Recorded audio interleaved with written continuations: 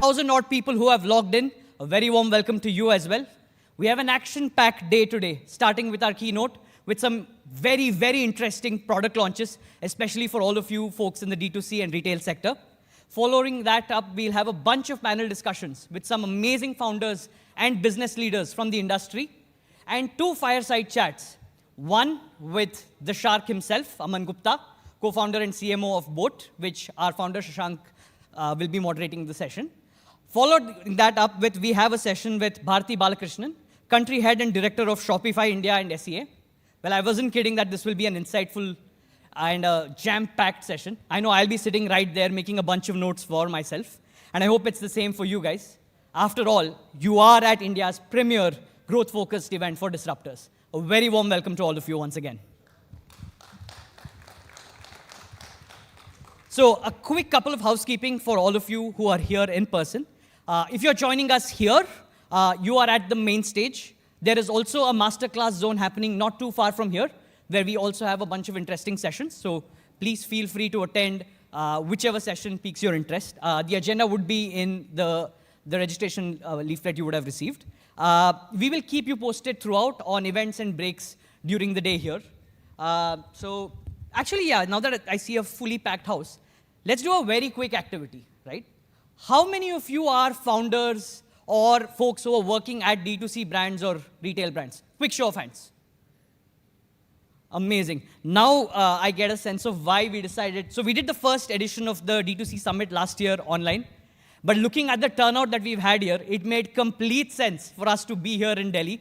So thank you so much once again, folks, for showing up. And when I look at this audience and I see the number of smart folks who are at it day and night disrupting this industry, I know where I spend all of my money, right? From my shoes to my shirts to even my spectacles. I spend all of my money on D2C brands at this point of time. So much so that my wife typically says, "Bas kijiye, bahut ho gaya" at this point. So welcome. Clearly, India's homegrown D2C brands are ubiquitous, not just at my own household, but in millions all around the country. And this disruption that we've seen here has happened just in the last half decade or so. What was considered niche not too long ago today is the mainstream. And that is because of all of you disruptors. So once again, a huge round of applause to all of you who are changing the way India shops, the way India lives. And it's only fitting that we are hosting you all today, because for us at Razorpay, our mission is to empower you disruptors to go make a dent in the universe. And who better to kickstart the day's proceedings than our very own Shashank Kumar, founder and MD of Razorpay, Rahul Kothari, COO of Razorpay, and Kilan Haria, SVP of Product at Razorpay. Please join me in welcoming them on stage for the keynote with a huge round of applause. Over to you, Shashank.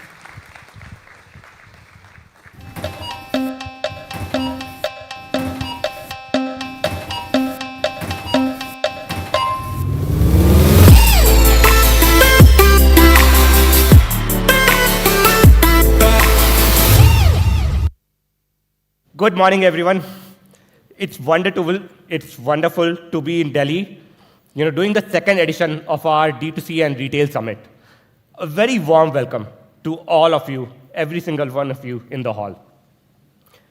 The D2C ecosystem has been growing at a very, very rapid pace. Today, there are thousands of D2C brands serving over 200 million consumers. And the D2C market is projected to be over $60 billion by 2027. $60 billion. That's a huge number. The D2C brands are bringing innovation, quality, and pride to every corner of the country, from Bangalore to Buxar, and from Pune to Patiala. But the large number, the $60 billion number, is a number at the end of the day. It doesn't tell the whole story. With growth comes a lot of complexity. And the challenges that D2C brands have faced have also multiplied by a lot. A few days ago, I was having dinner with a D2C founder in a beautiful Japanese restaurant. And he shared something very interesting. He said, "Shashank, the brands today are facing a bento box problem." You know what is a bento box problem? It means you have to attack all the problems all at once, all at the same time. And it's no longer enough for a brand to deal with suppliers and vendors and to solve for their showrooms. They have to deal with marketplaces. They have to navigate quick commerce. They have to become experts at payments and logistics. They have to work and figure out how to amplify the customer experience across website and stores. And after all of this, they have to still work very hard to grow their brand every single day. And you're supposed to do all of this while lowering the customer acquisition cost, the key thing, and at the same time increasing profitability. And then somehow go to sleep at night and wake up next day and do all of this all over again. The best way to comprehend all these challenges is to look at them through the tried and tested framework of acquisition, retention, and growth. Because these hold true for all the flavors of D2C brands, whether online, offline, or omni-channel. Now today, we have been working on a set of products that we think solves a lot of the problems that the modern brands face. Today, we'll be launching our third generation of checkout, the revolutionary new Checkout 360, which has a bundle of 15 plus products built to drive everything from product-based brand offers to RTO prevention and protection and to checkout customization. We'll deep dive into Razorpay Engage suite that will help drive customer acquisition and engagement. And to top it all off, we would also be launching in-store payment applications and devices that has the power to unify the retail journey and to drive higher conversions in-store. So let's get started, inviting Rahul Kothari, our COO, to take you through the next generation of checkout.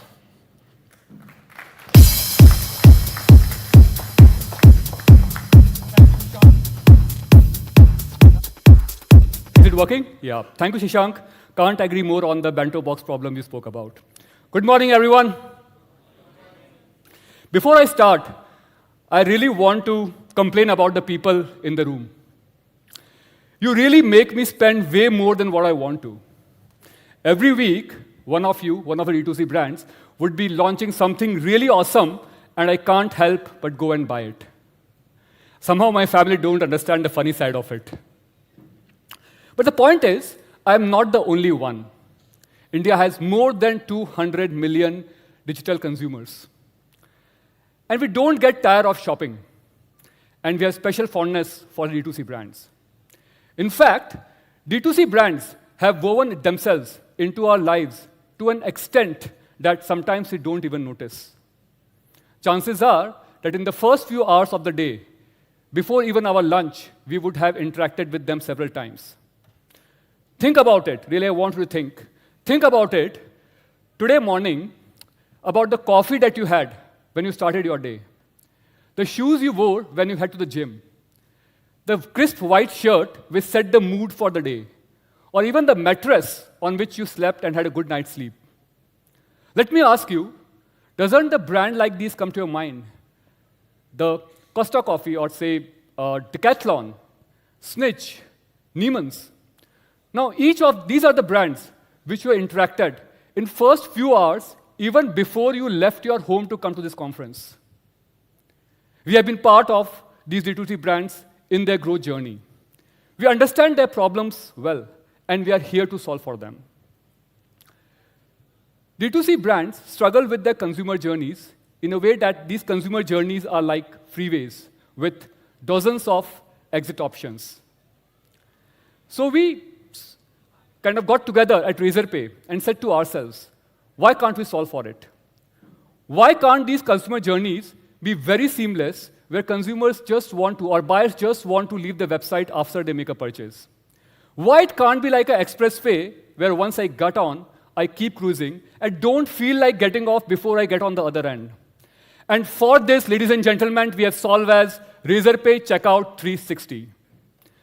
Checkout 360 is a culmination of India's most powerful payments and checkout, India's most powerful payments and checkout technologies into a single product that unifies the consumer's journey.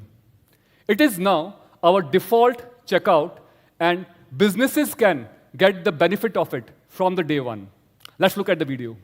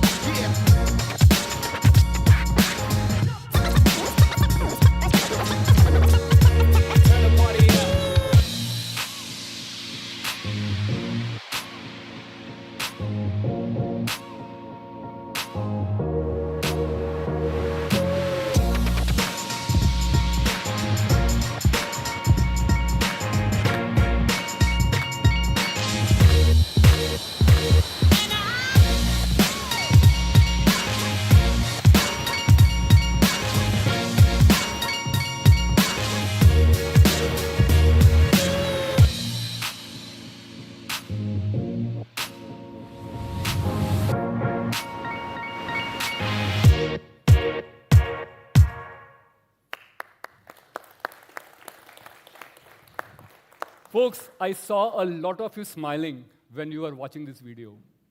When we wanted to build this checkout, in fact, we wanted your buyers to have a smile on their face when they interact with this checkout.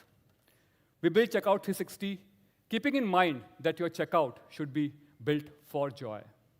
For several years, we have been working on perfecting the checkout, setting new benchmarks. When the industry was on redirect flows, we introduced, at that time, the revolutionary in-context payment native OTP, the OTP on your page. A couple of years back, we launched Magic Checkout with several host of features, and it was a leap in the overall experience of the checkout. It was faster, simpler, and secure. And now we are taking a next, I would say, a giant leap towards Checkout 360, which makes it even better. But before I go over there, I know a lot of you in this room use Magic Checkout. It gives you the power of our saved addresses, more than 100 million saved addresses. More than 75% of your buyers have auto login and have access to instant coupons, discounts, offers in real time. What more you can ask for? In fact, you can ask for more, and that's what we give you at Checkout 360. At Checkout 360, we get the innovation on the product page itself. Do you want your buyers to trust you instantly? With Checkout 360, you can get buyer protection, and you can get trusted badge right next to the add to cart. This puts the peace of mind in your buyers. They don't worry about what will happen after I make a purchase, and essentially helps to move a lot of traffic, a lot of buyers from marketplaces to your own website, and that's what you want, isn't it? And what's more, with quick buy and affordability widgets and offers widget, you can further optimize your funnels upstream itself. Don't have to worry too much about it downstream.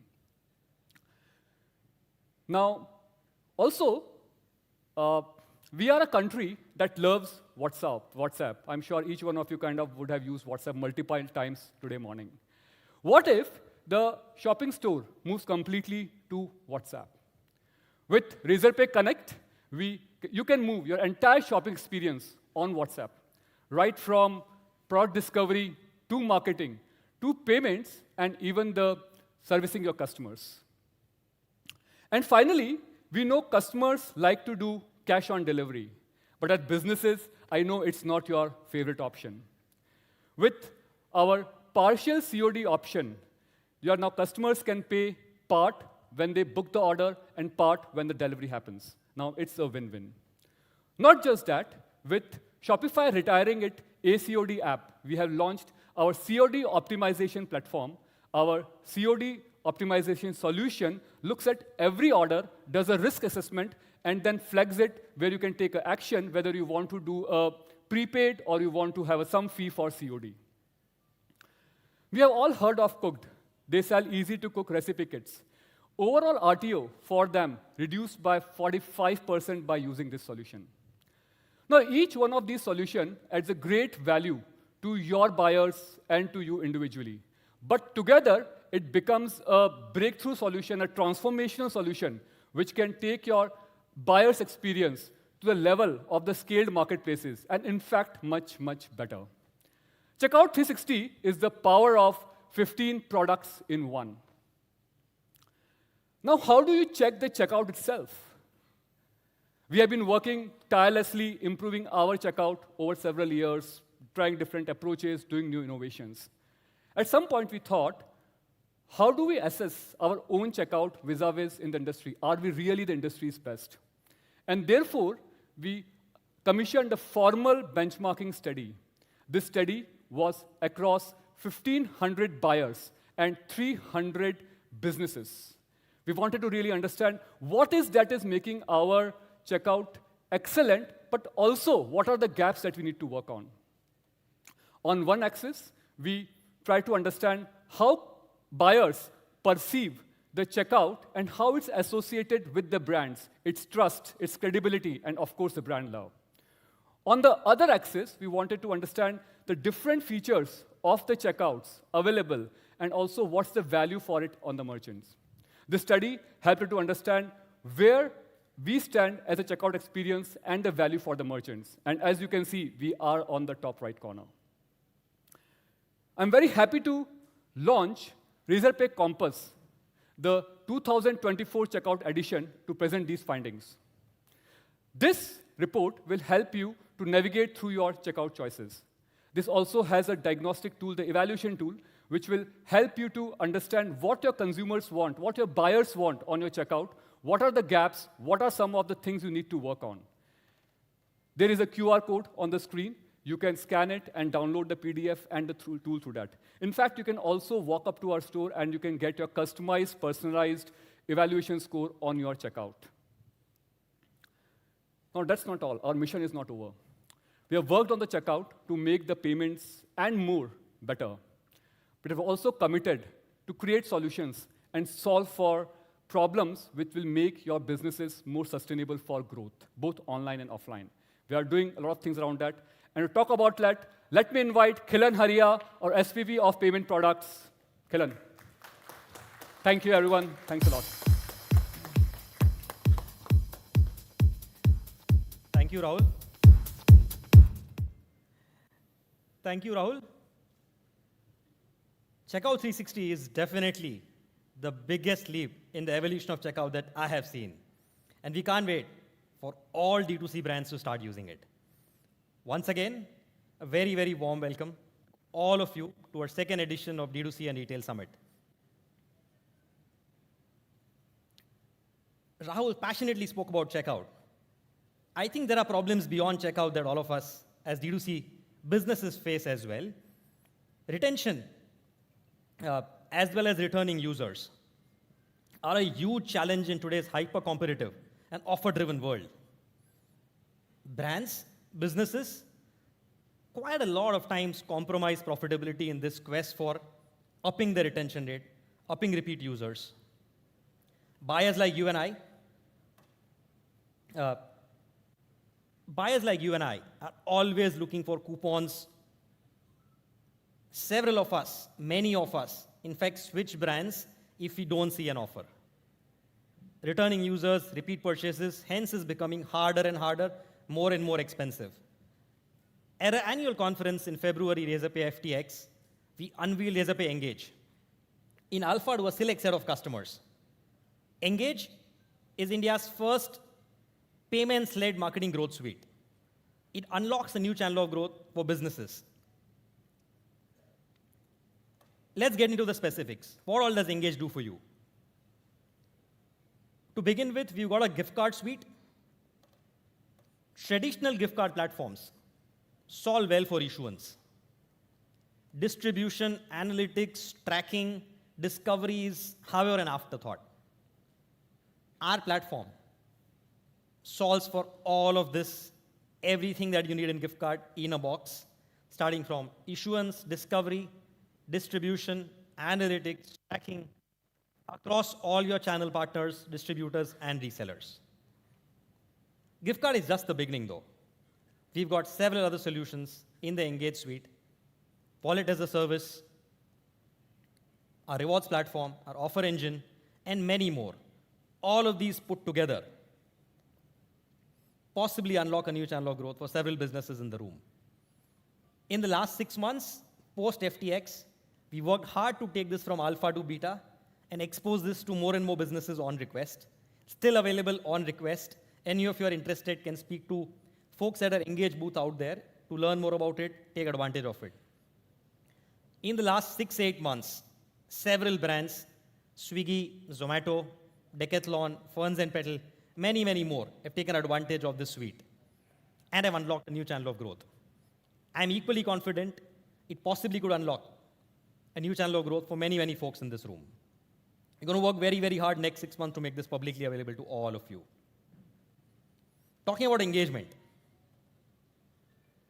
let's move to in-store engagement and in-store experience.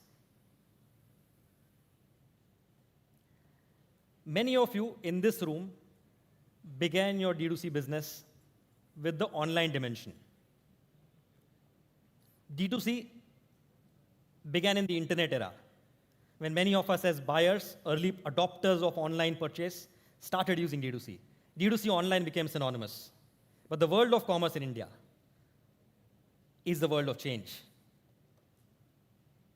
Physical retail, in-store purchases are not going anywhere.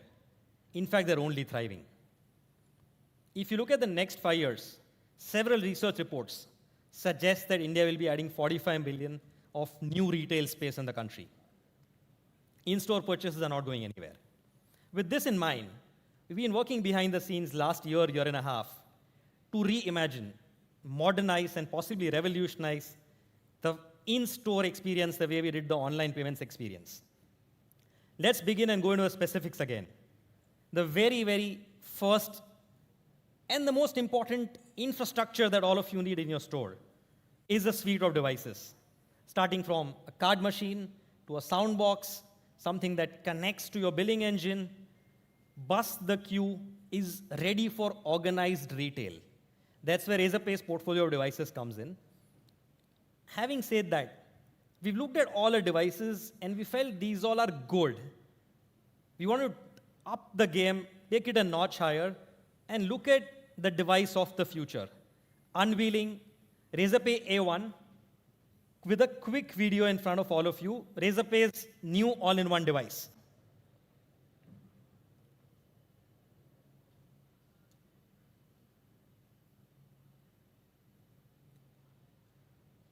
Can we get the video going?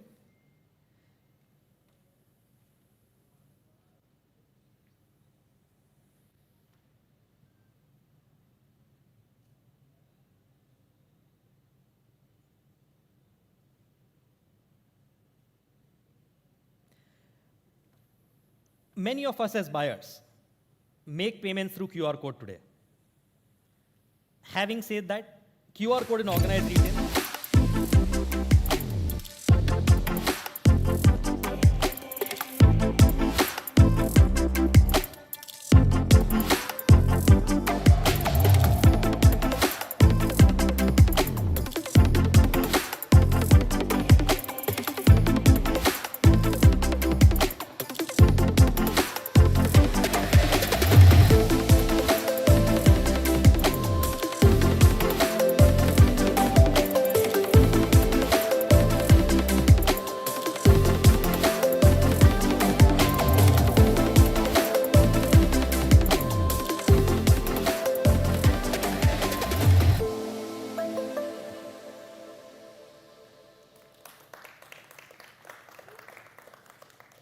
many of us make payments now dominantly through QR codes, UPI apps.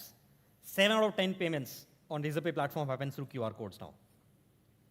QR, though, is not intuitive for buyers. Especially in organized retail, it's something that's hidden. A lot of buyers don't know you can make payments through QR. All of this because stores want dynamic QR. Traditional sound boxes, QR stickers are mostly made for static. This all-in-one device is a dual screen, buyer-facing device. Buyers can discover offers, make a payment. On the counter side, the counter folks, the agents there, can also do some operations through the other screen on the back. It's modular for a lot of form factors and use cases. You could take it with you in your hand to the folks. It can be docked at the counter. More importantly, Rahul spoke about the redirection era in online checkout and how we update with in-context and magic and now 360. We think today's devices are possibly in the redirection era if we take the online context. From there, we're taking 2 jumps ahead and directly going to magic era. This is the device which all of the store owners would love to keep at the counter. It's going to be an extension of your brand identity. Premium device, affordable device. Talking about QR codes. QR codes are traditionally meant to be transactional. You open a UPI app, our favorite UPI app, make a payment, and get done with it. If you look at the online analogy and example, offers, EMIs, credit, discovery of catalog, many of this is very, very well solved. In the stores, all of this is dependent on the agent out there in the floor. With Super QR, we're proud to solve and make QRs interactive, QRs smart, ensure your buyers can discover offers, make payments, unveil EMI, credit, all of it, move away from transactional QRs to smart QRs. We so far spoke about payments, which is the foundational infrastructure your stores need. Having said that, have you wondered why 99.999% of all the bills and invoices in stores are still happening on papers? Many of us have to keep our paper, save our paper for invoices, warranty, all of those use cases and needs. We are living in a digitized era. We felt time has come for all these invoices to be fully digitized as well. Most stores generate an invoice post a payment. Most store owners do not know who the actual buyers are. Digitization is going to allow them to go green, understand who the real buyers are, re-engage with them, get them back into the store, increase footfalls. All of this, again, powering growth for them, delivering an up-notch 3x, 4x experience compared to physical bills. As we go from payment devices to invoicing and billing, what next? We felt that the whole buyer experience in the physical store is generally across 4 or 5 dimensions. Many of us walk into a store excited, but end up walking out a little disappointed, given discovery of offers could be hidden. There could be communication gaps across departments, silos, folks at the store. Discovery of catalog itself could be a bit of a challenge in many stores, many form factors. More than once, I, as a buyer, have ended up telling the store, I'm going to go back my home, do more research, do more comparisons possibly, check out more stores, come back if I really want it. In most cases, I've not really gone back. I'm sure this is something some of us have experienced as well. With this in mind, we are unveiling Razorpay DigiPOS. Razorpay DigiPOS is India's first in-store commerce application. Built on iOS, we're unveiling with Unicorn, one of India's largest Apple premium reseller. DigiPOS is going to solve for discovery of catalog. You can walk into a store, discover what all goods are there, look at offers, make payments, get billing, discover EMIs, all in all in a commerce app meant for store agents, meant for buyers to interact directly.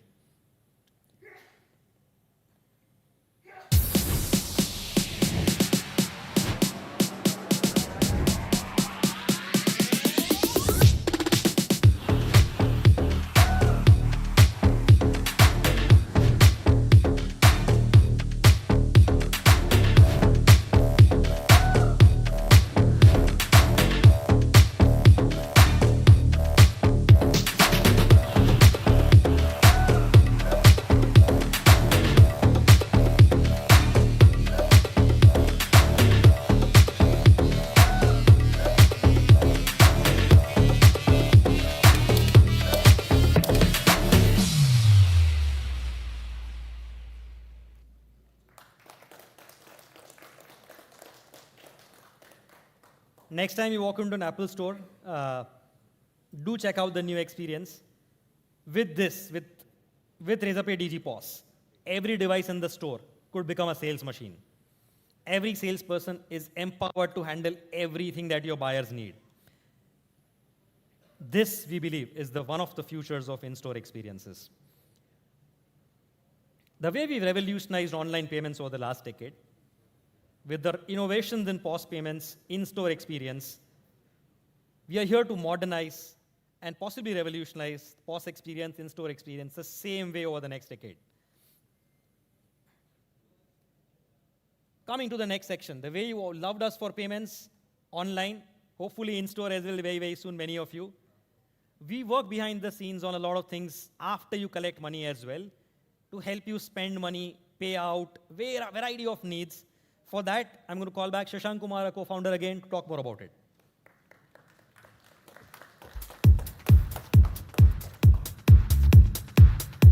Cool. Thanks, Kilan. Okay, I hope all of you are excited to see all the payment solutions, payment devices. I really think that some of the new devices that we are launching and the digital billing experience that we are launching, right? This will keep making the brands rethink how the in-store experience for customers is going to be. It'll keep evolving, it'll keep improving bit by bit. And a lot of these innovations actually are already live with a lot of stores. You can go to a brand like a Westside or a Zadio to see the digital billing experience, for example. It's really seamless. It's very interesting. Now, often we see just the tip of the iceberg when we go to a website or we go to a brand showroom. There's a lot of hard work and toil that businesses and people put in behind the scenes, which is often not visible to us. Now, to truly solve for D2C brands, we realize that they work with a slate of partners and vendors. They build like a world-class team so that they can go out there and win. We realize that we have to solve for not just the way businesses are accepting money, but also the way they spend their money, also the way they make payments, businesses make payments to everyone else. And modern brands here, right, the modern D2C brands, the retail brands, are working with a range of partners for that. So today, I'm very happy to talk about and reintroduce our CFO stack, the Razorpay CFO stack, meant to solve some of these problems.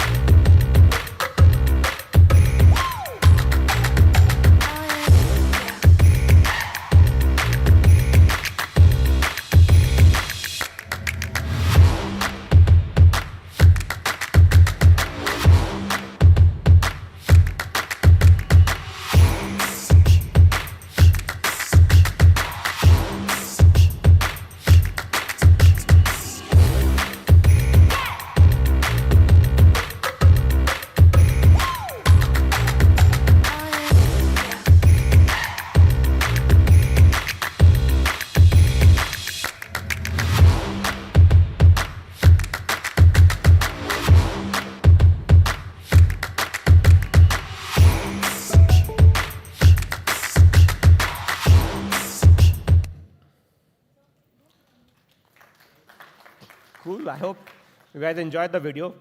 So this is a collection of products across business banking, vendor payments, employee payroll, customer cashbacks and refunds, and many, many more. These products unify and make the whole backend processes for a business very, very seamless. And at the end of the day, gives them a single place to make all kind of payments to their vendors, to their employees, to their customers, all in one place, and make it really, really easy for them. Now, thousands of brands currently rely on our ecosystem of products to power their business. Any brand that you can think of, right? Almost, I would say, like 6 out of 10 brands today are Razorpay's customers. And I think Snitch is one of them. If I can talk about Snitch, they are using our one-click checkout product since past few months, and almost 85% of their customers are passing through their checkout page seamlessly with their addresses filled in. We are seeing 25% better conversion for those customers because they can breeze through checkout with one-click payment. This is truly like one-click payment that you would experience on any large format e-commerce with addresses saved, payment details saved, and it's just a very simple, clear, quick buy experience. And not just that, in their 18 offline stores, brand showrooms, they're using our payment POS terminals to ensure that their customers are able to check out seamlessly and then also get digital invoices so that they can, again, continue to engage with their customers post the purchase journey as well. Now, on the back end, they have streamlined their payroll and their vendor payments with the Razorpay X Suite, as well as using our API payout stack to manage the refunds and cashbacks and rewards for all their customers.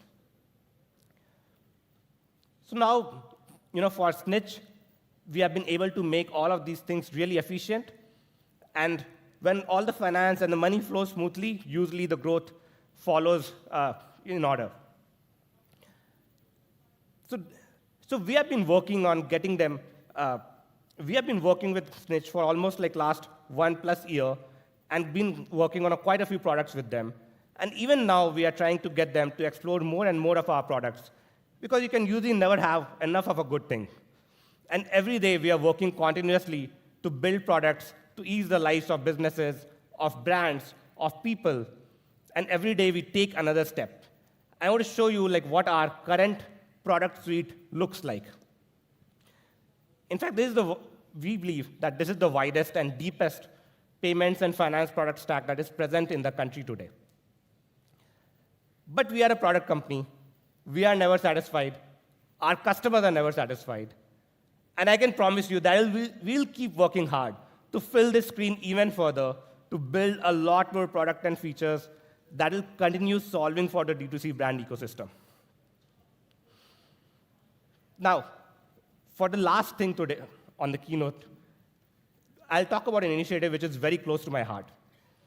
At Razorpay, as we keep saying, our mission is to solve for founders and entrepreneurs and for the challenges that they face. So 3 years back, with this vision, we had launched Razorpay Rise. We tried to build a community of founders so that they can get help with any kind of problems that they face. With that vision, today, we have built a community with 800 strong founders. We have supported 6,000 plus startups with company registration and getting their company incorporated. We have helped more than 10 startups get into Y Combinator, and 70 startups raise funding from the venture ecosystem. Now, at the start of the year, we thought we want to do something special for D2C founders as well. And as a result of that, we launched Rise D2C Plus, where we are bringing together a passionate community of founders from all over the country. And I think till date, we have onboarded over about, I would say, 30 to 35 D2C businesses. Our aim is to get to more than 100 D2C brands by end of the year. And we have put a D2C showcase outside where we have featured some of the brands from the community. You'll really love it. You should check that out. So if you're an early stage entrepreneur or a seasoned growth stage founder in the D2C e-commerce or retail space, I would really urge you to check out the community. And I think you can scan the QR code and apply for it. We'll love to see you there. So as I was saying, as Razorpay, we take pride in building for entrepreneurs, in building for disruptors, and in building for all the people in this room. So I want to show you a story to talk about what Razorpay actually stands for. It's Friday afternoon, you're signing an office check, and you realize it's been exactly 5 years since you quit to start your own company. You think of all the events you've attended, the books you bought, and the jargons you picked up. You think of your first office. तुम्हारा pan press हो गया कर रहे हो यार call पे हो And the people who wondered if you really have one. You think of all the times you doubled up. Hello? As a receptionist, He's not available right now, but can I take the message? as the one-man payroll department, and also, of course, the office boy. You think of your first coffee machine, your first visiting card, your first order, and how it put you on cloud 9, and then back to the basement as the office boy. You think of the Mondays you gave everyone off, and the next Sunday, you had to call them to work. You think of the office furniture you paid for, and the salaries you skipped, and the pizzas you ordered. You remember all the drives you had looking forward to a good meeting, and all the ice creams you had on your way back from a bad one. You think of the FDs you broke to finance that annual offsite.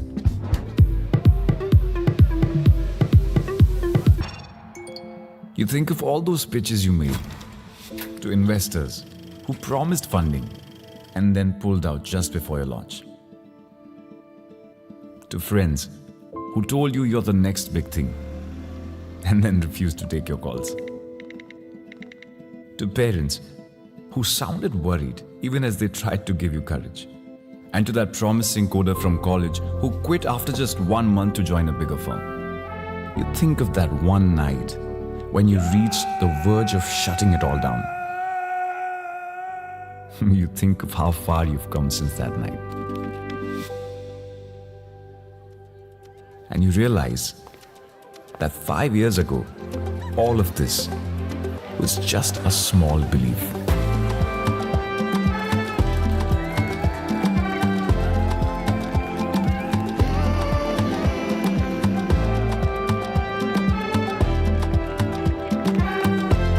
Those who believe will never walk alone.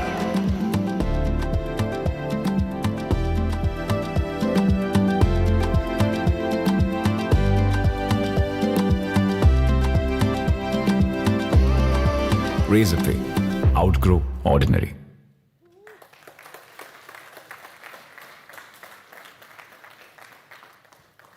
You know, whenever I watch this film, it always gives me goosebumps because it shows the toughest nails journey for an entrepreneur and a founder. Not all startups make it, but even when a single one does, it gives us immense joy and pleasure in the work that we do.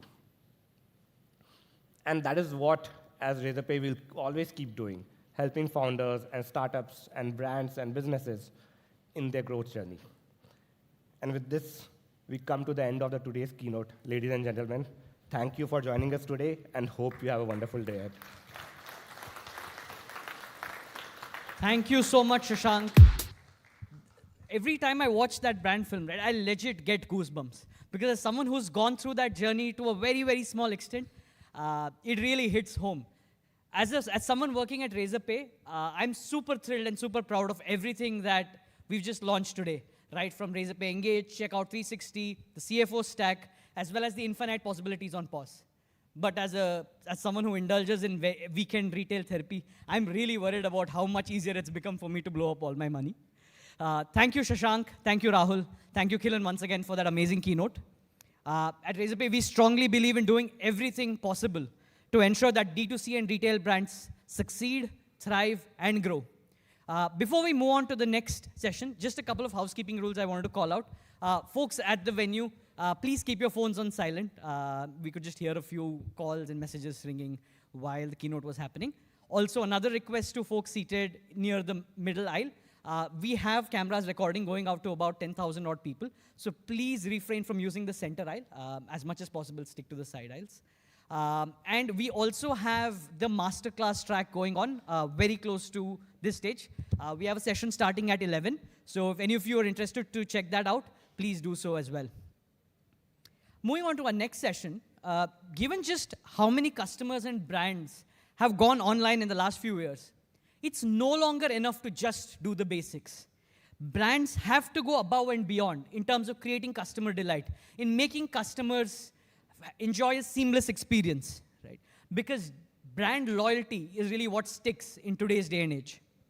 And to learn from the best in the industry, we have 5 such founders joining us on stage for our first panel discussion of the day on checkouts, the secret of D2C success. Please join me in welcoming Tanya Biswas, founder of Suta, Ganesh Sonwane, founder of Freedo, Mohit Sadani, co-founder of the Moms Co, and Akash Anand, the founder of Bella Vita. And to moderate this session, I'd like to invite back on stage Kilan Haria, SVP of Product at Razorpay. Over to you, Kilan.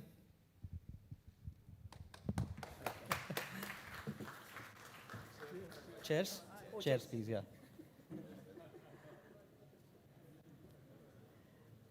Apologies, folks, just We'll start standing, no? And they'll put the chairs up. Good morning, everyone.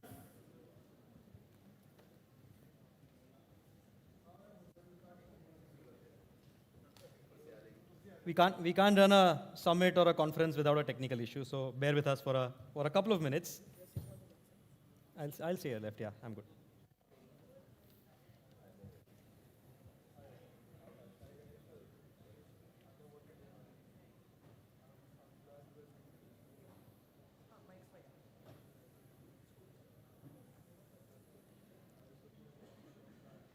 निपुण थोड़ा सा space out करा दीजिए थोड़ा सा space out करा दीजिए या no problem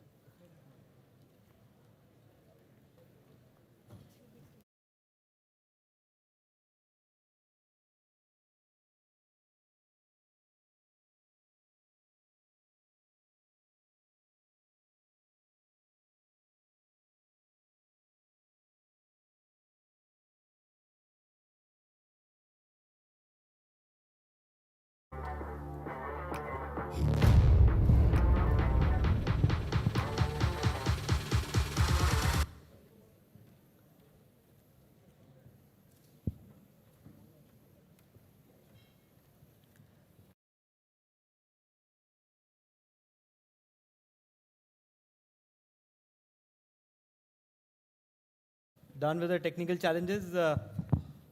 Quick round of introduction. I am Khilan Haria, SVP of Product at Razorpay. It's a pleasure to be here hosting this panel with an esteemed set of founders, folks who pioneered and solved for a bunch of D2C challenges, each unique in its own way. Introducing the panelists with us, Tanya Biswas, founder of Suta. Suta is a brand that beautifully marries traditional Indian craftsmanship with contemporary design. Look forward to hearing from you. Thanks for gracing us with the presence. Ganesh Sonawale. Ganesh is the founder of Fredo, pioneering brand in the health and wellness category. Again, unique set of challenges in how you scale. Look forward to hearing from you, Ganesh. Thanks for coming over. Yeah, thanks for the opportunity. Mohit Sadani, founder of Momsco, homegrown, well-known brand for all of us here in the mom and baby space, a major player out there. Look forward to hearing how you scale this space for us. Akash Anand, founder of Bella Vita. Akash again has created a unique brand in the personal beauty skincare industry. Welcome. Thanks again for taking time. Thanks a lot. Look forward to an engaging session. Quick round of applause for our panelists for taking time, sharing their wisdom with all of us today. I'm going to be firing some bit of rapid fire, some bit of controversial ones as well, so please bear with me. To begin with, what I see here is D2C looks like one umbrella, but I'm sure there are category first problems which are very unique in what we need to solve for to scale. So maybe to begin with you, Tanya, in a very visual heavy, large assortment category, fashion, lifestyle, discovery is not easy online and D2Cs all start online first. Could you share like one or two specific things that brands need to do to really solve for these things so consumers feel comfortable buying online in this kind of world? Hi, so I'm the co-founder of the brand Suta. If you don't know about the brand much, so we make saris. We have made saris cool again, and we have revolutionized saris, and we are known for that. We work with weavers all across India, and honestly, I feel that when we started back in 2016, it was not such a cluttered space, and there was no one doing saris as such. So it was pretty easy for us to get into the space, get known, and since then, people have been really loyal to us, and that again goes to the product quality. People keep coming back, they remember you. But in a cluttered space, how to stay relevant and how to stay memorable, I think that's a great question because we hear that a lot. That has to be the strong brand identity that you build for yourself and also the purpose. People these days look at what the brand stands for, what they do, and if you're authentic and if you are your strong identity, people remember, they become a loyal customer. And that has that is what happened with Suta. They think that when they buy a product from us, they are contributing to the livelihood of weavers and artisans. We have always been very transparent in terms of how we work with them directly and no middlemen.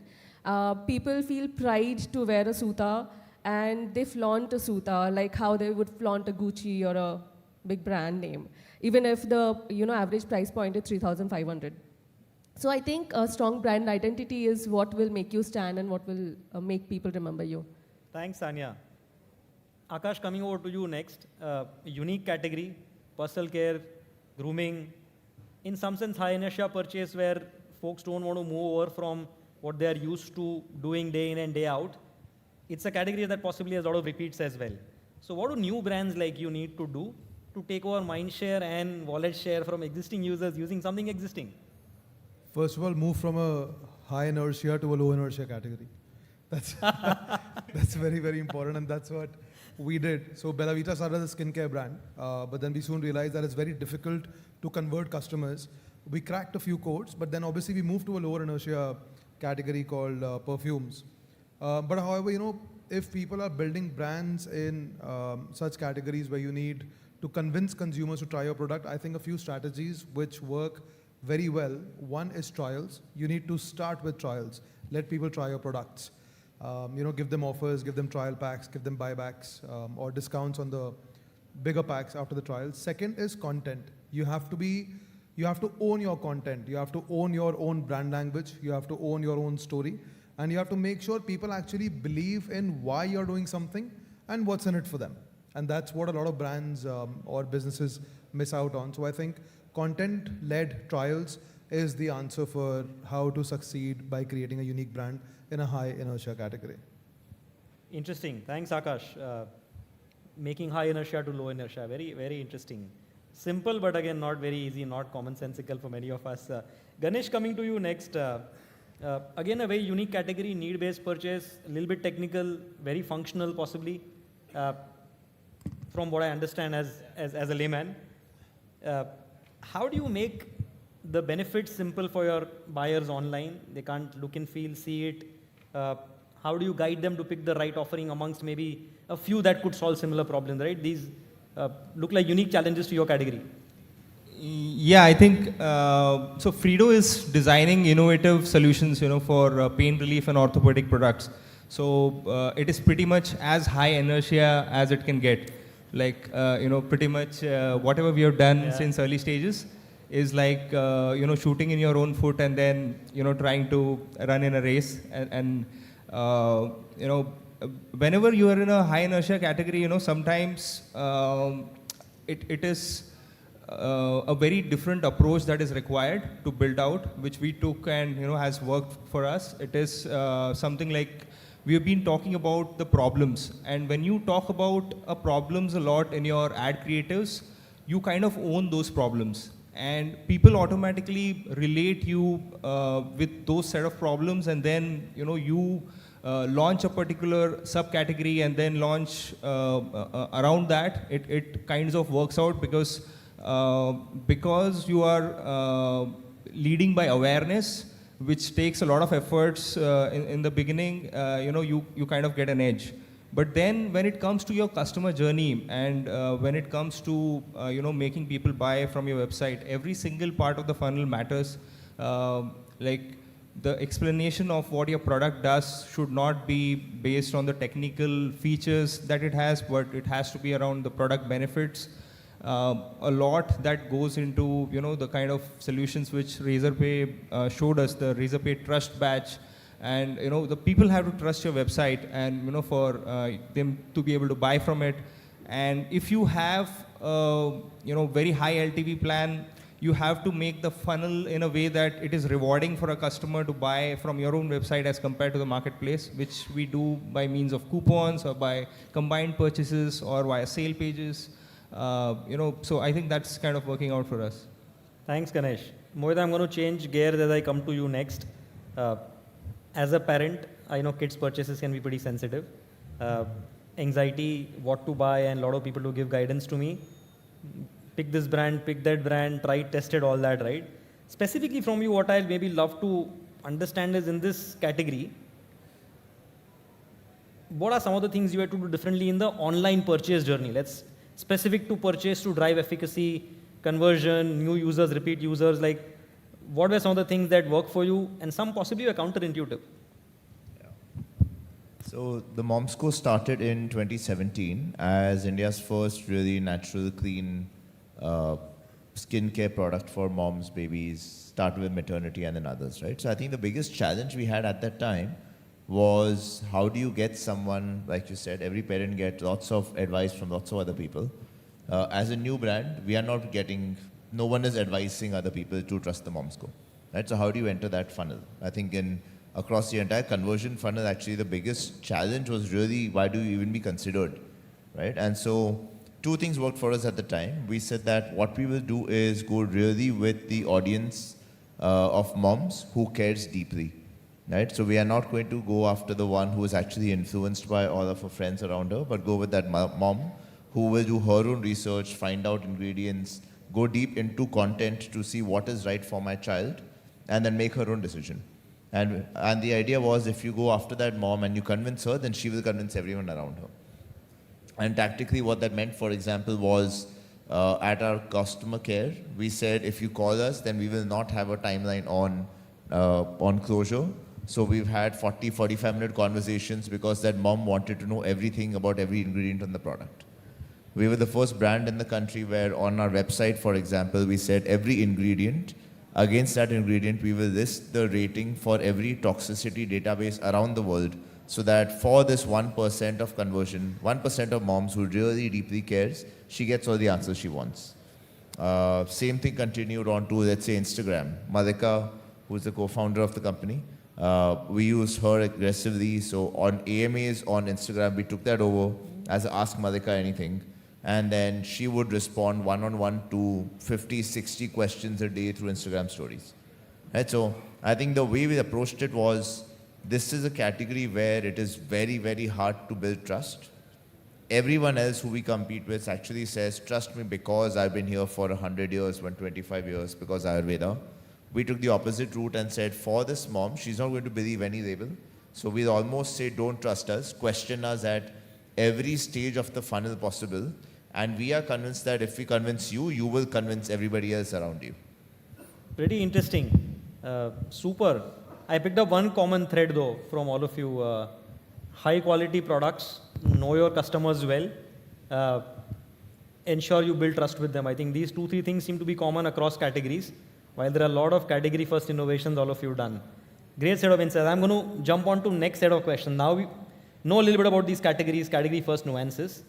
The first thing all of us as D2C brand owners need to do is to get folks into the purchase funnel. And in today's world, we all want to compare. Sometimes across brands, sometimes on your same product, on the same brand across marketplace and your website. Sometimes physical store if you got there as well, right? So what do you folks do to ensure in that session buyer actually finishes the transaction rather than get distracted, do these A, B, C, D, E, F, G? Any of you want to take a stab? So we go through a lot of heat maps. Basically, what we typically have as a process is whenever a product page goes live, the first 10,000 sessions matter a lot. Yeah. And many a times we go live with 2 pages at once because it gives us a good benchmark. Because the industry benchmarks are pretty much varied based on the average order value. So there is no particular conversion rate which you can keep as a benchmark. Ki 3% conversion rate hona chahiye, or 5% hona chahiye. Because if the average order value is 500 or 600, the conversion rate can be 10%. If the average order value is 15,000, 5,000 rupees, it can be as low as 1.5%. So basically, how do you know the product page which you have launched, it is working or not? Of course, you have return on ad spends, your net margin as a best metric which you can go around, but you would never want to leave that inefficiency in the page. And there is no prescription, but going through hundreds of videos of people bouncing from that the overall page and seeing where they are spending most of the time in the page, that really helps us a lot. Like I remember we have once made a very, very long landing page, pretty much US style page, and we saw 80 to 90% of the people are spending time in the first fold itself. So, you need to know where your customers are spending time, what they really care about, to be able to optimize around that and, improve their journey. If they are bouncing off from somewhere, maybe there is some miscommunication, there is some gap. And, from abundant checkouts, we call a lot of them and figure out why did they check out. And, if there was a query we could resolve later and which converted into a purchase, that can come back again. And you can feed that information in the page and make that page more functional. So I think running constant A/B tests till you really see the flow going and you see the saturation that abhi nahi improve ho raha hai beyond for the 10,000 sessions that I spoke about. That's when we really settle down on a page and the journey becomes seamless and then you can start scaling. Thanks, Ganesh. I'm going to add a little bit plus to what Ganesh said, right? And one is the entire funnel optimization, product, qualitative, quantitative stuff, right? The first step in all of this is to identify and see how do we get browsers into the interest journey, right? So that they kind of click add to cart. That's the first nirvana step we all want, right? So how do we, what kind of stuff are unique to your categories or maybe cross-category wisdom as well, right? That browsers who are there, who are coming in because maybe a great Instagram story or something got viral, friends told them, actually click add to cart. I think again linked to the way we designed it. So I'll combine my answer and what he just said, right? So as the company started to grow, we realized that our product pages were very talkative because they were designed for a set of customer who we said wants every information, right? So actually we had 5 folds of information consistently. And then as we started to grow, we realized that now there is enough customers who trust the brand or have heard about it or want to come in. So at least 2 things that we did. One is that we redesigned the entire page so that tactically we had all the information on it, but they were all in separate subsections, right? So why you love us, you click a plus and then you have bullet points. Ingredients, you click a plus and then you have bullet points. We were on Magento at that time, so we could actually customize a lot of it. And the idea was, now we are solving for a broad set of customers, some of whom trust us, and there's a sticky add to cart at the bottom. And then for others, actually, when they go into detail, there is all the information available. The second part of the process was after you launch, again, going back to customer care, we did a lot of calling. So for the first 1,000 customers for any product page who actually bought, we would talk about why did you buy, and very soon in about 100 calls, you start to see the same patterns, right? And then it is, all right, now these are the 3 reasons people are buying this product. Go back and aggressively put it into the title, add it into the videos, make sure it's top of mind. And as you start to do that and just play back to customers what other people are saying, you see the conversion rates improve your chance of add to cart. Super. Yeah, and completely believe that, what both of them said, we constantly work at it. So analyzing data that you have at hand and also calling people and listening to them intently, because they will just give you information which even data can't give you constantly watching it. Why are people dropping off, what's happening? For example, like I'm trying to make saris come back in young people's lives.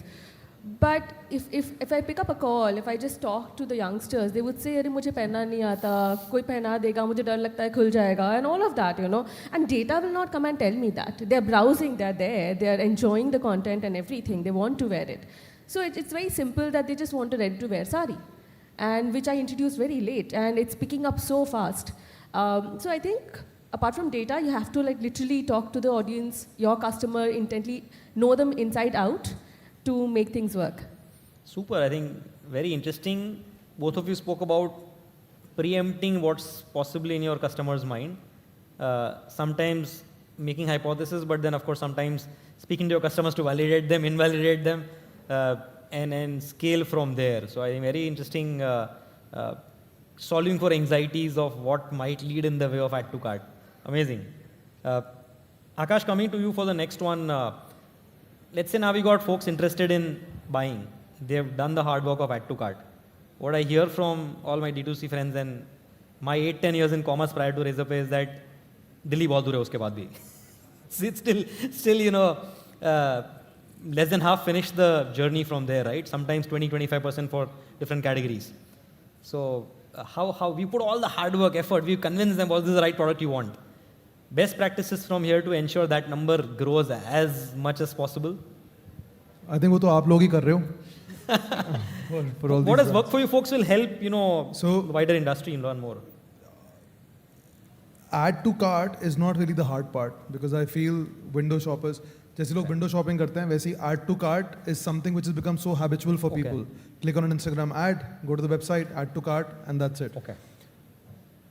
A lot of customers are now smart enough who actually, and this is a hack, who we see add to cart and then actually wait for the offer to come in.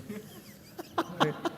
So make sure that, just a hack, if your founder is here, जो add to cart के बाद आप उनको CRM में भेजते हो ना offer, उसको ऐसे create करो कि आपका भी नुकसान ना हो और customer को फायदा बहुत दिखे. Like a Zomato strategy, right? Very fruitful. And I believe after the add to cart, the easier the checkout process is for the consumer, the better it is. For example, I remember while building Bella Vita and now while building all the other brands at their nascent stages, our calling team or our CRM team is so quick that if add to cart के 15 minute तक transaction नहीं हुआ है, हम call कर देते हैं. Or we reach out through a WhatsApp. We make sure that if there is no transaction within 15 minutes of adding a product to cart, the customer has a touch point from our side. Nice. The customer is reached out to, and the human touch is there. And that works amazingly. So a lot of my time was actually spent, and that's what I tell my founders as well now, people who work in all our portfolio brands, that spend your time in converting the customer post their window shopping phase. Very interesting. That gives you the highest conversions. Until what scale did you do this, and was it ROI positive? No, The we manual still- calling part of it. We still do it now. Very nice. At this scale as well, across all our brands. I was personally doing it when I was a single Of course. founder till about that 2.5 crores a month with the team obviously after that. But now we have a robust call center. We have a great CRM WhatsApp marketing team whose job is to ensure that add to cart to checkout is their target. So performance team gets one target of getting people on the top funnel, middle funnel and add to cart. There's another team after that who has their conversion target for converting add to cart to checkouts. And Interesting. then there's a delivery team who ensures that COD orders, not prepaid, but COD orders, checkout to delivered is also monitored and optimized. Very interesting. So look at bottom funnel differently from top funnel. Possibly have separate teams optimizing for both to ensure there is focus on it and do innovations, even do things intuitively look may not scale, but actually scales as you're saying in this case. So very interesting. And when you say teams, for young founders here, teams ka matlab ye nahi log rakho. You can also divide your time into 3 hours each for that, or maybe just have one person each for this. And intern also works amazingly well at this stage. Yeah. And many a times, as Akash, I mean, as you spoke about teams, actually for you was you yourself. Both bottom funnel in the early days, and then you figured out to replicate this and make this a machinery. Yeah. You actually come to the next topic I wanted, right? COD. Maybe a quick round from all of you. What is the approx percentage of COD that you have, if it is shareable? Range bhi chalega. Yeah, depends on brand to brand. So for an established brand like Moms ko jab bada ho gaya hai, Bella Vita, Frido, I've been seeing their journey, Suta, I've been seeing their journey. I think now at this stage, brands which are established would have a 30-40% maximum COD, not more than that. Most of you in the 30-40 zone? Anyone in the 60-70 zone? No. Okay. Any brand below that 1 crore, 1.5 crore monthly mark would be at the 60-70% zone. Yeah. Because that's when you're building the trust with the consumer. Super. Super. Would love to maybe pick learnings on COD can both be good and bad.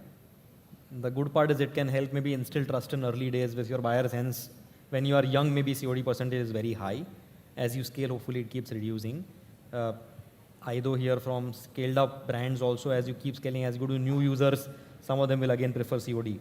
So some insights to the group on what do few of you, maybe Tanya, starting from you in your category, what do you do to reduce RTO?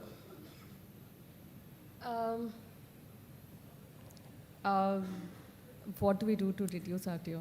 Is it a problem or it's livable? It is livable for us because so when I spoke about good quality and brand loyalty, I was coming from returns perspective also.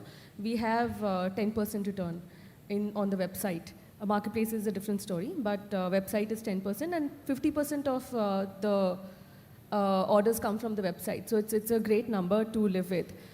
So we don't bother about RTO too much, but also we have control in place that we have manual calling for RTO.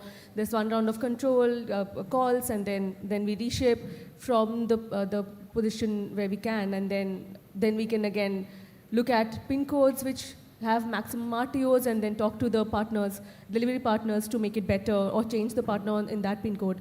We constantly monitor data, so that's what we do. But apart from that, I think that's not like a very big problem for us right now. Is there a big problem where any of you are anxious about it, or most of you are okay? No, it's a massive problem actually. So so if you look at the overall returns and cancellations, a bulk of it is always going to be from your COD orders. Yeah. Prepaid, it's typically sorted unless you're really delaying, in logistics. And we could get to 40%, 60-40 of prepaid to COD fairly easy, but beyond that was really difficult. Like, to bring down our COD below 40%, that was a tough task. We did a lot of experiments. And one of them which brought an instant push, from 35%, from 40% to 29% of COD was to add a COD fee. So before that we were going by, chalo prepaid go, we get a benefit, 2%, 5% up to a particular number, say 100 rupees. But that didn't cut. But the moment we add a small COD fee, we saw that 6-7% leap. You made it COD frictionful, but after you got COD 29% also, right? What's the RTO? Is it high or is it low on that COD base? See, COD में RTO low करना, I mean, it's a function of a lot of things, but the best thing that has worked for us is to deliver those orders from local warehouses and to deliver it within, ideally 48 hours, but a maximum of 72 hours. So if you are above that 72 hours delivery, which happens a lot in Fredo's case, because some of our cushion combos and a lot of our orders are like 7,000-8,000 rupee kind of orders. A lot of cushions go. We are not able to use the Air Express and Blue Dart for a lot of pin codes. So there we see a lot of returns. So the only way to bring down the RTOs is to deliver them faster, in my view. Got it. Interesting. Super. Mohit, I'm going to come to you next for a topic that sometimes is good, sometimes is bad. Marketplace versus website. Do you folks love marketplace, live with it, hate? Maybe just a quick round would do. We love marketplace. Love marketplace. And the answer is actually easy. If you think about what the brand is, we said we're going to make the mom who wants to work hard, we'll give her all the information possible. But if she's doing all this hard work, she has a baby in the house, we're going to make her life as easy as possible. Yeah. And so the asking her to come to my website, order from me, wait for a 3, 4, 5 day delivery time, when she can get it on a Blinkit instantly or an Amazon or a Flipkart, seems unfair on her. Right? It feels like it doesn't meet the brand the way we want to build it. And so the easy choice was to be very marketplace first. I think even at the highest scale, we were at about, online we would have been, let's say 70% marketplaces and 30% D2C. Right? And that grew. We also saw, for example, as we started investing more on Facebook, Instagram ads, we would see an impact of it on marketplaces, so that kept growing up. We spoke to a lot of customers to say, where did you discover us? I think in our heads and the way we were structured as a team, D2C is different from marketplace, right? But for a product like ours, the way the mother shops, she just says, I'll buy it wherever it is easy, available as a part of my shopping basket. Contra view for any of you who have a hate relationship or a live with it relationship with marketplaces? Karna pad raha hai. I honestly love marketplaces as long as it's profitable and it makes sense. Why bother, right? So for Suta, we have a different product like a range of products in website versus marketplace. So people come to both of the places, and that's a strategy that we follow. And they head to the website because there's a larger selection. But 25% of the revenue comes from marketplace, and it's great. So any advice on like pricing for same SKU? Do you keep same, lower, higher one place? It's or exactly what the strategies same. It's exactly the same. That has to be the only strategy. Correct. Because people are they're not foolish. You can't treat customers as foolish. They know everything. They research and it's very easy. Yeah. So the price has to be the same. But again, during their big days of offers, the price can differ, and where you can make sense out of revenue coming from one place at that point in time. But again, as long as you are checking your P&L throughout, across all the marketplace, and it is profitable, you work with marketplace. And again, I think one thing that has really worked for us is the no returns coupon, which is on Myntra. Not everywhere it is available right now. And also we have reduced the return window, which is working great for us in terms of returns. It has reduced returns quite a lot. We have a 2-day window of return. And also when you apply the no return coupon, people buy, they get a discount of 5-10%. And returns have reduced drastically. Got it. Quick time check. Do we have time for audience questions? Folks at the back? Okay, cool. I'm going to go to one last question before we go to audience then. Akash, coming to you, one is getting new users, add to cart, purchase and all that. But now that all of you scaled up, you now have a customer base that's happy about your products. What do you do to maximize repeat rates? What's worked for you there? Great. Before that, If I could take 2 minutes Yes, to please. come back to the COD wala question, right? I think it can really help the audience here. I see a lot of founders. Yeah. There are two ways for COD to get COD. One is to getting your COD orders lower, right? Second is COD aa gaya to getting them delivered, correct? Yeah. Two CODs. For all of you, whenever you're trying to convert customers from COD to prepaid, two simple hacks. One, make sure your D2C website gets or has combos or offers which are prepaid only. Create a section called prepaid offers. Okay, very important. Entice customers with your ads, let them come in, but let them be incentivized to order prepaid. One. Second, on your checkout, ensure your prepaid is at least 10 to 15% cheaper to a COD order. And never write customers को ना percentage इतना समझ नहीं आता 10% off 15% off उनको रुपए समझ आता है. So rather than saying order prepaid get 10% off, it should be cash on delivery extra ₹50, prepaid minus ₹100. आप prepaid पे तो 25 off, this is the 50 off, and plus आपका COD पे cost बच गया. So then with an asterisk. So when a consumer says that यार COD पे ₹100 ज़्यादा देने पड़ेंगे या prepaid पे ₹50 ₹100 कम देने पड़ेंगे, it's a fairly quicker conversion. यहाँ तक तो order आ गया. Once your order is received, that's when you have to play the emotions card. Make sure a message or a phone call or something is sent to the consumer with an emotional card saying, if you have placed this order and don't receive it on the same emotions, right? It's going to cost us money to bring it back. It's a wastage for the environment. And we are a small business or we are a startup. Why to give us that pain? And yourself. Customers love connecting with you, especially if you're trying to be emotional about something. And the honesty as well. Honesty as Yeah. well, right? So have those emotions. Very, very important. Makes sense. That's how you get your COD reduced. Super. Coming back to loyalty. Loyalty, Kaise once badhaya? you've got a customer base, referrals work very, very well. We do a lot of referrals. We give consumers a lot of data. In fact, Raghav is here who leads a lot of website operations for us, champion at conversions for referrals. So we do a lot of referrals for consumers by giving them offers for themselves and their loved ones. We do a lot of recommendations. So for example, once you've profiled your consumer, we have algorithms or we have our CRM strategies where we know that a 21-year-old ko, we can send communication saying, hey, you bought this for yourself, but I'm sure your father would love this, or your mother would love this, or if you have a sibling, or if you have a partner, they would love this. So the moment you feed consumers with gifting or product ideas Nice. from your own portfolio for their near and dear ones, you increase your chances of repeat sales for the same or their product portfolio. So that's how referrals really work for us. Thanks, Akash. I'm going to take maybe a couple of questions from the audience if there are any.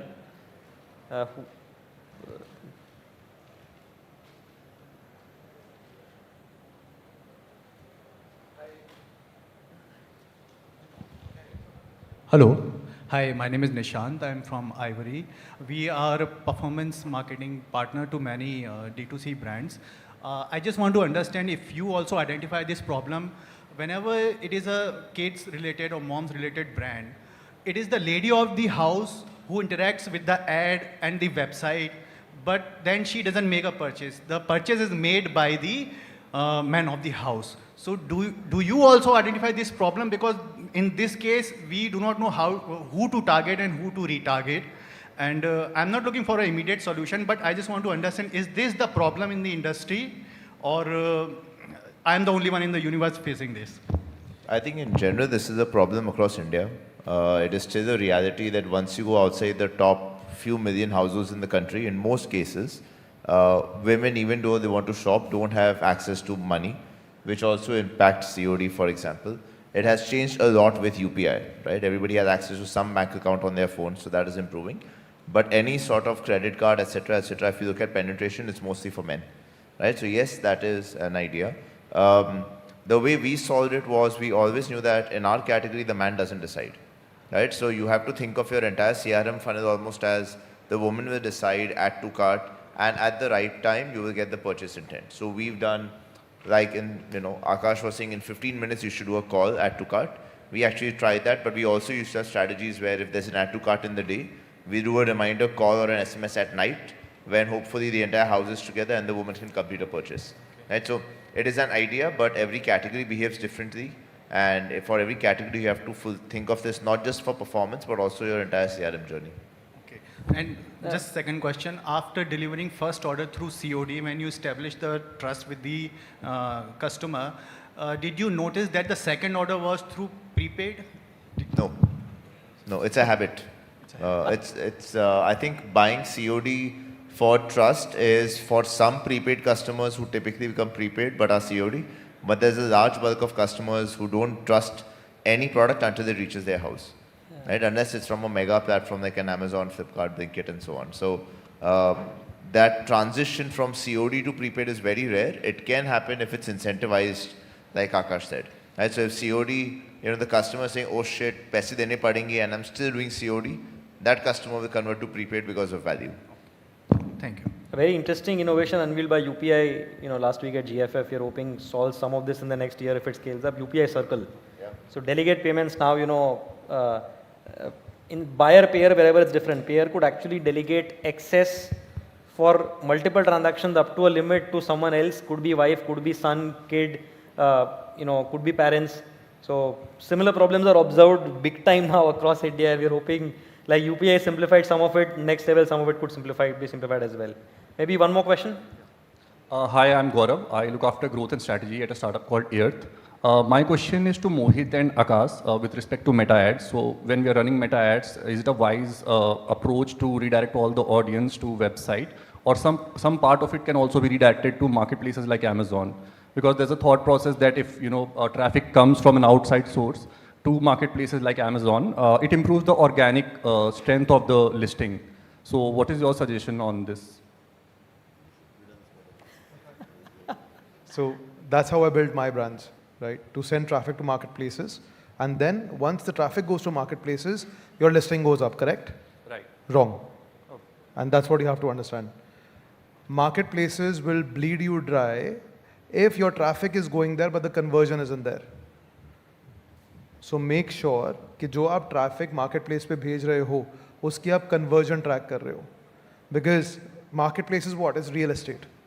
They will not give their prime real estate to a brand, even organically, which is not converting. So even if you create sales which are not genuine, just an example, and get your listing up, once the conversion starts falling, your listing goes down.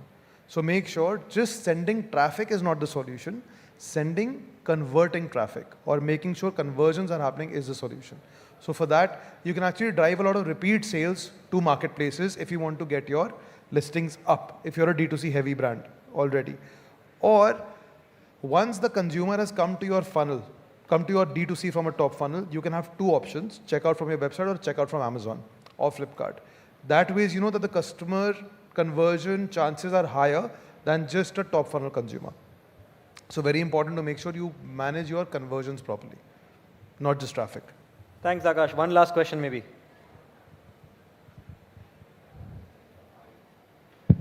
Hi, my name is Gaurav, and we are building a brand in the premium skincare industry. So, because with the aim of taking it global from India, so just a few download from you guys because you have built a brand in premium sectors. So, how tricks and hacks that can founder keep in mind before taking it premium and for the audience in India? Sorry, tricks and hacks? Just as a founder, because you have built brands in skincare and maybe Suta in a premium sari sector. Is India ready for the premium as a consumer with a premium product? And anything that a founder can keep in mind for building a brand in a premium sector? So let me take that.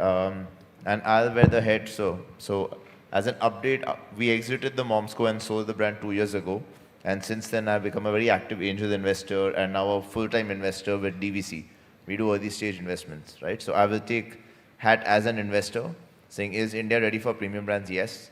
I think across every category, including something we would have never thought of, which is luggage and suitcases with Mokobara coming in, you're seeing premiumization because there are customers who really care about what they carry, what they wear, what they use on their body, what they put in their mouths, right? So there is clearly a premiumization wave.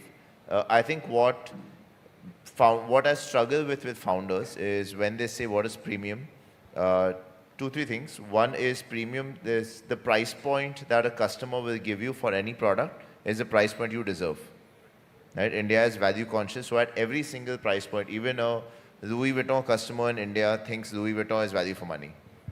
right? So it is always value for money, no matter what you think. The question is, for premium, what is value for money? If I look at the Mokobara example, and I do this because my wife has bought 8 suitcases over a lifetime, right? She says the quality of the wheels, how it rolls, right? The product, it doesn't get scratched. The look that I get when people look at my suitcase, all of that is value for money in that category.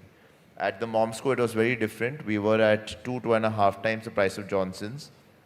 Value for money for my customer was saying, here is a brand that doesn't bullshit, doesn't lie, who is completely transparent, authentic, open. And that same quality and care translated in our bottles, which were pharma grade bottles, our labels, which felt different, they were soft feel. We used pumps instead of flip tops. We used mono cartons outside, right? So every single part of the experience felt premium. I think what you need to identify actually for all founders here in any category you're in, for the particular price that you think the customer will pay you, what feels premium and value for money at that price point, and then it grows. If it doesn't, if it looks like you're being cheap in a sense, or you're cutting corners, the customer will not pay you for it. Thank you, that's answer. Thank you. All right, thank you so much for the amazing insights. Tanya, Akash, Ganesh, Mohit, all of you, thank you so much. Big round of applause for the esteemed panel.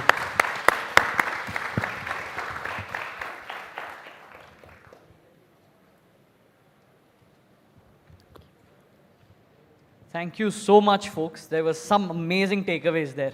I think we underestimate the importance of trust with customers when we are especially talking about D2C brands. Because we are so close to customers, it's so important that we embed that trust in their minds, and then we know that the checkouts and the purchases will go through. Folks, we are breaking for a very, if you're very around, we'd love short... to take you to a speaker lounge. Maybe we can chat for a bit as well. Phenomenal set of launches, man. Yeah? Okay, I think we have another MC. But folks, we will be breaking very shortly for 5 minutes. Coffee is arranged on my right. The door's right there. So coffee is on my right. We'll be breaking for just 5 minutes. So chug your coffees quickly. And please be back here for our next session. Thank you.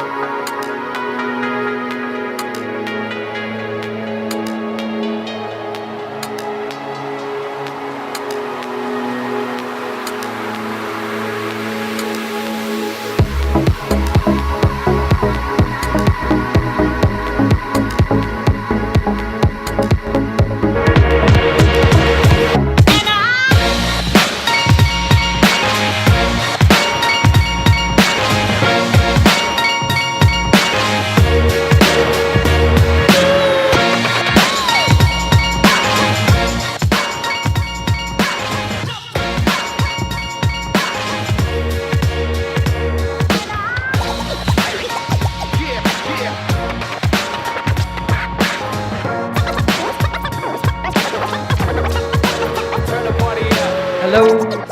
Folks, we'll be starting in just about 2 minutes, so please take your seats.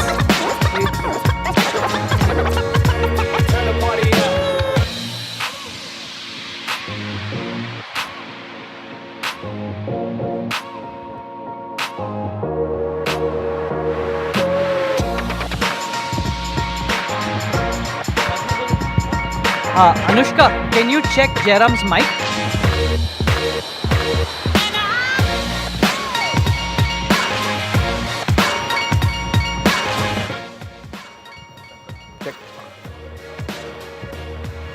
Check. Check.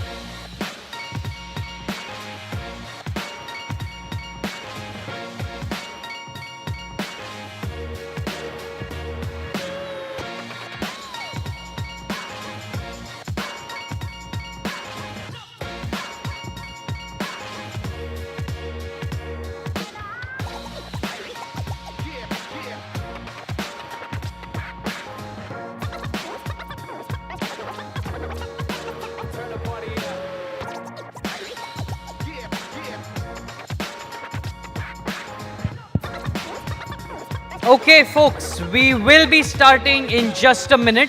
So if any of your friends or colleagues are outside, it's time to chug the coffee and join us here on stage. And for those of you who've joined us on time, we thought why not do a little bit of crowd engagement. Our team has a bunch of goodies in store, so we thought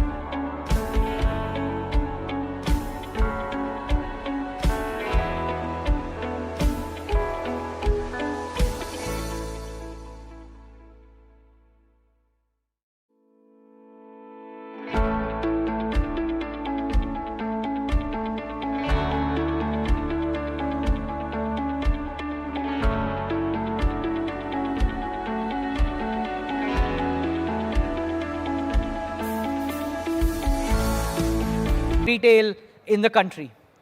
A lot of focus with D2C brands has been on their online storefronts, and rightly so.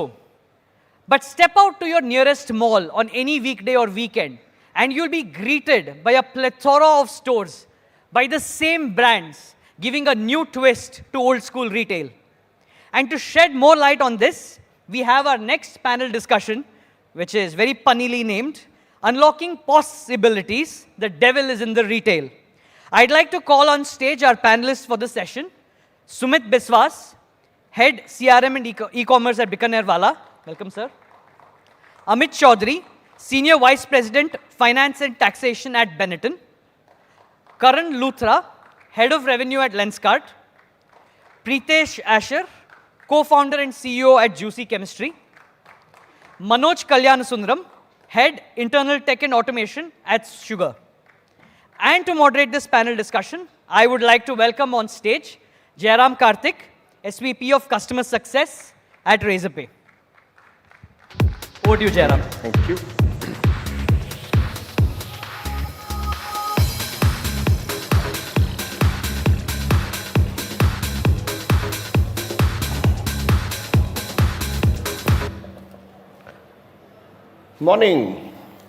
Morning, afternoon, between breakfast, between lunch.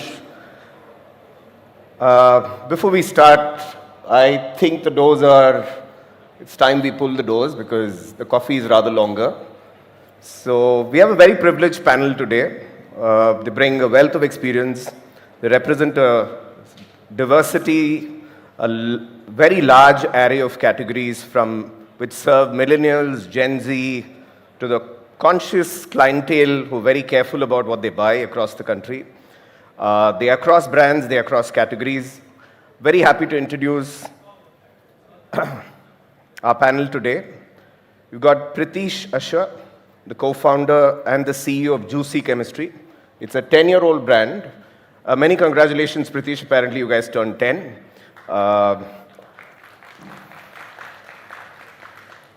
This company is also co-led by Megha Asher, Pritish's wife. They built the company in 2014 and have won multiple awards, honors in the last 3-4 years. Next up, we have Amit Chaudhary. Amit is the Senior VP for Finance and Taxation at Benetton. Benetton needs no introduction. Brings about 20 plus years of experience in retail, telecom, hospitality, and risk assurance. If you have a question on Italian fashion, Amit's the go-to person for sure. Our third panelist is Karan Luthra, Head of Revenue for Lenskart. They've made sure that the world sees them through their lens and no other lens. So Karan also leads the charter for revenue operations, accounting, and assurance. We have Sumit Biswas for Delhiites. I don't think Sumit's business needs introduction for sure. He's the head of CRM and e-commerce at Bikanerwala. I'm a passionate foodie, so Sumit's kept me savored for years, and their business has kept us savored for years. Last but not the least, Manoj Kumar. Manoj leads internal technology and automation at Sugar Cosmetics.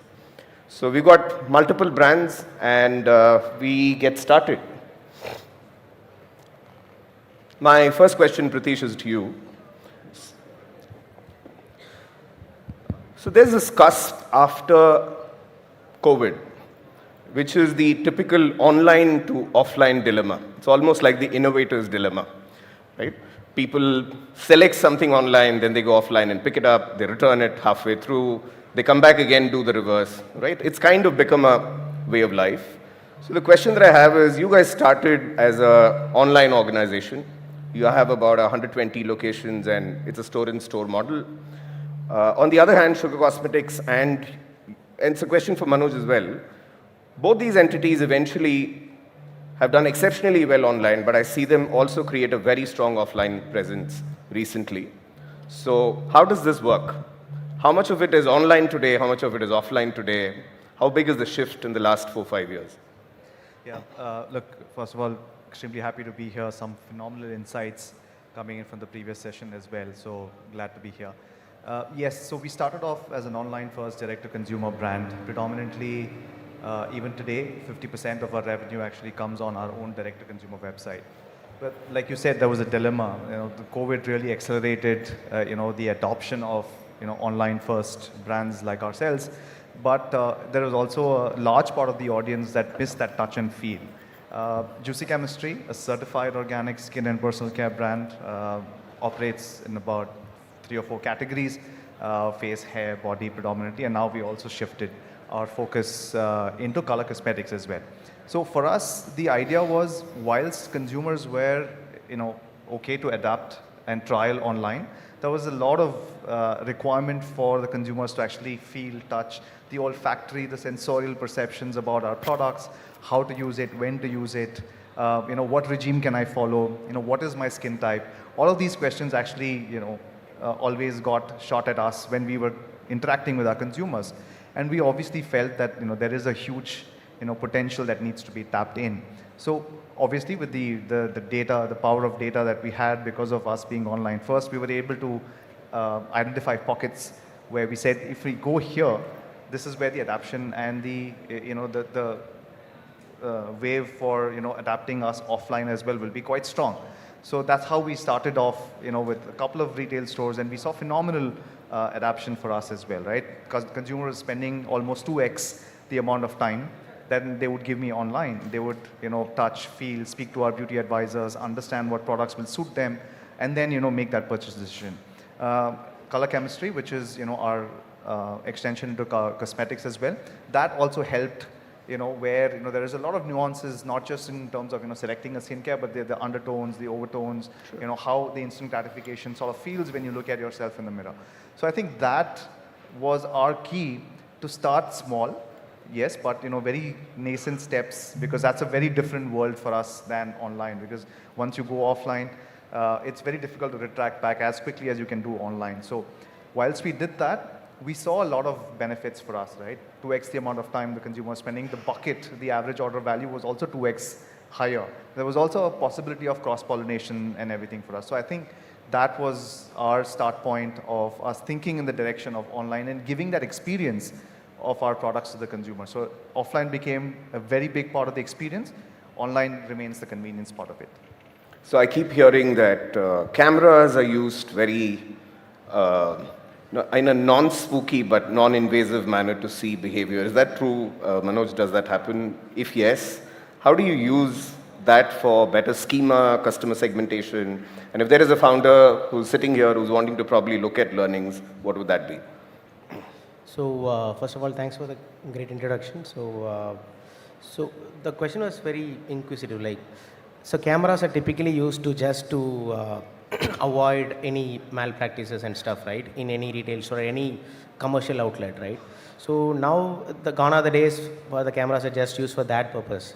Now the technology has improved a lot, like in terms of the Gen AIs, in terms of the MLs and ARs of the world. Like the cameras can also be used to understand your consumers better, not just to surveillance them, right? So what do I mean by understand, right? So when the customer, any customer walks into the store, first we need to understand what kind of customer is that, what is the demographics of it, how long are they spending the time in a store overall. Where are they spending their time? Like which aisle is that? So the customer is orienting towards, see any customer will have one or two niche desirable categories. So we need to understand that. No marketing communication or any data, like how in the last panel where Ms. Tania mentioned, right? So we have to be with the customer, we have to see the customer to learn from the customer, right? So no data or any other marketing tools can give you this much of rich and real to life information. So that is what we are able to get from the cameras. Got it. My next question is for you, Sumit. There's a season of festivities and you walk into Bikanirwala. You know exactly how the typical journeys become, because you have a certain peak time. People are very interested in seeing their store journey to become single checkout, single pickup. Can I walk out with something rather than having to go to multiple counters? And I do understand you have a great inventory. It's very large across the store. So how do you manage peak load, festivity frenzy much better? Is there Is there a decision point? You go to cash counter and then you have another purchase and pay, and then again you have to visit to the final delivery counter, right? So yeah, this is the problem. We are actually facing it out because in a festival time, so we are getting a massive number of customers, right? I mean, we can't control that. To avoid that, we started QR codes and all, but that fairly, I mean, is very complex, right? We need something very new, very easy to check out, and the number of customer is pushing on that is also challenging. I mean, we started a QR code on a cyber hub, so a number of order is very huge on the same QR code, but we cannot manage it. But again, we need some balance solution. So we are still looking for something similar kind of stuff, but we need to avoid the checkout interaction. Like online, I mean, we also try to avoid the touch points, right? So similarly, we want to do that, but it's a transition is happening. So QR code is one of the solution, but other solution we are open for to look at. Okay. My next question is for you, Amit. I think Benton has been a category leader for a while now. The brand kind of exists online. You have brand-owned stores. You have multi-branded stores. You have a franchise outlet, which pretty much kind of does the same, tries to give the same amount of experience. But the challenges you face in creating a singular customer experience, and how do you ensure loyalty when there is a distribution channel available for you for a brand which otherwise is not which you can completely control on your own? Yeah, thanks, Jay. It's a very pertinent question. I mean, there are different channels, online, offline. Within offline also, there are different distribution network.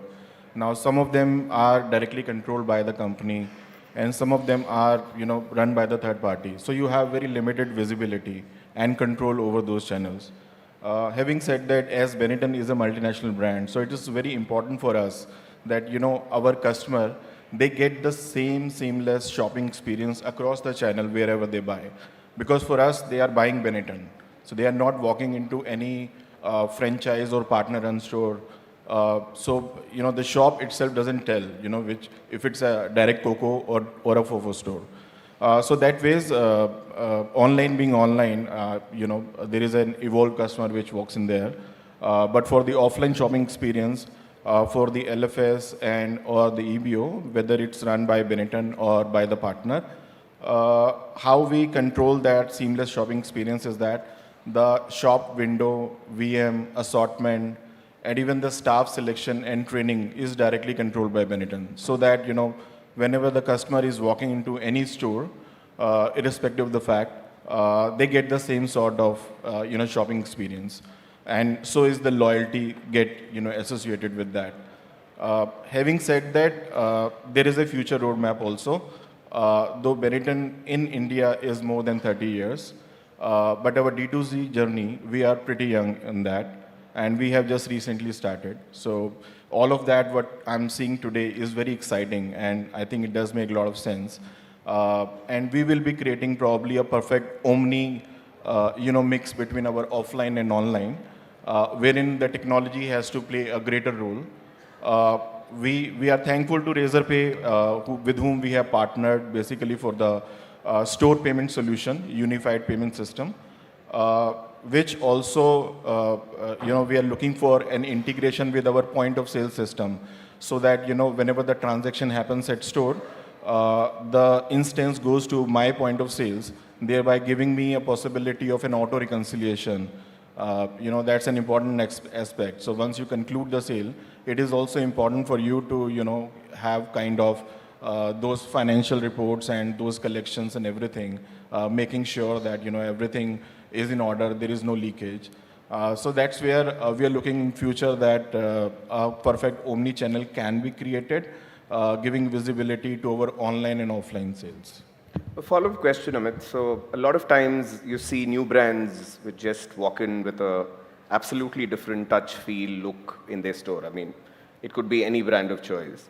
So when you see a brand which suddenly replaces past loyalties very quickly, How do you react to this problem? I mean, is it something that you anticipate? I mean, this is actually a common question for probably most of you. I'll be happy to hear everyone else's view.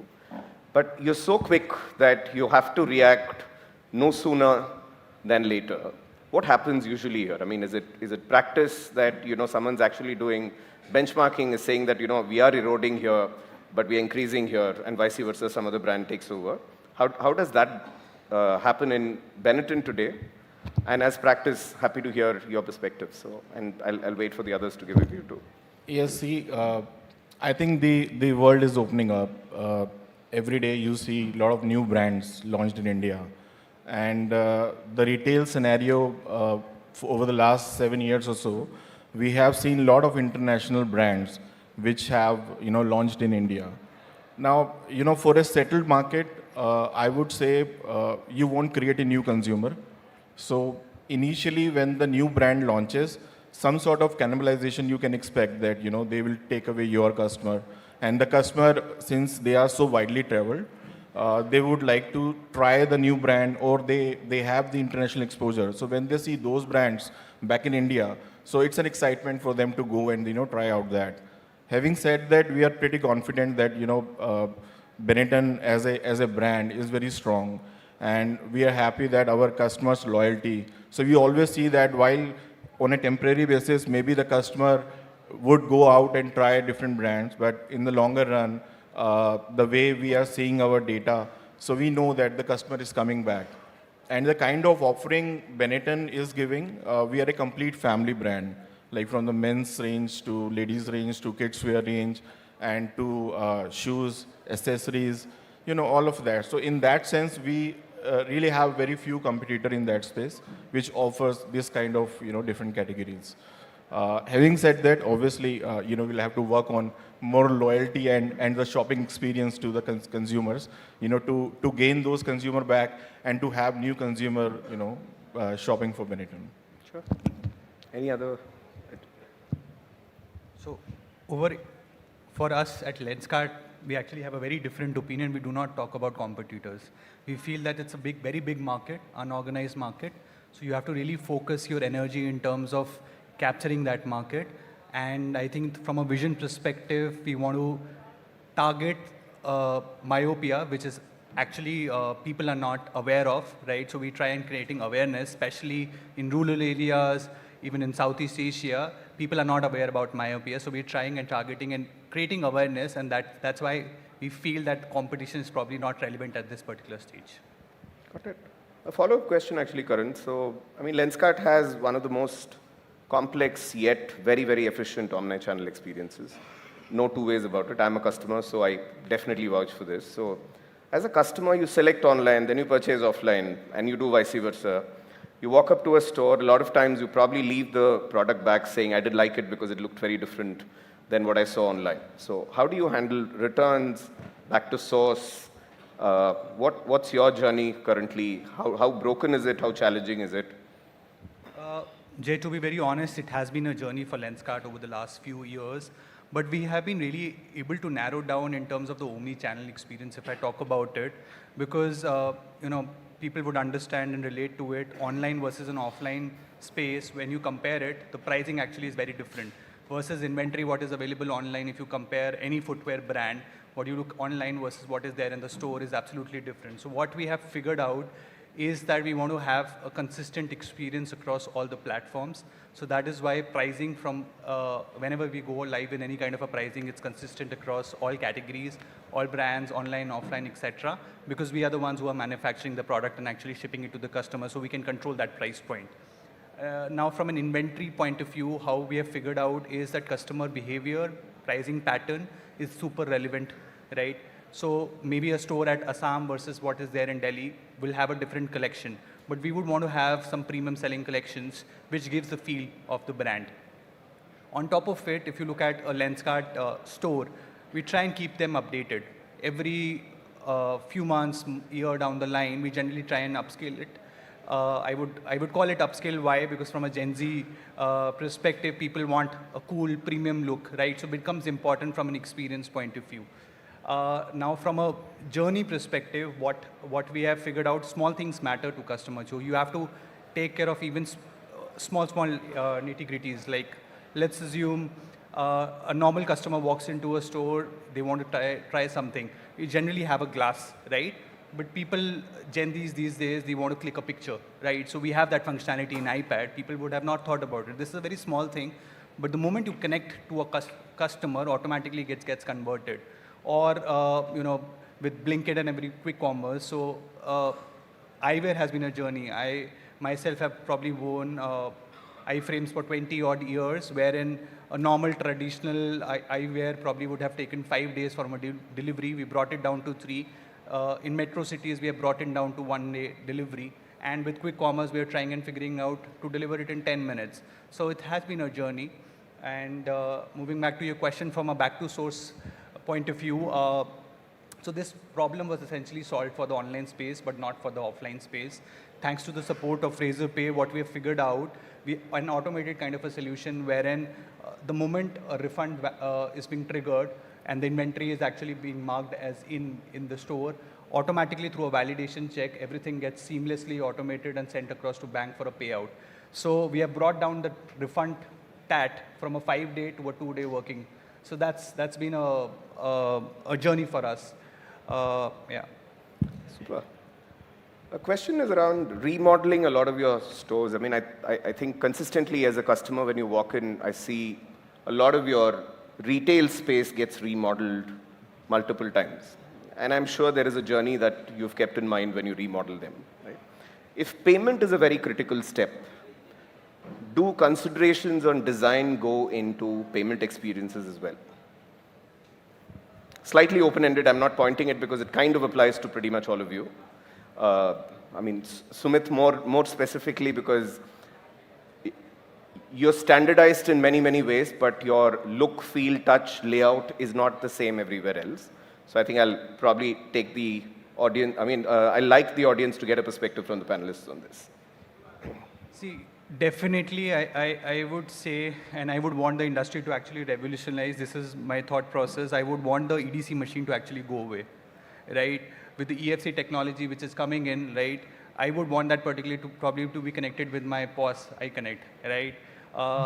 And with the dynamic QR, like the other panelists mentioned in terms of UPI Connect, we are thinking that probably from a payment solution point of view because it becomes important.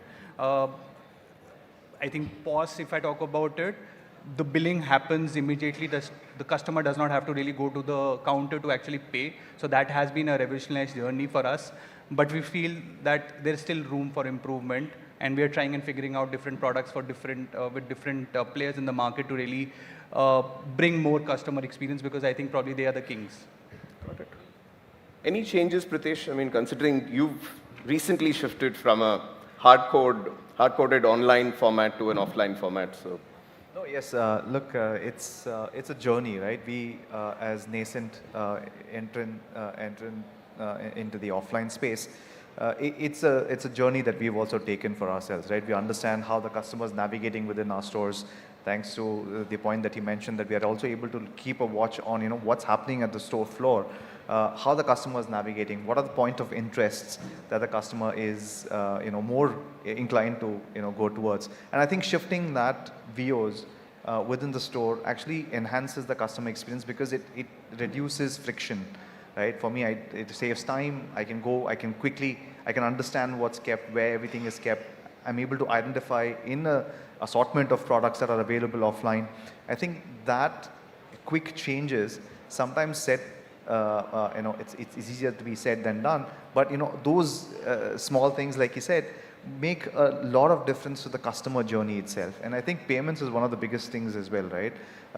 You're happy with what you purchase, but sometimes, the checkout process is the most difficult process, sort of to complete because the customers, generally waiting about, 5-7 minutes, they just have to rush to some other place or, somebody's card's not working, the scanning takes time, maybe your systems are not in order. So those kind of frictions, the friction that gets created for the consumer definitely has a very, very big impact. And you see a lot of these, pharmacies or even large store chain formats.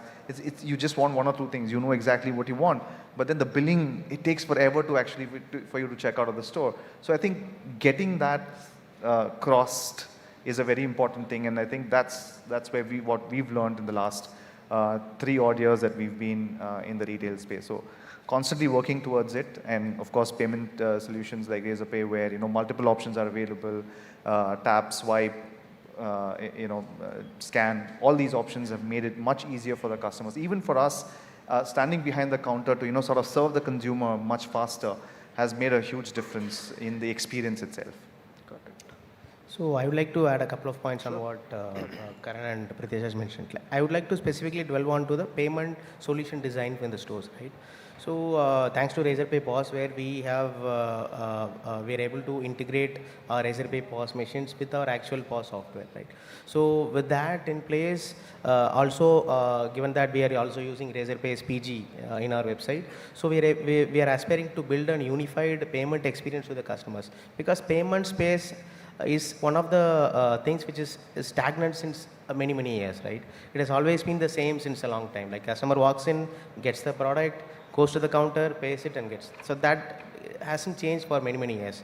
So given the unified payment solution, like the customers will be able to buy something, pay it online, pay it half online, pay it whatever they would like to pay, and then walk into the stores, and if they are comfortable, they would like to, they would check it out very faster, given that the integration. Also, they will be able to redeem whatever they paid online real time. Right, so then if there is a reverse payment integration possible between the EDC machine and the POS, right? So the POS will be able to communicate to the EDC machine will be able to communicate to the POS that this is already a paid order, and the checkout will be much faster. So these are the things which we are actually aspiring to do, and which is going to help us in the future. I think it's a question which is also true for collection, auto reconciliation, and so on. So what are your current challenges when it comes to reconciliation? What are your current challenges when it comes to collection? Just a quick time check, we have about 3 to 4 minutes to go. So one of the pieces I'd love to be tasked is to build something for you that you throw here saying, this is what we wish to, and let's see how we come back.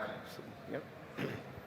So when it comes to the reconciliation part, right? So which is a tricky one, right? So especially when you're trying to bridge the online with the offline space and vice versa, it's going to be tricky.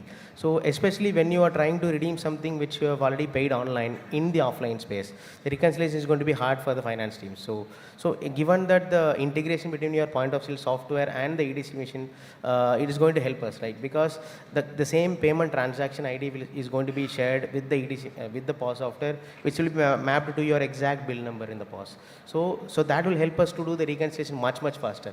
So rather than doing it on a gross level, like this much of 1,000 and this much of lakhs has been collected, so we'll be able to delve into the individual payments if it is collected or not. That is going to help us very much. I think it's a bread and butter for finance.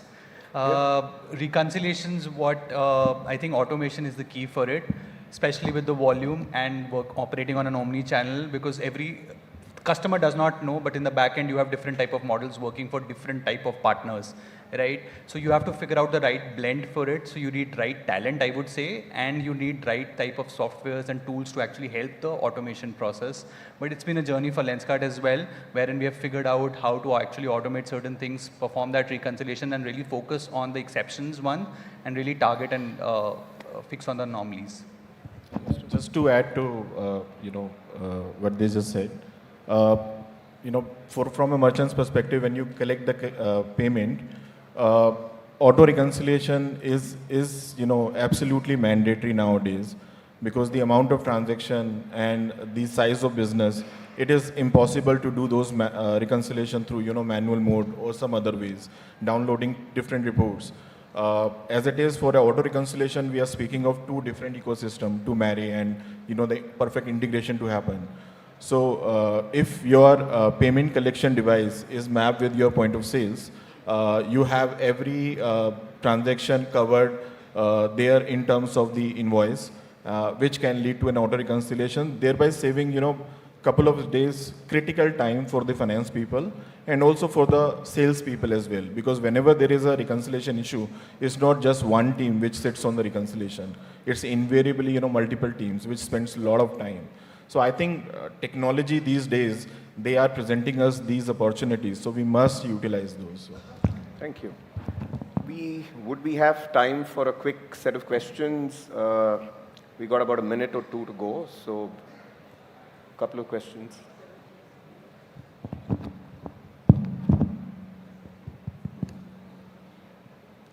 Hello everyone, my name is Nishtha. I'm the founder of First Shot. I'm a brand enabler and strategist. My question is like Benetton, you just said 30 years old brand in India. I myself have been, very much acquainted to Benetton since last 15 years. Just wanted to check why omni-channel, because you've been a success as a retailer, been in the marketplace. Were there struggle as a brand to bring your brand as a D2C? Thanks. It's an interesting question. The technology and is progressing at the speed. It's important for even the established brand also to, walk with the time and have those technology innovations, with their brand. Offering omni-channel doesn't mean that, our offline priority will go down. Rather, if I have to sum it up as a future, roadmap, we would like to see even the offline shopping experience combining the efficiency and the kind of algorithm and suggestion that online shopping does, combined with that offline shopping experience with a human touch. So that's the way you should look at. So giving omni-channel would essentially enable us to, essentially be ahead in the race. Also, Lenskart is available on quick commerce, I understand. That's so correct. How do you do quality control when it comes to quick commerce? Because you have to be available everywhere, like quickly. If you're offering, then you have to be available. That means a warehouse issue must come in place. So how do you do quality control there? See, quality control, so because of the quick commerce, the returns policies are actually different as compared to what you offer in other space, right? But from a quality control mechanism perspective, what we have agreed with them is on a random basis, we will do some quality checks. That's how we are trying and monitoring it, and the entire inventory actually goes out from our space, and we keep on doing some mystery shopping just to ensure that we are getting what we are selling, right? That's how we try and monitor it. And the packaging remains the same when you go there and find. So it's a mix of both actually. So you have to have Blinkit as well as an offering. Okay, thank you. Thank you. So I think we are up for time. Big round of applause for the panelists.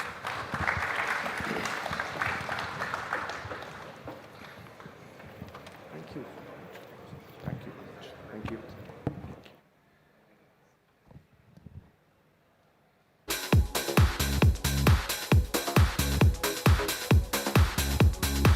Thank you so much, folks. Now that I know the sort of attention to detail, guys, can we kill the music? Yes. Now that I know the sort of attention to detail that goes into retail stores, I'll be a lot more mindful when I'm shopping for spectacles next at a Lenskart store not too long ago. If only businesses were built on their ability to acquire customers, how easy would it be, right? I can see a lot of founders here nodding their heads. But a large part of what makes D2C brands successful is their ability to build a phenomenal amount of loyalty and manage to retain their customers.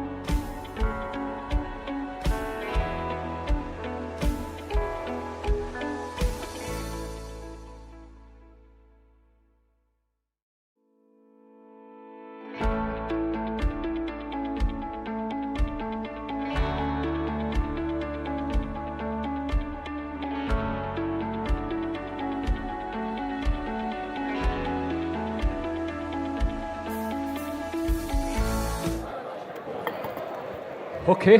The theme of the discussion, engagement, the challenging economics of retention and loyalty.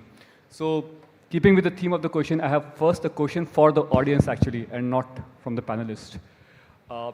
Why did a D2C brand hire a therapist? Why did a D2C brand hire a therapist?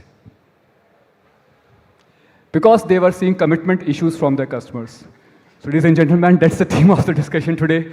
We don't have the therapists on the panel, but we of course have the industry specialists, the people who have seen this problem up and close and have navigated those challenges over a period of time. So, and we have always had a lot of discussions in general about how do we acquire more customers.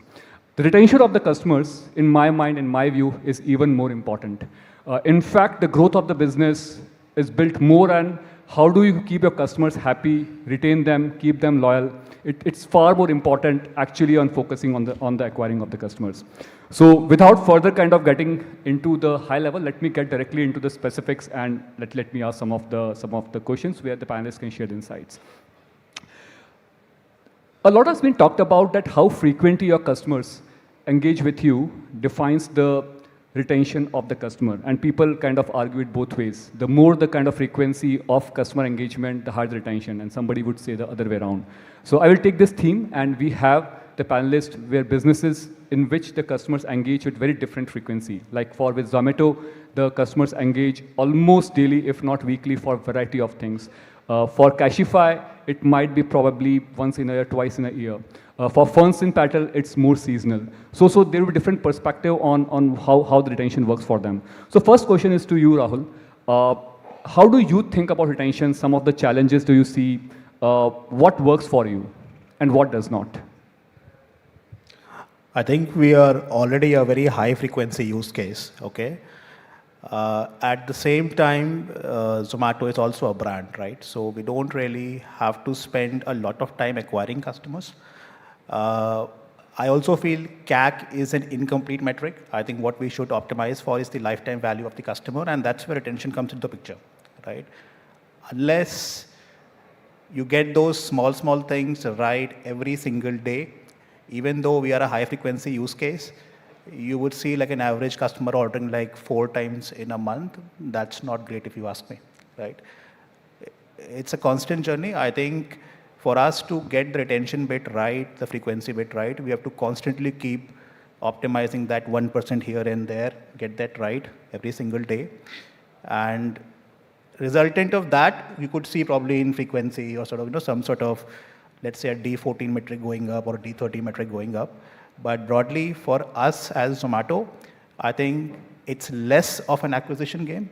It's pure play retention, frequency. How do you solve for more use cases? How are you able to do something extremely crazy? As in, how can you think out of the box? It's also a duopoly market, as most of you would know, right? How do you keep shipping things faster? How do you sort of keep unlocking new growth cohorts? I think that's what we typically focus at, right, at Zomato. Can you give an example of a retention strategy, if you can recall, right? Like which worked wonderfully well for you or for something which kind of actually did not work at all and you had to go back on the drawing board? I think most things fail if you ask me. I'll be very honest, okay? I think things that have worked for us, I think we've always believed that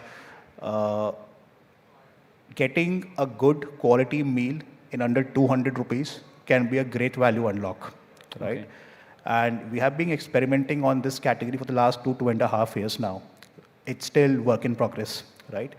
So thematically, we understood that if we have to penetrate tier 2, tier 3 markets, we need the ability to provide a quality meal in less than 200 rupees, right? And we have tried various models, failure after failure, and we're still sort of discovering some of that, right? So this is something which sort of is working for us. I'm sure we have to make more investments in that category, right? Things that don't work, we just shut down Intercity Legends last week, right? Again, 2-year-long effort, trying something very outlandish, right? Putting customer at the center and figuring out how can we make that happen, okay? A lot of initial thoughts, doesn't make sense, won't become a business, kitni hi frequency hogi, all of that, right? Is it a PR stunt? All of that, right? But that's okay. I mean, we tried, gave it our all, spent 2 years, tried different models again, didn't work out. Fair, let's move on. Great, some good examples. Avi, the next question is to you, right? Like, and while you answer a question, I have something very specific to ask you, right? Yours is a category where possibly the person who orders does not even get to know the quality of service or good or bad. Like, for example, if I order flowers for somebody I know, if the flowers are not good, I doubt that person will even tell me the flowers were not good because I gifted for him. So first I want to understand how do you look at the retention, and then how do you get the customer feedback which is not influenced by this kind of dynamics? So that's a good question. In fact, we are in a category which is very different from the regular, because for us, the sender ecosystem is different and the receiver ecosystem is different. While there will be an overlap of people who will also be ordering for themselves, but in most of the cases, customer is ordering for somebody else. And that is why the onus of delivering to that expectation, delivering to that quality is even more higher. Because unlike a purchase that is happening for self-consumption, there is a lot of prestige, there is a lot of, emotion that is involved in gifting. And when a person is sending out that gift, they are sending out that emotion to the other person. And hence, there needs to be multiple checkpoints that are there from a quality check point of view. And you're right that there will be times when the receiver may or may not be as happy and will not give in the exact feedback. So how do we build in at multiple levels of the service, checkpoints that will ensure that there is quality? So it starts from procurement first. How is it that the procurement on a daily basis for the flowers that are procured to how they are delivered to our dark stores and the retail stores is at a certain quality?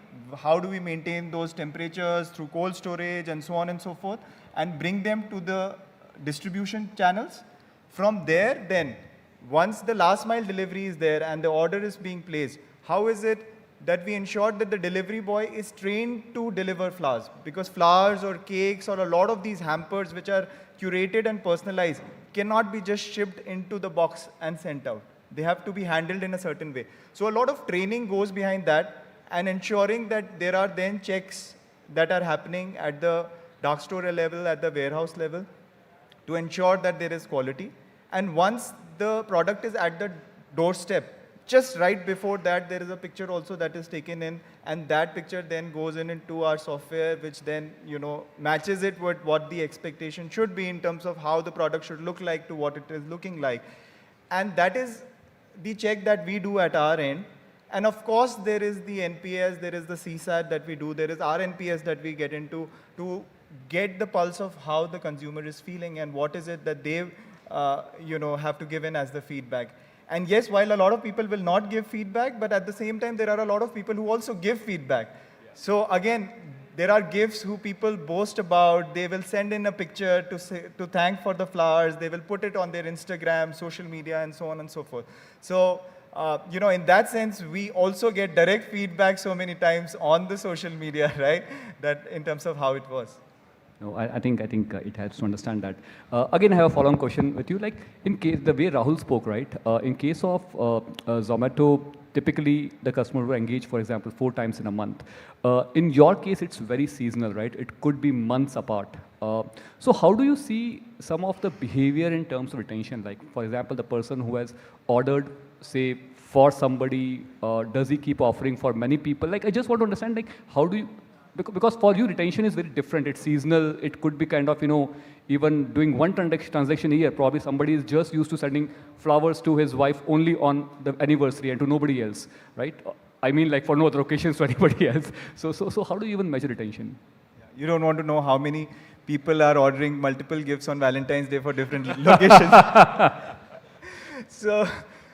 That's quite privileged data for you. That happens. We get frantic calls. Oh, I've done a mistake, The name that I had to put in on this order has gone on the other order. Can you save my life? Quite interesting, yeah.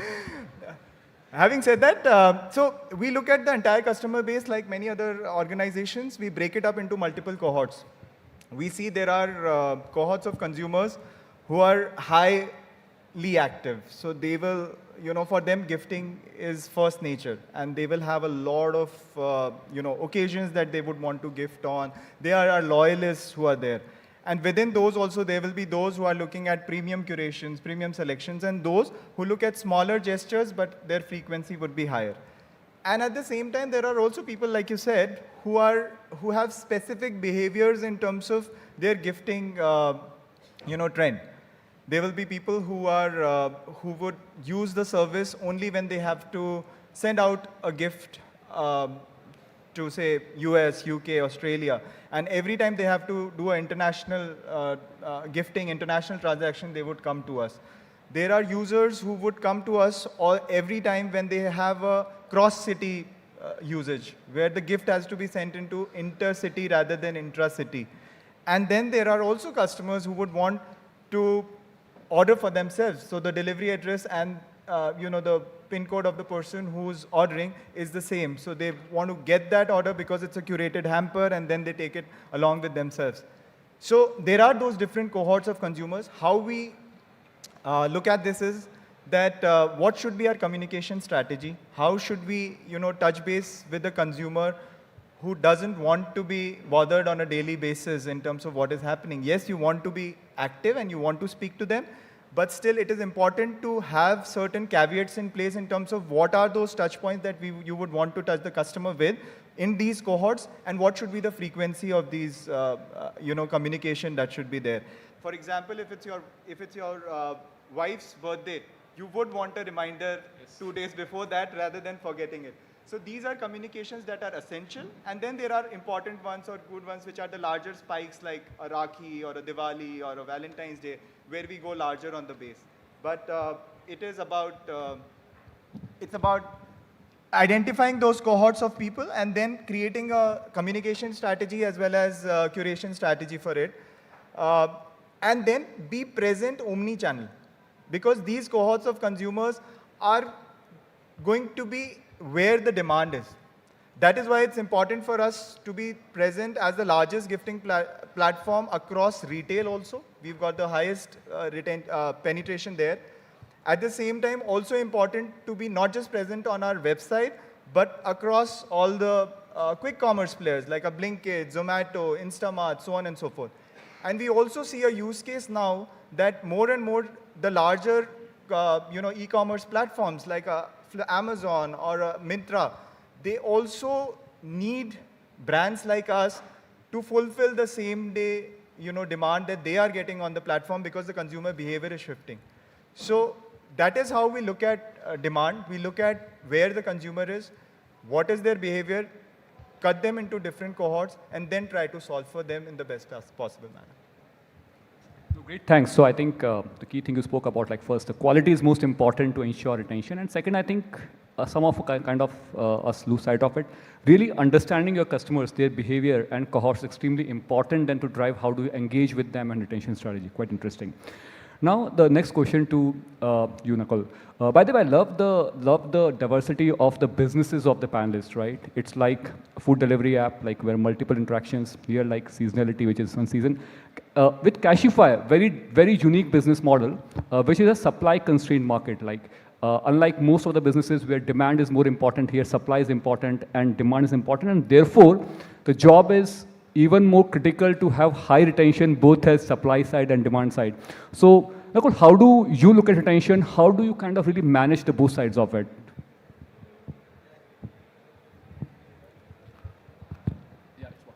Yeah, so we are a very different company to both Zomato and Funds and Petrol. I think the frequency use case is about, for an individual, is about 1.5 to 2 years. That's typically when you change your phone. But how we measure retention is more from a size of family. So a typical size of family is about 4 in India, and there are 4 devices. And there usually is one decision maker in the family who decides which phone to buy or where to sell.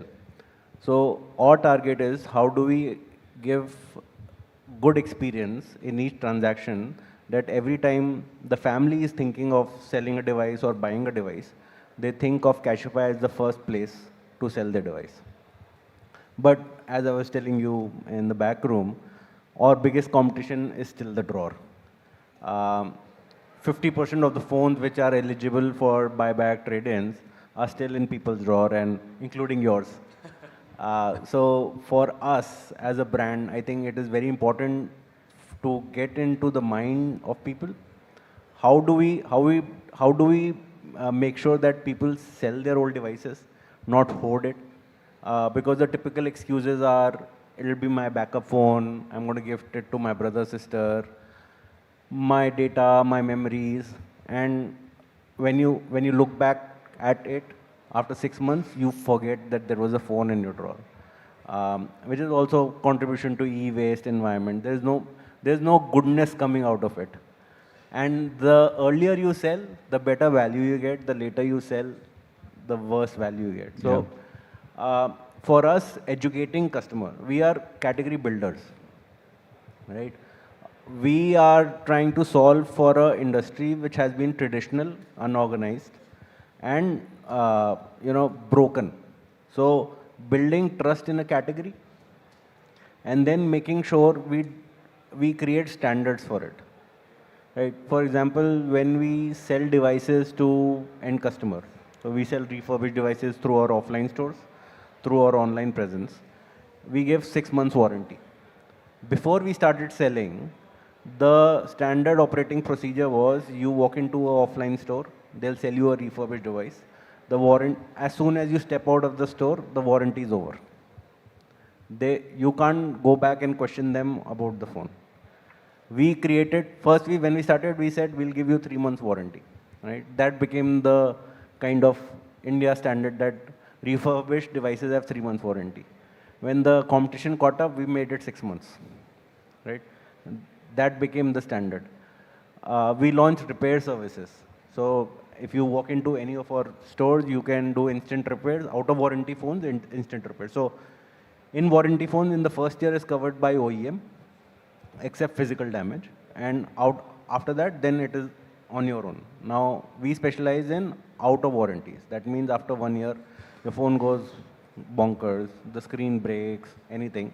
You can walk into our store, we do 1 hour repair, or our guy will come to your home and do it in front of you. Because again, the insight was data safety is the critical part.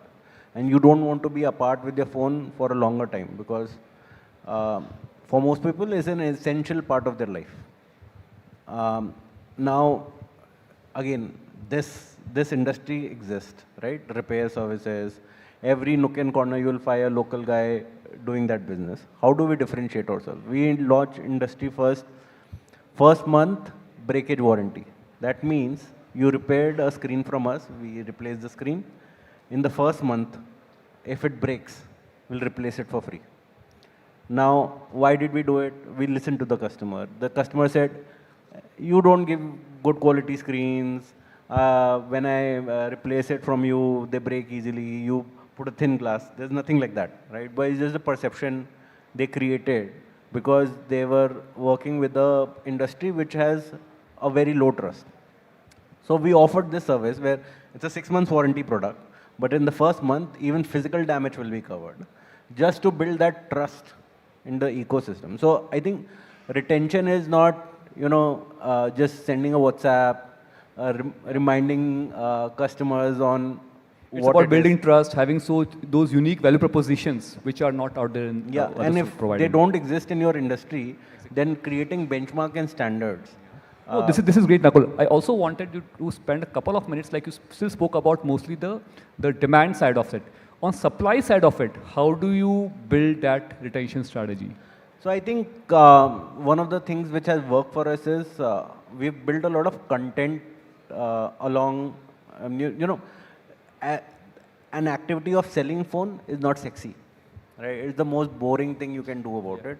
People don't want to put their mind behind it, but the activity of buying a new phone it gives you that buzz, right? Yeah.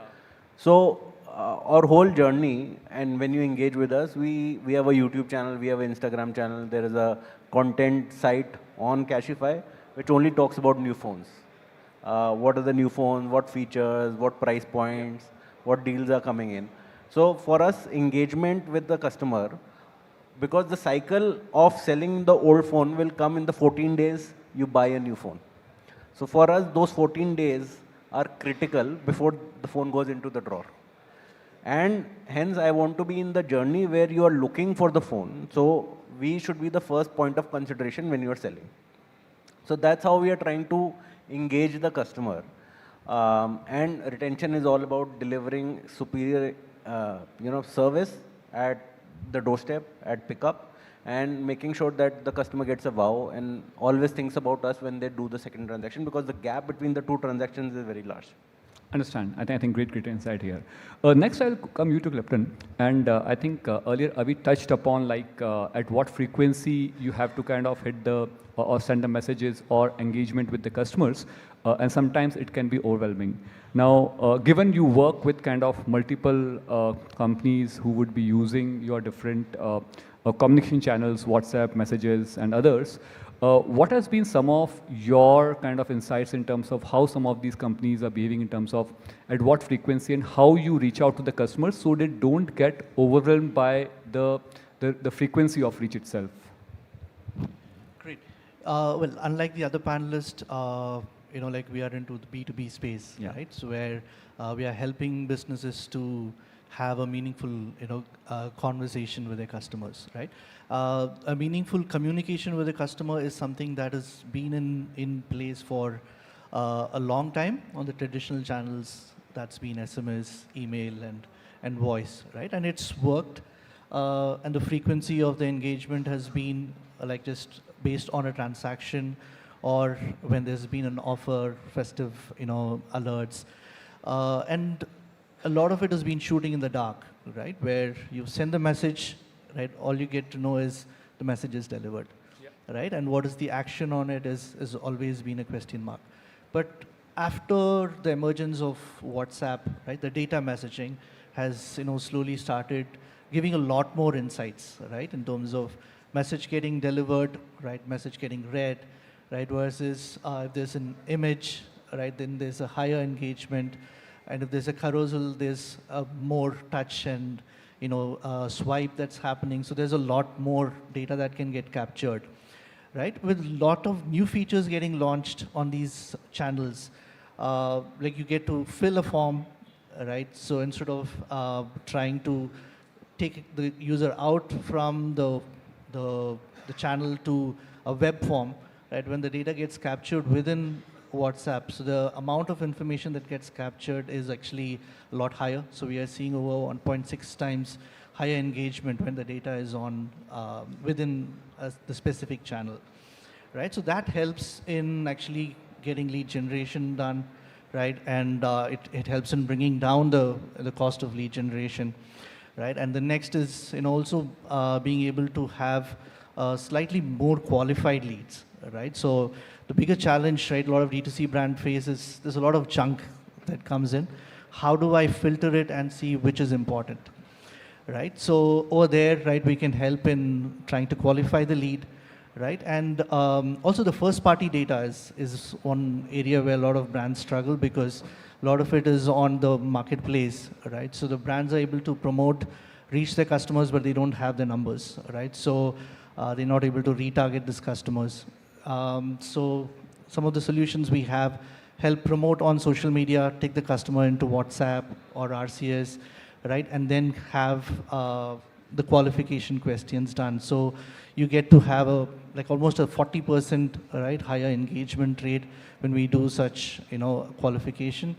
And then with the payments available on WhatsApp, WhatsApp and Razorpay, right, are partnered in this. So it's just a click away, right, where you're able to see a catalog with list of products, right, and then select the quantity, right, or the size, and then even add to cart, make a payment. So it's an end-to-end journey that you can do, right, on channels like WhatsApp. So that's very helpful. In fact, this comes together very beautifully, right? The way Nakul spoke about understanding really what is the value proposition and what is differentiated. We spoke about at what frequency you communicate, how you communicate, and yours in terms of how do you have a almost two-way and a contextual communication rather than just kind of sending a communication. A combination of it is, I think, where it really lies in terms of how do you get the best retention for a customer. So yeah, it comes together very well. Rahul, back to you. Earlier, I think we had a very quick exchange on some of the things we tried worked and some of those things did not work. On this, I have a specific question. Like, you have launched some of the services and then you kind of roll it back. You have huge base of customers to whom those services you have kind of pitched to, and then kind of customer realize, and some of those are very happy with it. You rolled it back for different reasons, but then you roll it back. Doesn't it impact the customer experience and loyalty? Like, what has been your experience there? Like, even at Razorpay, sometimes we see, like, for some of the products which we at a very alpha stage and we kind of roll it back, the customers are like, I was extremely happy with it, but you rolled back and they become like, what is this? Right? I started depending on your product and why rolling back. So what has been your experience with? I think the core Zomato experience only gets better, if you ask me. The experience of ordering food and that being delivered on time, I think that is something which only gets better with time. I think a lot of experiments that we do are geared towards unlocking more use cases for our customers. Yes. Okay.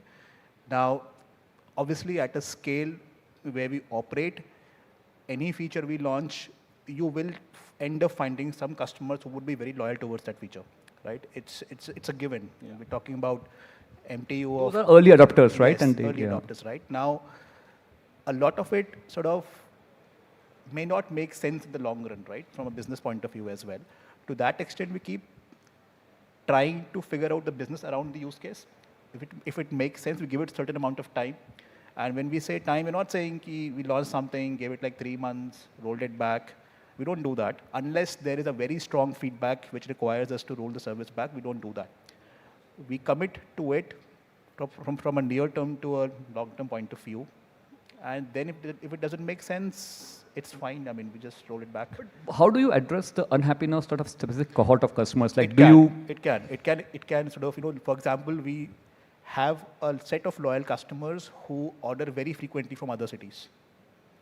Now, when the service went down, obviously you can say, I mean, I could order till yesterday, and why not today, right? I mean, this is, I don't like this, right? But then that's where I think our learning has been that give it a try, and people are empathetic, to be honest. If you've given it a try, done multiple models, the loyal customers are able to see through that. We always believe in building for the good customer, right?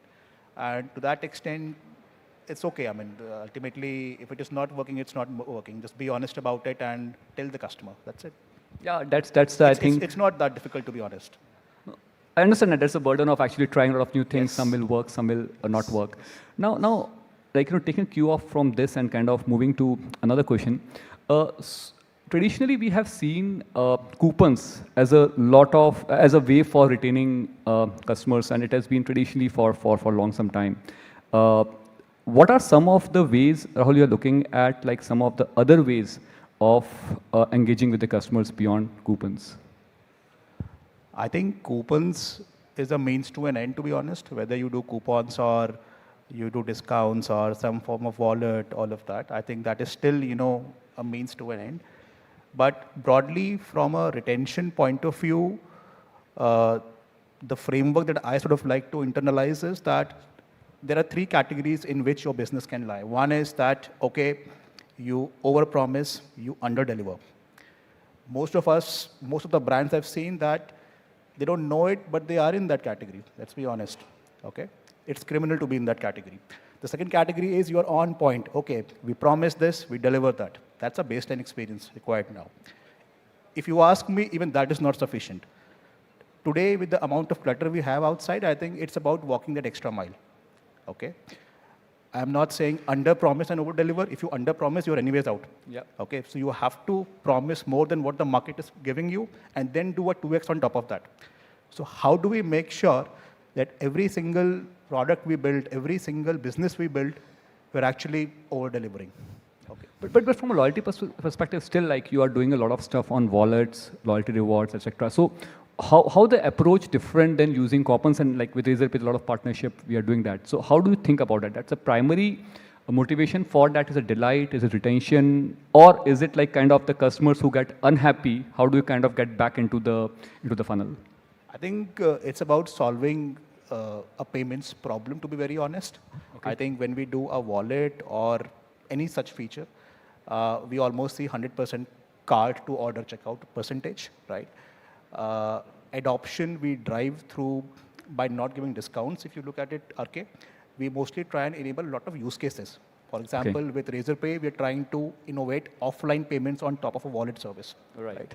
And that's the comfort we have with Razorpay team, that when we talk about innovating stuff which is not out there and at the scale at which we operate, I think that's where we see a lot of innovative things coming out from the Zomato Razorpay partnership. For us, even if there's a solution that doesn't work for 1% users, we're talking about, 40, 50,000 users a day getting impacted, right? So reliability of services, how innovative it is, what kind of alpha we're able to bring out together in the market matters a lot to us. Makes sense. Avi, the next question to you, and this is more about, you spoke about earlier on the quality of services, and given it matters, I understand a decent part of your orders and transactions come from where the delivery is required outside India, like where the customer orders for a gift for somebody in US. Now, while you have very strong quality controls in India, how do you do it for across the geography? How the experience has been? Do you think customers are generally more happier with you in the first cohort where you are supplying like in India versus when it is outside India? So for us, for us, it's seamless experience, right? Whether you're ordering for Delhi, you're ordering for Aliganj, or you're ordering for New York, your experience has to be seamless. A product that... And that's a complex thing to do. Yeah, and it's easier said than done. Yeah. And that's why standardization is very important, and so is finding out the right partners to do this. So we've got partners across the globe who help us to deliver the same kind of experience that we are able to deliver in the location where we are headquartered to across the country and across the globe. It is important to do standardization. Second, it is important to have the right partners in place. On top of that, if we can have quality checks and then continuously listening to the consumer, because there will be things which you will put as standard things where you will put the SOPs. At the same time, they will go wrong, or they will not be serviced the way you would have expected them to be. So it's very important to have your ears on the ground and continue to listen to the consumer, that what is the feedback coming. There is, same cake and flour combo that may be getting 70 plus, 80 plus NPS in one location. Why is it not getting the same kind of response in another location? And then you solve for it, you go deep down on it and solve it from the root. Rather than solving it for one customer, you solve it for anybody who's ordering for that location. I think that's really, the way to go about it in that sense. Got it. Also, Clifton, to you, I understand your business is a B2B business, but from B2B business perspective, how the basic thought process of retention you think is different than the B2C or the D2C business in specific that we are talking about mostly today? Great, yeah. The B2B business works, right? And especially when the software business, it's pretty similar, like a D2C. Because the users are, very finicky, right? And the technology companies that are expecting the, services to work, right? And as the business grows, right, you expect the platform to also perform, meet the needs, and keep, growing. And when that doesn't happen, right, they pull the plug. You don't even, know it's happened, right? So you'll have to be constantly, on top of the customers. Right, and we've had experience where, like some of the large e-commerce companies started working with us right from the time they started, and they've continued to work with us. So we innovated right with them. Right, we got the feel of what they were doing, what they wanted to do more, right, and what's the space where they were focusing on. Right, so invested heavily on technology, AI. There was a lot of R&D that we constantly did. So at the right time when they wanted more on the communication, we were already there. right? Providing the omni-channel messaging, right? Providing, now, we invested heavily on AI, have our own LLMs as well, right? So a customer using any channel, right? Can be WhatsApp or RCS or web, right? Can ask a simple question to get all the filters done and get a very specific product. For example, if I'm looking at, purchasing a sari and in like 4,000 rupees in blue color, right? So instead of doing multiple filters, I could just, search on the tab. And then, it just pops up all the blue color saris in the range of 4,000 rupees. Right? So then it becomes easier for the customer to choose from. So these are kind of innovation that we are, doing. So we are able to retain our customers and they feel like, we are adding value. So when there is value that you constantly add to the customer, retaining becomes easy. No, makes sense. And in fact, today in the keynote, we talked about Razorpay Connect, where we can get your entire shopping experience end-to-end on WhatsApp and kind of help to provide a great experience to the customers. And it is equally applicable for B2C or B2B customers. Next question to you, Nakul. And like while we, most of us measure AOV, we measure your customer acquisition cost CAC pretty diligently, right? And almost in all meetings, CFOs would be kind of really drilling on those. In general, I see companies don't look at the retention metrics that sharp. And of course, and also I think the retention metrics vary across companies, and that's what my experience has been. I would like to understand actually from all of you, probably starting with Nakul, how do you measure retention and what are some of the top things like in that metric you look at? So, very interesting question. There are two aspects of Cashify business. One is the consumer-facing business, and one is a huge B2B business we have. Now, the consumer is if you are selling a phone, if you are getting a phone repaired, or you are buying a phone from us. But the B2B is, so we run a marketplace on, if you're selling the phone, then the local marketplace vendor or partners goes and buys from your doorstep. For us, retention matters there. He's our paying customer, right? We have a vendor cohort. What are the retention drops? Are they happy with us? We build a lot of products for them, which is not consumer facing, but is retention focused for the merchant we have. Like I think Zomato guys call merchants. We call them partners. Similarly, a lot of these enterprise. So we run trade-in programs for all OEMs in India, be it Apple, Samsung, Vivo, Oppo. Now, we have been their partners for last 5 years, and they've been retaining us, and we are growing with them. And there is a reason why, and for us, that is retention. And why retention works, and I think from my experience, there are two major important things. You have to be with them in the bad times. Yeah? And I have a good example, right? And this is a Razorpay example. We are a loyal customer to Razorpay because of one incident which happened during the Yes Bank crisis, right? And then Razorpay was a payment gateway, and they came up and said, we'll give you credit for those 2 days where the money is stuck and everything. And that stayed with us, that these guys are willing to go the extra step, which you don't have to, right? As a business, it's your call. But our money got stuck, and then you just helped us out. Similarly, we are there for our enterprise partners when the good times are always there. But when the bad time happens, then you take a hit.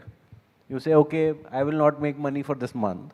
And please make sure that, you retain me, and we make money sometimes. Yeah, going extra mile. So retention is not just a very, a CAC or a AOV kind of thing. That's a very listening to the customer, merchant, B2B, enterprise, or end customer, and understanding their pain point, and not just putting your solutions to their problem, but listening to their problems and creating custom solutions to their problem. Makes sense. We have like almost 3 minutes left. Quickly, Avi, to you, how do you think about retention? Which metric would like to measure? Like there are softer aspects and what you do, I think, as Nakul said, but what's your perspective? I know that we've got 2 minutes, but it's not a very simple answer. So we will have to. So how we look at retention is break it up into different parts of the journey, and in terms of how you, it's the first time the customer gets introduced to you is, say, when the person comes onto your site, and that is that is the point from which the retention starts. First of all, are you able to, the person is on your website now. How do you get that person to sign up? That's the first part. How many are you able to get to sign? If they've signed up, can they do their first transaction? From the first transaction, how is it that we get the repeat order? So your retention is not really retention of the person who's just ordered. Retention is actually of the person who's now come in on your website after spending so much of money on the different platforms. And now how do you retain that? How do you not let that customer bounce off?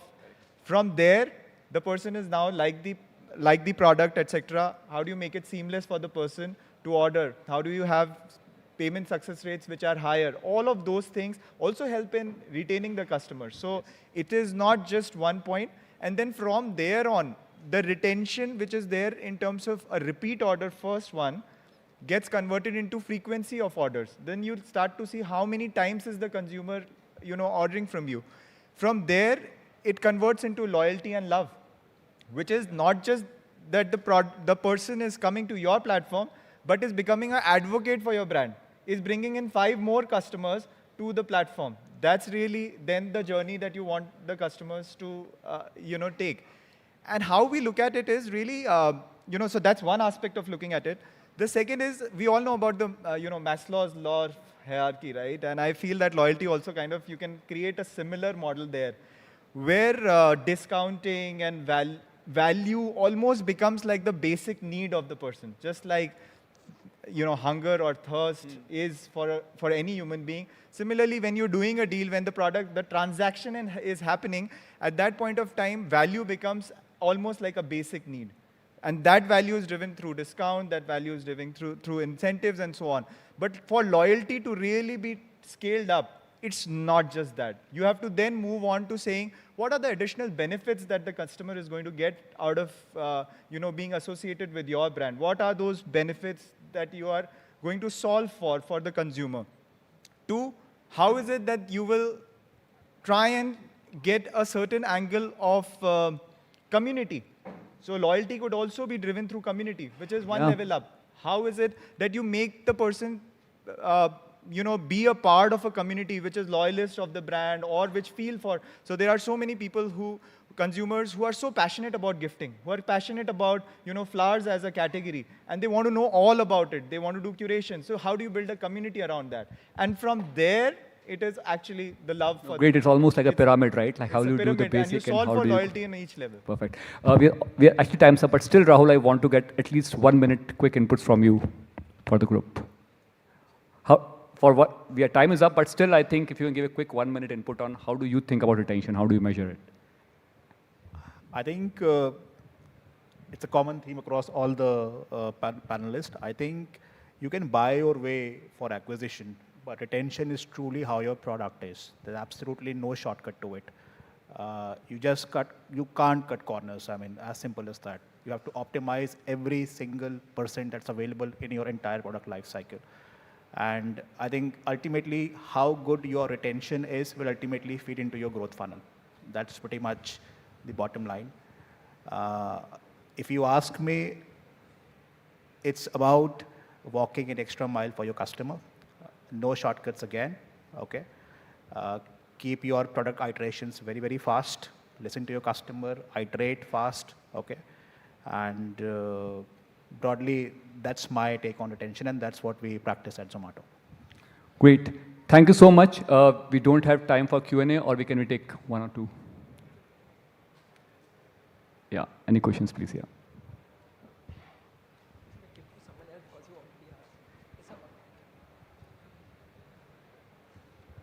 Hi, I'm Tejal, founder and CEO of a branding agency. I have a question for Avi.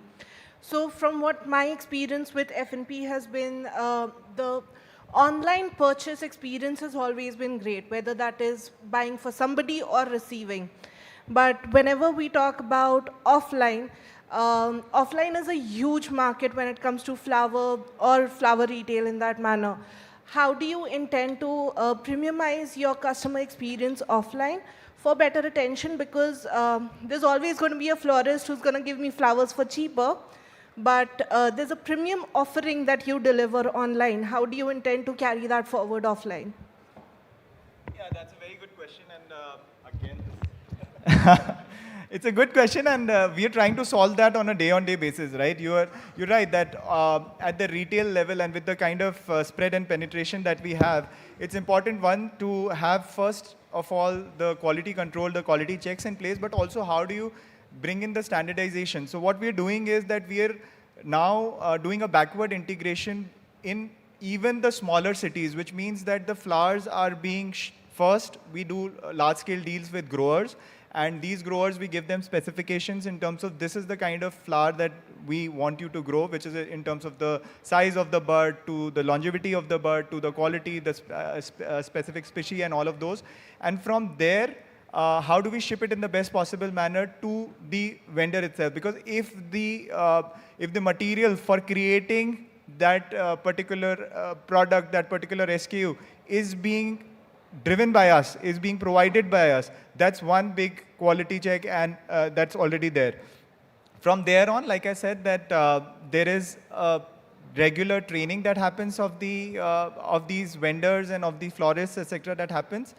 And we're also constantly evolving the product curation. The strength of the brand is that you do not get the kind of flowers and also the curation. I think the moment of truth is the design, that what is it that you see is what is it that the person makes and it gets delivered. And that is where we are constantly curating, designing the best of products. We've got an in-house design team who looks into the wow factor for each of the flower arrangements to hampers that we have. And from there on, we also try and see what is it that we could do for customers who are looking for more bespoke solutions. So in the next couple of days, you will see that we are launching FNP Lux, which is really for the discerning audience, where there is more bespoke experience, there is a concierge, and all of those then gets better customer experience at a certain quality. Are there any more? Can we take? We're taking one more question. One more, yeah, please. Hi everyone, my name is Shivangi. I'm the founder and CEO for Skillify.ai. We are a conversation analytical tool, and today I got to know about Gupshup a little, and I was reading about it, and I got to see that you are primarily into the space of conversational messaging, and you're trying to revamp the experience and giving the best experience. So I have been one of the advocates for customer experience, being into training, working with Google, Microsoft, and then opening my own company into the same space. My question to you is that do you also, are you guys also planning to get into the conversation as in the telephone conversation experience, or is it just going to be into messaging space? Well, yeah, CX is, something that, we are just deeply, engrossing ourselves on, because we feel, for a real engagement, right, CX is, super important, right? We started off with, when we say conversation, with messaging, right? But so since we ride on the telecom infrastructure or, WhatsApp and RCS, so as and when these features get opened up, right, we facilitate that. So recently WhatsApp has opened up the calling feature on WhatsApp. Absolutely. That's still a beta. And we are live with that for a few customers. I think very soon that will be available for everyone. So which means you start a conversation with a chat, right? A bot can help in helping understand, or with a discovery to at some point you want a customer support, right? You can click on the call button and can connect to the call center. So, for sure, that's the whole gamut, we are focusing on. All right, let's definitely connect and see how we can exchange synergies. We are into auditing and training space. Great. Sure. Thank you. Thank you so much. Really great conversation. Round of applause for all the panelists. Thank you so much.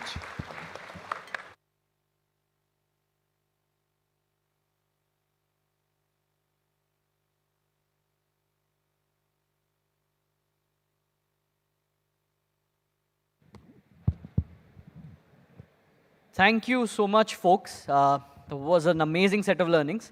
My personal favorite takeaway is that retention isn't just a isn't just a scheme of numbers.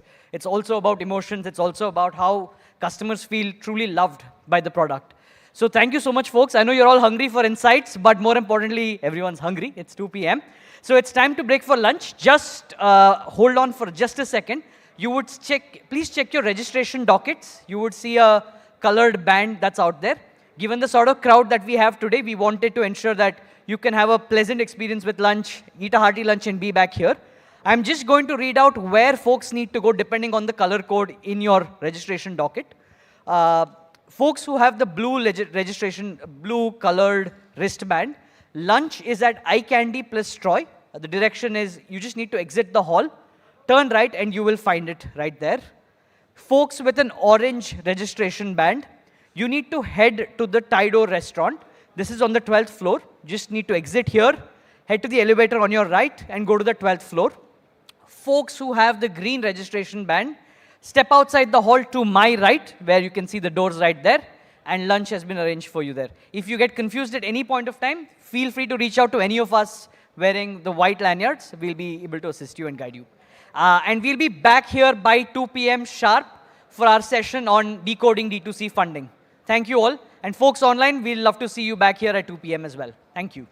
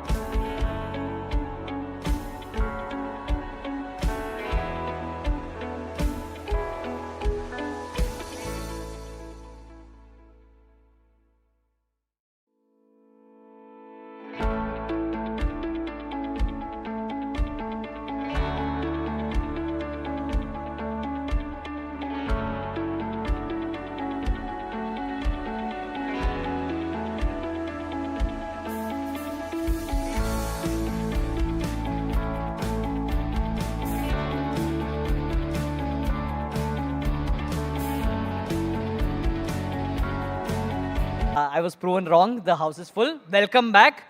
Big round of applause to all of you folks for being here and ensuring that we're able to start on time. Thank you.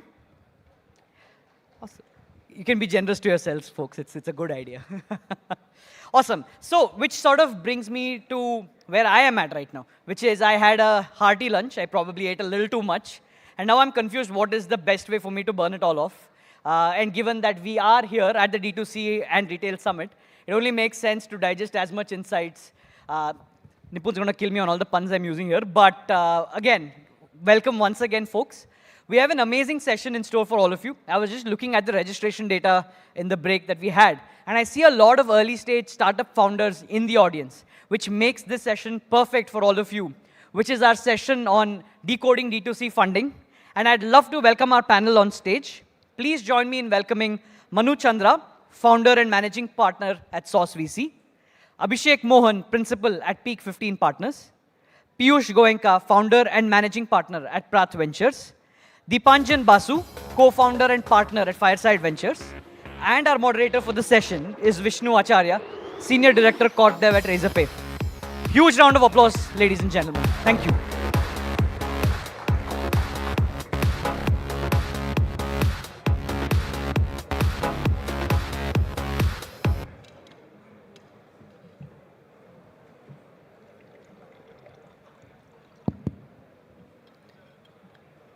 It actually is a full house.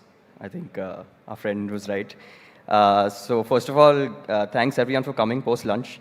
I know it's usually tougher, the 2 p.m. to 5 p.m. sessions. We have a very interesting hall and audience. I just heard we have so many founders already in the room, and I'm sure there are going to be a lot more future founders, marketeers, operators who are going to be building the next 100 brands in consumer. And on the other side, we have probably the country's best consumer investors. And I'm now tasked with a tough job of getting insights out in the next 30 minutes from these guys. But I'll try my best. I'm going to skip intros because those were done, and I'll jump right in. So look, for all the founders out here, you all have to keep pitching to VCs and investors, right? Such as the ones here. Today, let me flip the switch a little bit and start by asking them to do a reverse pitch, so as to why they should raise, y'all should raise from them. So why is it the best time to build in consumer, and why should founders raise from you? Just a line or two. What a setup. We'll be post lunch. So I think think of fundraising as a very long-term marriage, right? And if this is a swayamvar, right? चार दूल्हे बैठे हैं. हम तुम्हें दहेज देंगे यार साथ में. So anyway, jokes apart, like we come in and partner super early at Sauce, and the idea is like, we genuinely want to be very committed and married to your idea and to your business. And which is why we end up doing very few deals. So your baby is as much yours as it is ours, and we genuinely follow through in that. We tend to avoid doing competing deals and so on. And so it ends up being a very, very long-term commitment from us on very few founders and deals, so that we can genuinely give you time, effort, and everything else needed to build your business. So दहेज में जो गाड़ी आएगी, उसके साथ driver भी हम साथ में देंगे. That's pretty much it. Hi, so I'm from Peak 15. I think so some of you might know this. We were earlier called Sequoia Capital. We recently got rebranded to Peak 15. We run very large funds, and there are lots of benefits of it. And one of the things which we tell our founders is the benefit of partnering with us is you get to build really, really large companies, because that's what we want to invest in. That's what we are designed to support. So for example, we have very large portfolio services firm. We have specialists across functions like marketing, human capital, finance. So idea is like, how can we identify and then support founders who are onto creating very large, enduring companies, because of the way our funds are set up. That's the only way we make money. So if you are in that zone where you want to create massive mega company, then we are the sort of partners you should be talking to. Hello everyone, this is Piyush from Prath Ventures. At Prath, we are building a consumer fund which invests at early stage. So the team has 20 years of experience, a lot of it in consumer businesses. We have seen businesses grow from 0 to 1,000 crores plus. What we are trying to build here is trying to be a partner. As you build your journeys, we feel that, like Manu was saying, it's a very long-term partnership. You need to choose somebody who can be there for you through the highs and lows. It's not easy being a founder. We have full empathy for that. We have a lot of respect for people taking that risk and starting out. It's a great time to be building consumer businesses, but it doesn't come without challenges. We feel that we want to build a firm which is empathetic towards that and doesn't just provide capital, sits with the founder and helps him build out on this journey. So yeah, if you're looking for that, do look out for us. Yeah, I'm Dipanjan from Fireside, and on the lighter note that Manu said, 4 dulhas, but unlike a real marriage, you can actually marry all 4 of us at different stages. I think you should know at what stage, whom you should marry. But we often get asked this question saying, especially when you're talking to investors outside of India, saying, can Indian consumer businesses become large? How many large businesses actually build? So if you're a consumer founder starting up, seed stage, a lot of investors will ask you, show me a path to X $100 million. We feel that that's really a very theoretical question. India is so deep and so large that whatever niches you are building, each of those niches can be multi-billion dollars. I think what is missing is the method. So at Fireside, what we have invested time and energy is creating those playbooks and methods on how to build a valuable brand. A valuable brand doesn't mean it has to be X 1,100 crores. A valuable brand can be a very beautifully built 50-100 crore brand, which is displaced an existing consumer brand from a life of a consumer. And that is what, as any consumer entrepreneur, you should take pride on, that have you challenged an incumbent brand and replaced it with your brand from something which is being used 10 years back. And that's the passion with which we work with founders. We work equally with all amongst ourselves. We have common portfolios. So it's an ecosystem which can be built together. And that really is raising the flow. Awesome. So now all of you know who to meet whenever you'll start up. Last question to all of you, and then maybe let's go more specific. You folks so anyone here wakes up in the morning, brushes their teeth, has a shower, puts on clothes, goes to work, comes back, sleeps on the mattress. Pick anything that you've used. I'm sure they've invested in something, right? Take the sleep company, take Perfora, take Mama Earth, Whole Truth Foods, Mokobara. So I think with that context for the audience, I'm very curious to know, why do you think now is the best time to be building in D2C, or the next 5 years? Why is it unique? If you can share some macros that will help the audience visualize how to think of building large businesses and outcomes in D2C, that'll be great. Maybe a line or two each. See, at an overall macro level, it's a no-brainer. At 60% of India's GDP is consumption. At whatever growth rate we grow, it will be a give and take 3-4 trillion. I think the size of the market is not really the question. The way, at least we are seeing the markets getting developed, is that those platform type, large, wide, I can do everything brands, I think those right to win for those brands will become lesser and lesser.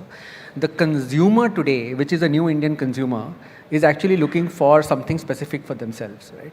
And think about it today, of the 200 odd million online shoppers which are there, 25-30% are Gen Z. So these consumers are not even shopping 5 years back. If you take a 5-year out lens, 50% of Indian consumers will be consumers who were not the consumers of the past. So that gives rise to a completely whole set of new brands, right from your soaps and shampoos to mattresses to food to fashion. So therefore the opportunity is large, but the opportunity is there if you can really solve a problem, right?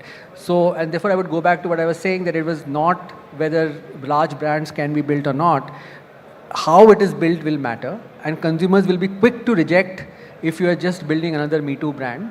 And the consumers will look for value, the right price, the right. So the macro is very, very strong, but it can be leveraged only if you build a very, very, very strong brand. Doesn't matter at which area, whether it is health or fashion or pets or travel, right? But build for a niche, build for a segment. Each of the segment can be very large. Like it will fit Abhishek's definition of large, which it can become a very valuable company. I mean, I'll just chip in one other lens to it. I think from a timing perspective, it can't get better because a lot of work to get the building blocks for building these scalable businesses are now in place. I think when I started Sauce or, when Fireside started, or, 6-7 years ago, a lot of the building blocks weren't there. So, e-commerce, what Amazon and Flipkart have done in terms of setting up last mile infrastructure, the marketing tools that have got set up, payment systems like Razorpay has got so many tools now to integrate e-com into payments. Quick commerce is now shaping up, instantaneous gratification across categories and their ability to service customers and, bring access. All of those things make it way easier to scale a brand to a fairly large number than it was possible even 5 to 6 years ago. So one, of course, there's the macro consumer side to it, which Dipanjan, but from a supply side for you guys, the tools, the availability of capital, the proven success stories, all of those things are laid up. So this is honestly the best time to start a good consumer business because you've never been better equipped with what you need to scale. Fully agree. I think this is a great time to start.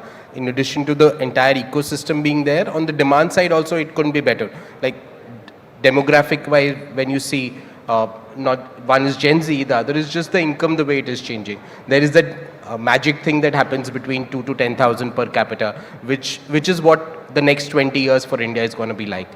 So this is the time to build for India. The demand and supply, it's never been easier in terms of opportunity out there, and you have to understand what you are building for, and really build for a consumer, solve his problem, and the opportunity is as large as you can. I fully agree. Each niche provides the opportunity to build multiple of hundreds of crores of business.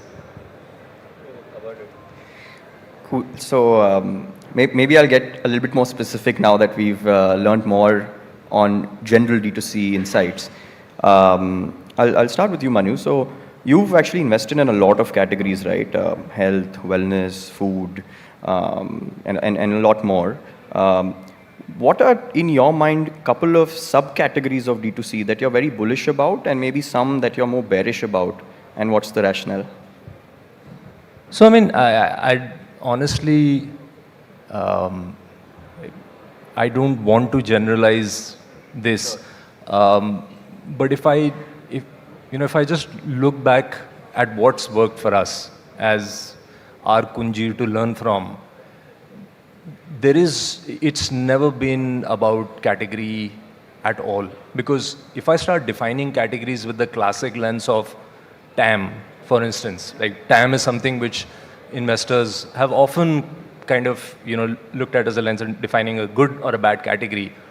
Then by that lens, Abhishek and I would have never done, let's say, the whole Truth Foods. Like Shashank started with a protein bar, which even today, the protein bar category is like 400 crores at best, right? We also don't look at categories from, is it a red ocean or is it empty?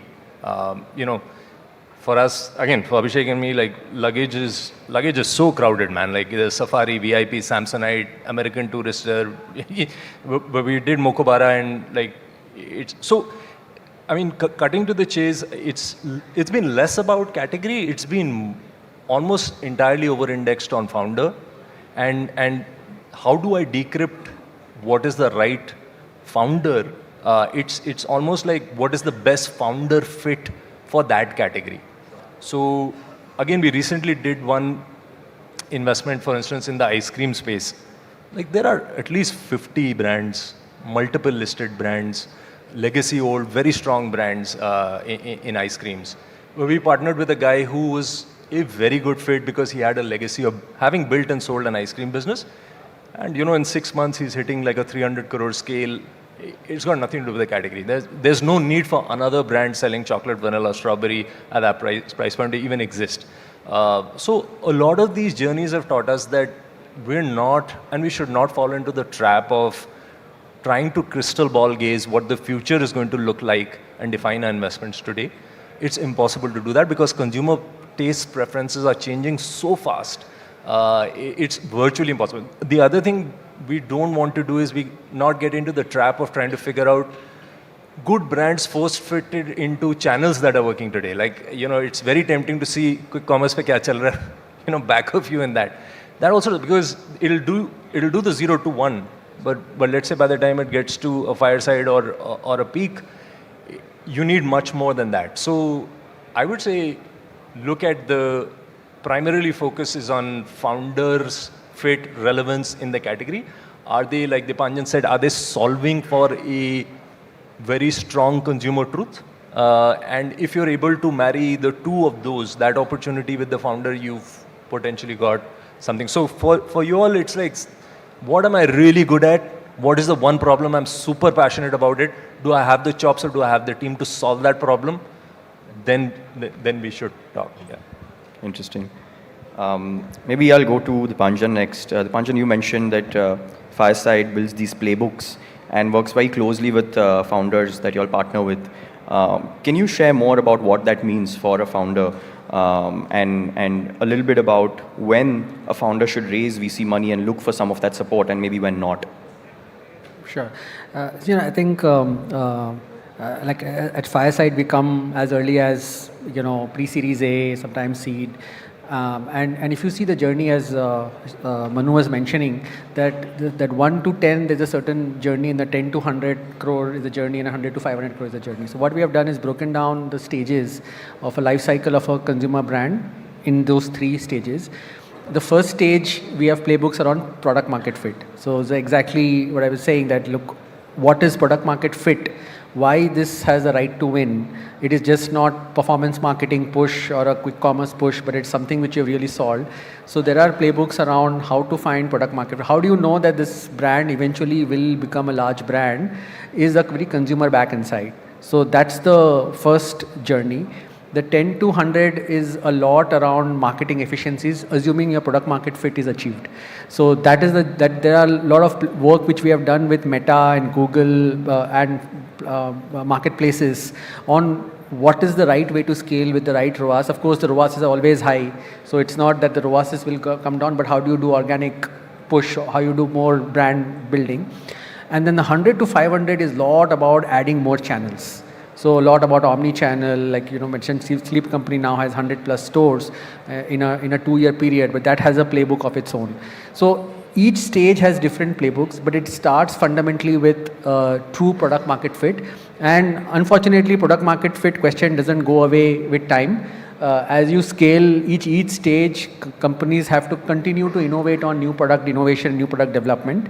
And then that is the real ultimate scale. Like we have now examples like Nat Habit or Slub Farm or Sleep Company or Traya, which is continuously innovating on the product, right, along with all the channels. So these are some of the learnings across the 50 plus companies we have invested so far.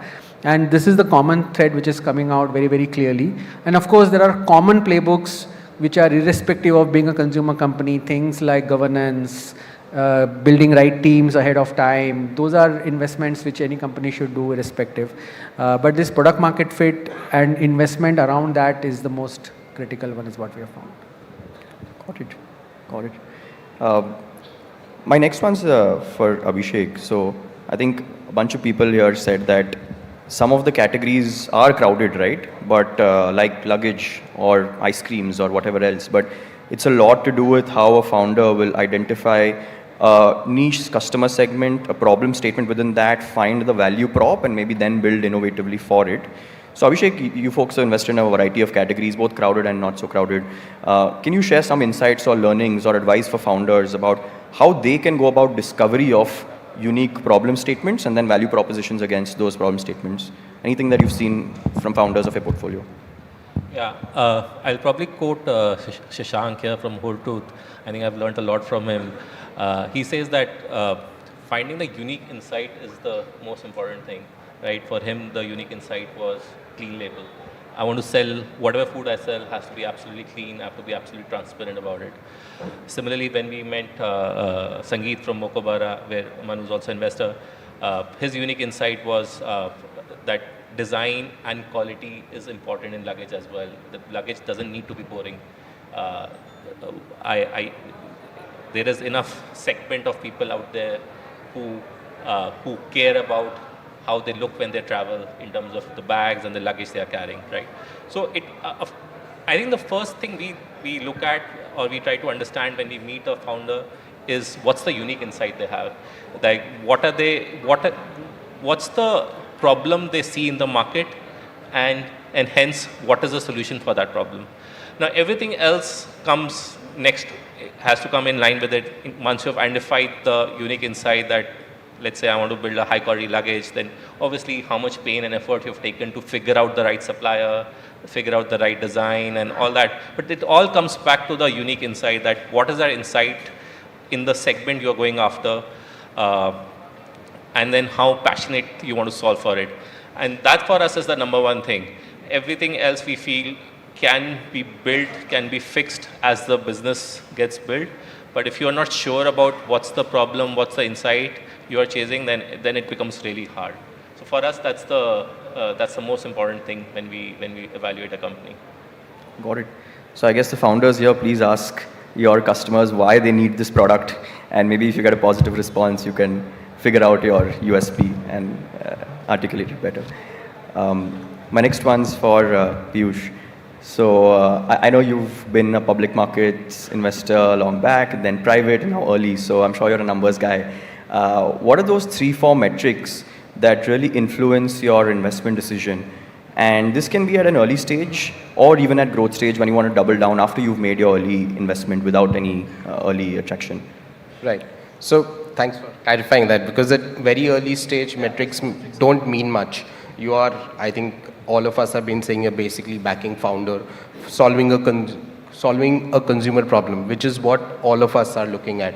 Any consumer fund who has been doing this for long enough knows metric at very early stage does not mean much. But like you said, over a period of time, metrics start to mean something. And what are those metrics that you want to kind of look at or build? So I think clearly the era of building a business without thinking about profitability is gone. So unit economics is extremely important. What you are building for over a period of time, whether you make money today or not doesn't matter, but the unit economics determine your gross margin today will determine whether you can eventually make money doing this business or not. So that's extremely important for us as to how the person thinks about that as a metric, what those unit economics are today and where we believe they can get to at scale. Then when we look at further look at profitability, when you're looking at channels, each of these channels are very different in the way they behave from each other. Each channel plays a different part in the evolution also. While you have got your product right, you might have launched in a particular channel, and we are seeing a lot of people over the last 3-4 years have launched on D2C or on marketplaces and then gone to some of the other channels. Just kind of trying to say that, is the channel fit right for you, and is that something that you recognize today? Like today, for anybody in F&B, a large part of the growth is driven by quick commerce. So have you been able to solve for that? Is that something that is really, if you don't solve for quick commerce in F&B today, then you are not able to build scale today. Then if we look at beyond unit economics, there are in categories which are repeat oriented, what kind of repeat you have been able to build. Again, categories are very different from each other, and again at a very early stage you are more in the customer acquisition phase. You're spending more, you are trying to acquire new customers, and India is very, very large. It's such a deep market that you can continue to build for new customer. If you do that profitably enough, if it makes sense for you to acquire that customer, are you first time profitable? or you need to build a repeat business. If there needs to be a repeat business for it to make money, then that repeat business, how it's kind of, how your cohort's behaving, how is there a merit to say that this is a cohort driven business and you can build around that. I think a lot of, are non-metric driven. People, I think eventually we are taking a founder's call to build a large business. It's while it starts somewhere with consumer understanding, goes to what product he is building. Is he able to kind of demonstrate ability to build a large team? Does he have the leadership quality to be able to provide them the vision and the direction to grow, which are far more important. Got it. So I guess founders in the room, it's all you, not your Excel models. That's going to come handy when you meet them, at least for early stage. The next one is for Dipanjan and Piyush again. So, and by the way, please chime in if you have insights beyond the ones I'm asking. For different categories and products, I think founders pick a channel to start with and then expand, right? And usually it's online first, except for maybe some categories that need to have the touch and feel. But in the online channels, there is obviously a direct channel via app, web, and then you have marketplaces and then eventually quick commerce. What are your thoughts on how the true direct channel will evolve over the next few years? Because from the little that I hear, it's still a small contributor to larger P&Ls and volumes. How will that evolve, and how should founders think of where to start and then where to expand between direct, marketplace, and quick commerce? So there again, our learning is that it's very specific to the consumer you are looking at.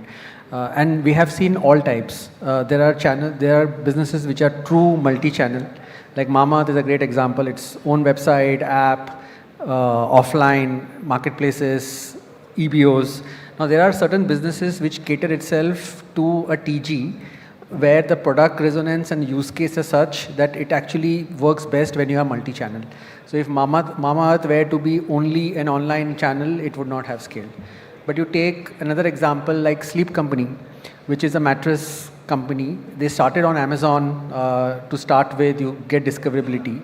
But eventually the experience is where the consumer is coming for. So when you build for experiences, it has to be direct to consumer. So today they have 100 plus offline stores, but their entire marketing happens online. So it's a 80-90% direct to consumer, and the marketplaces are limited to 10-15%, because the value proposition of Sleep Company and what the consumer are buying for can be delivered only in this approach.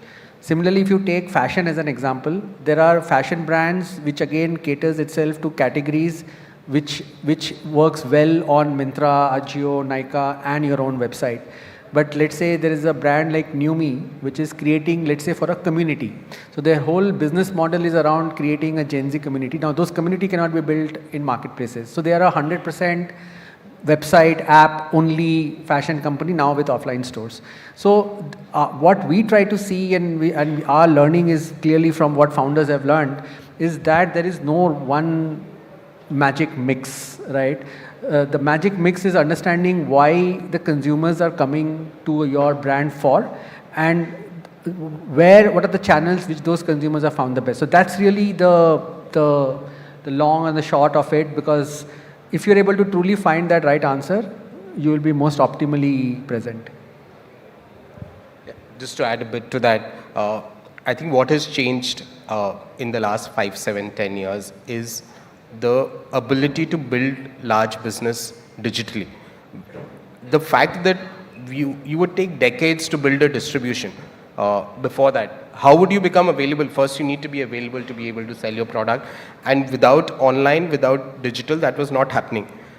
So that is the big game changer here. That started this all ability to be able to build a large business in a shorter time frame. Otherwise, it would have taken as it took earlier to kind of build businesses. And that's why most of the businesses starting digital first. What has additionally changed, I believe, today is that ability to build a large business just digitally. And I've spoken with several founders. People think that what can be built digitally. I think it is only driven by what your capability, your proposition is. I think each category today allows to build a large business digitally alone. Then each channel plays its part. D2C is to me what EBO used to be earlier. You are owning that customer, you are providing the experience to them, you understand so much more, the ability to experiment, the ability to kind of talk to your consumer and own him is there. That's the way you kind of initially build out. But the cost of doing D2C business is extremely high. Most of the brands kind of bleed in that channel. So that as a channel, unless you are able to solve for something, unless either you're doing first time profitable or you're solving for a community and you build a very strong community which comes over there, you are not able to kind of build D2C alone very large. But digital, you can build very large business, and you have to decide when you want to go offline. You have to be where your consumer is. If your consumer is everywhere, if today you are in a market where 90% of your consumers are offline, it's only a matter of time before you have to go offline to be able to cater to them. Consumer is not going to come where you are to buy your product. So yeah, I think all these channels play their part, but each channel is very important in the evolution of these brands. And whatever you do, I think if you do it right, you can build a large business just doing that. Got it. Interesting. I'm getting stares from our organizers, so I'm going to have to maybe summarize and leave 5-7 minutes for the audience and hear some questions from there. So look guys, this is my takeaway. India is clearly inflecting on its consumption story. It's a great time for you to build anything in consumer.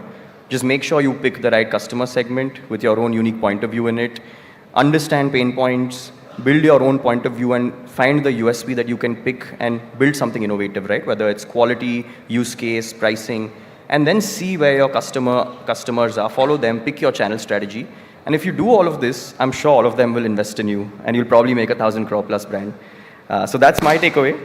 With that, I'll give it to the audience for any questions. Yeah. Okay. Can you? So basically, 3 questions.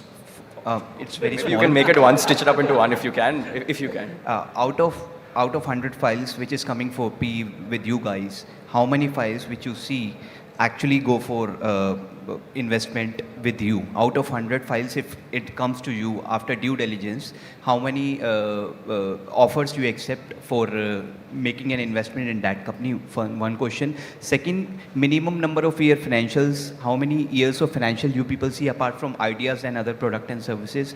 Third is minimum number of profit, means 3 CR, 5 CR, 10 CR. Do you see or give importance to profit also in the balance sheets? Only 3 questions. Thank you. Sure. I think this. I think we need another half an hour for that. But I think the second and third have broadly been answered. I'll still let them maybe answer what's been your hit rate. Maybe one, and then we go to the next question. Any one answer. I think the first question is a hard one. I don't think we have a ratio like that. We look for product market fit, we look for good founders. So there are months where you look at 100 and there are 0 investments. And there are months where you look at 100 and there are 5 investments. But in general, we would see about 1,000 plus companies in a year and we do about 10.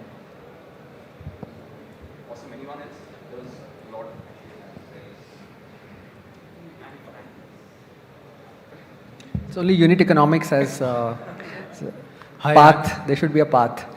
Hi, I'm Nishant. I'm from Ivory, a performance marketing agency. I just want to understand, as they say, we don't need another coffee shop. So is there any category which is a complete no-no from your side that we don't want to invest in this category?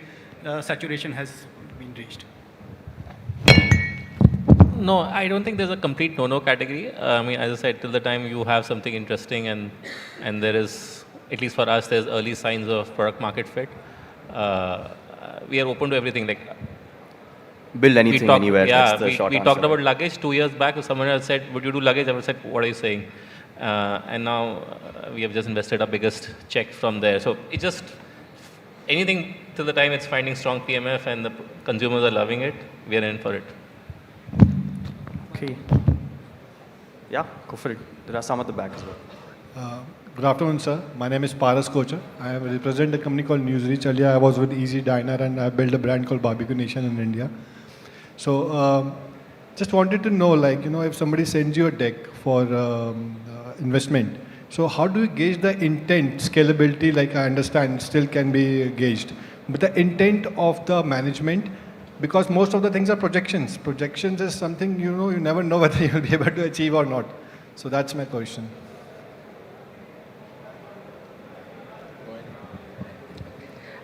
I mean, of course, we meet founders, but when we sometimes see a presentation, the real passion and the depth of what somebody is wanting to solve comes across. So we've look at like 1,000 decks. We may not meet 1,000 founders, but the real passion and the purpose with which you are building and what you are solving, that sometimes comes out very clearly, and that becomes the reason to then say, let's talk to the founder. So, as you are building a presentation, it's not the fanciness or the fonts or the thing. It's just the purpose and the genuinity of how what you are building. Yeah.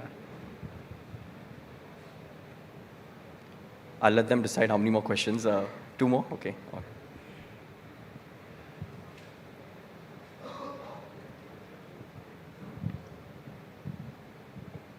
Hi everyone, my name is Vishal Tikka, and my question is like you mentioned a lot of criteria when you are evaluating in terms of categories, a lot of perspectives were discussed. Can you speak up a little bit? Yeah, a lot of perspectives were discussed when any VC is investing in any company, but how does ASP plays a role? And why I'm asking that question is because usually someone is trying to solve a problem where it is about 20 rupees product, but how does VCs decide like whether small ASP, because that businesses cannot be built on D2C. So how do you see investing in these kind of businesses and whether these kind of businesses are attractive to investors or not really? I mean, I just to confirm, your question is, how do we look at ASP, correct. Right? Correct, right. I mean, again, look, the ASP will only at some level decide what channel works for you.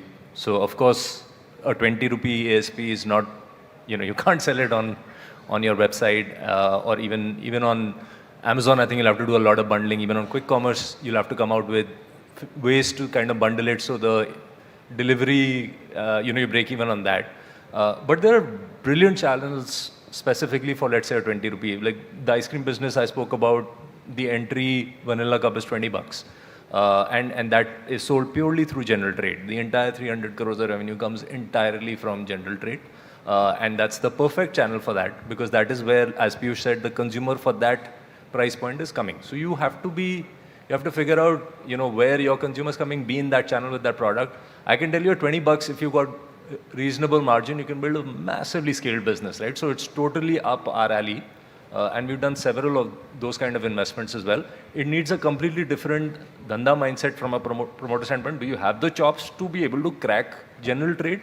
Is a completely different ballpoint. And I think they spoke about what's the right channel for businesses. There's also an immense channel promoter fit or channel founder fit.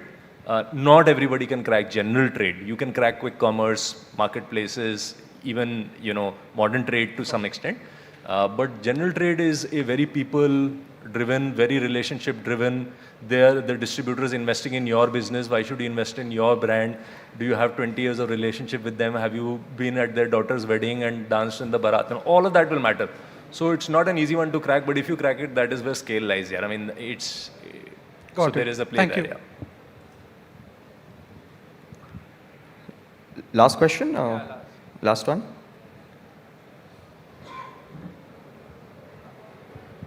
Hi. I have a quick question.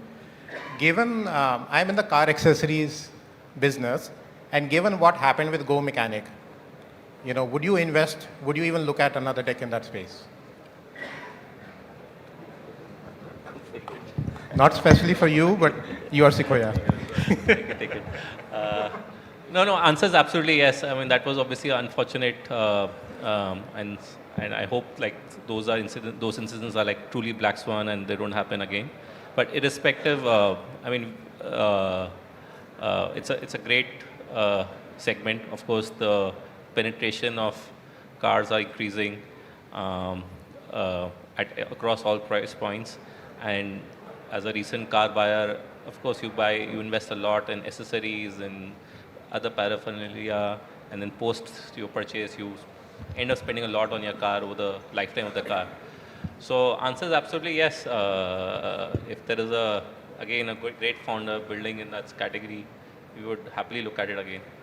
Thank you. Awesome. I think we're done. We're about 10-15 minutes over time. But thank you so much. Thanks for coming down and doing this. Thanks, everyone, for listening in. Big round of applause for yourselves.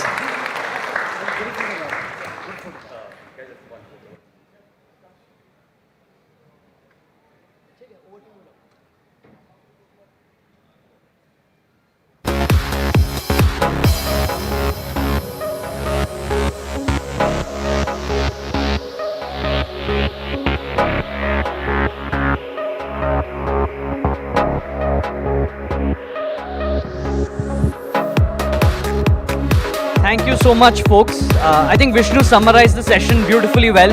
With the right macros, the right TAM, the right customer insight. My startup itch is acting up today. But unlike most of you folks, I don't have a good idea or a great customer insight. If you are someone having that itch going strong for you, you know whom to catch. They're heading out right now. Perfect. Before we go into our next session, just a couple of housekeeping rules. I know there's a lot of flux happening. So let me just cover that up. Firstly, please keep your phones on silent. Could hear a bunch of messages and calls sitting right here where we were. We don't want to distract the panelists or make for a bad viewing experience for anyone else around here.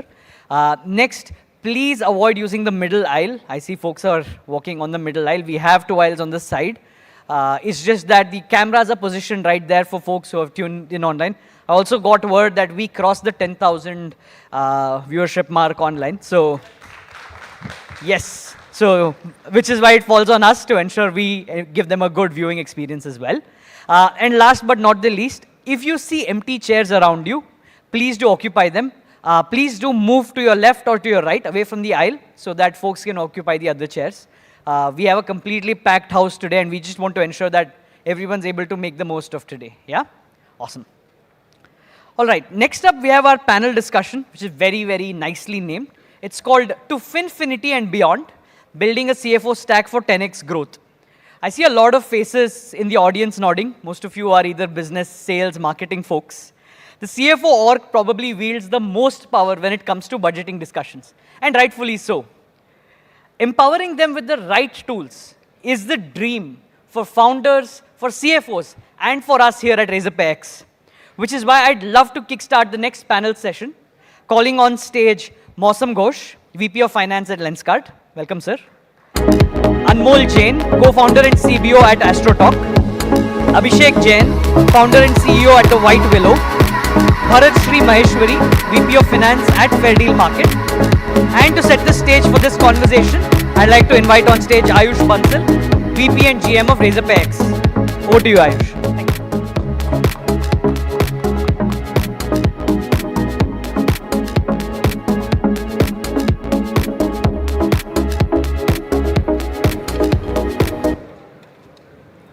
Hi everyone. Hello. Yeah, how's the energy in the room? We just had a session by the VCs and I can see a lot of excitement, and you are thinking that how soon and how quickly we can raise the fund. And the next session is very relevant. Like this one is very relevant to as a follow-up to the previous session, because CFOs are the one who help you get faster to it. So this is a session where we'll talk about the power that CFOs sort of hold. We'll talk about two important things, which is Dhanda versus startup. And these two terms have become quite popular in the last couple of years, where the profitability is becoming more important. We have a panel where we have two founders and two finance professionals. So we'll get a view from both sides of the coins. I'll go around the panel and do a quick introduction and just get a sense about the overall topic that we have. So probably I'll come to you first, Mausam. If you can just talk about, like everybody know Lenskart here, but if you can just talk about a little bit your role in the company, and how do you see CFO's role evolving over time? Sure. Thanks, Harish. So so Lenskart, like we all know, we are trying to revolutionize the whole eyewear industry. So like we have been here for the last 12 years, but what we are trying to do is just to kind of change the human mindset. Like earlier, eyewear used to be like ek chashma kharida. It keeps on going for 4-5 years till the time your power changes. We are trying to kind of bring in the whole flavor of fashion into it, lifestyle into it, and that is how we are trying to kind of change the kind of way we are looking at it. And for making that happen, we are kind of focusing hugely into Omni, because it cannot be done like we discussed in the previous panel as well. We are trying to reach out to the consumers in each of the segments, and for that to happen, we have to be in each of the channels. So I think that is how we are trying to grow. Over here at Lenskart, I head the finance function for India business. So that is how I have worked with, coupled with our business leaders to help them grow faster while making sure that the controls and governance is in place, because that is again a crucial part. So yeah, that's been my journey so far. Yeah. Awesome. Welcome, awesome. We'll get to hear a lot of stories from you about what all you have implemented Lenskart. We'll come to you, Abhishek. So just want to know a little bit about White Willow for the people who don't know. You are the founder at White Willow, and a perspective about what do you see a CFO's role in a company? Yeah, hi. So basically, we are into personalized comfort solutions because we truly believe that comfort is something which is deeply personal to each and every one, and that's what we are doing at the White Willow. Coming to you, in terms of what do we see from a CFO's role. So we typically, from a founder's lens, what happens is it's always said that keep your finances close to your heart. And typically a CFO is someone probably who would be even closer to your heart than your own wife, right? Because that's the role to put it in terms of how important the role of a CFO is. It's majorly in terms of as founder we tend to sometimes go and get aggressive in taking certain calls, and that's where the CFO comes and plays a massive role in terms of keeping us in check. Because they have all the numbers in terms of what percentages of spends, marketing spends are we doing, or is there any kind of an increased spends, or there's something which needs to be taken care of. So it's acting more exactly like a co-founder or a extremely key position and a key role from a founder's lens. Awesome, that's a very good perspective. Bharat, I'll come to you next. So we heard compliance, we heard budgeting. You have been at Nivea for almost a decade, and now you are at Fairdeal. Can you talk about a little bit on the overall role of finance and CFO and how it has evolved over the last few years? Okay, so definitely one is pre-COVID experience and one is post-COVID experience. So as a finance, I see Abhishek mentioned, still the mindset is about the CFO or finance role is about the number crunching or the number actually happened, and just giving the insights or reporting of the actual numbers. But basically, finance is a proactive role. Finance nowadays is a co-pilot, or I will say it is a catalyst of the entire organization. So what is the role of CFO? Is the shadow of a CEO. So when I talk about the, let's say, vision of a founder or a CEO of the organization, finance, who is actually converting all the future vision into the KPI of the functionals, whether it is marketing, sales, supply chain. So the role of finance become more central, more catalyst role. I see that kind of development happened over the period. I'm sure a lot of people are not aware who are able to leverage the finance, and like people still have a belief like empower finance, and I believe it is more than that. Finance become more proactive partner to their businesses. They are the second go-to person in the organization than the CEO or MD. And in terms of other than budgeting and planning, which is, I still believe it is a very routine thing, it is more about the future scenario planning, where the finance play a bigger role, or you talk about the SWOT analysis, yeah? So it's not short term. So let's say when I joined Fairdeal also, every function was doing their role, whether it is sales, marketing, but who is managing the entire ecosystem or entire output? And then founder always look for someone who can support that. Earlier, definitely, sales director or marketing head used to play that role, because depend on the organization structure, whether sales is more important or marketing. But nowadays, CFO plays a more holistic role. He has a 360 views, and he can take a proactive scenario planning, and he can give the decisions also. Awesome. Okay, that's great to hear, Bharat. Anmol, last but not least, but want to get from your sense also, do you agree with all of them in terms of like finance being such a critical function, and you have been running a AstroTalk as a successful startup for all these years, and now you're going into the D2C world. So if you can talk about that and the role of finance according to you. Audible? Hi, I'm Anmol. I am co-founder at AstroTalk. So we run India's largest astrology brand currently. We're a 1,000 crore brand, going into D2C now, expanding into other verticals. For us, like I have played the CFO role for a major part of our life, the company's life, and we have been primarily bootstrapped. So earlier, I think the CFO role was very critical. The finance role was very critical क्योंकि पैसे होते नहीं थे उस time पे, तो खर्चे ज़्यादा मतलब हो सकते थे मार्केटिंग के कितने जाने हैं, जैसे the point he mentioned कि बेसिकली मतलब CFO का रोल वही हो गया जो बिजनेस का रोल होना चाहिए. इट इज़ लाइक कि कस्टमर से कितने पैसे आ रहे हैं, उसके बाद मार्केटिंग पे कितने पैसे जा रहे हैं, वेंडर्स पे कितने पैसे जा रहे हैं, लास्ट में बैंक में कितने पैसे बच रहे हैं, बैंक में जो पैसे बच रहे हैं वो प्रॉपरली ट्रेजरी में इन्वेस्टेड है नहीं इन्वेस्टेड है. ये सारा रोल मतलब आई थिंक फाइनेंस का रहता है. And this is while ensuring कि you have all the controls in place, basically all the checks and balances in place. And as you grow big, like starting में हम लोग खुद OTP देते थे, अब इस टाइम पे as the organization grows bigger and bigger, तो काफ़ी जगह हो सकता है कि you also have to create a proper set of layers कि इतने 1,000 रुपीज़ इतने लाख रुपीज़ तक का बिल यहाँ पे अप्रूव हो सकता है, इतने बिल के लिए यहाँ पे अप्रूवल के लिए आना चाहिए. एंड वहाँ पे चेक्स एंड बैलेंसेस करना है so that you know, let's say even any kind of, let's say embezzlement, etc. is not happening. I think it's also important for the CFO to keep, you know, all these in check. Perfect, awesome. So we established that a CFO's role is quite strategic to the business, and it's been evolving over the last few years. But I would love to break it down further, right? Like give it more context to it, right? So we'll talk about three important pillars that CFOs essentially focus on and could contribute towards. First, customers, second, vendors, and third is employees. So Abhishek, I'll come to you first, right? CFO's role is, or finance function roles is, one of the misconception is that it's primarily linked with cost cutting. So on the customer side, there might be a lot of investments and marketing efforts and all that might be needed. How do you balance both, and like what's your view about finance role on the customer side of things? So basically, if you would see the way the D2C ecosystem has now been evolving over a period of time, the finance role has also been evolving. So primarily before the entire scale of D2C was happening, or you know, you would see the role of a finance would be typically to see, like Anmol mentioned, what money the bank is coming into, what is going out, right, and what are the vendors to be paid.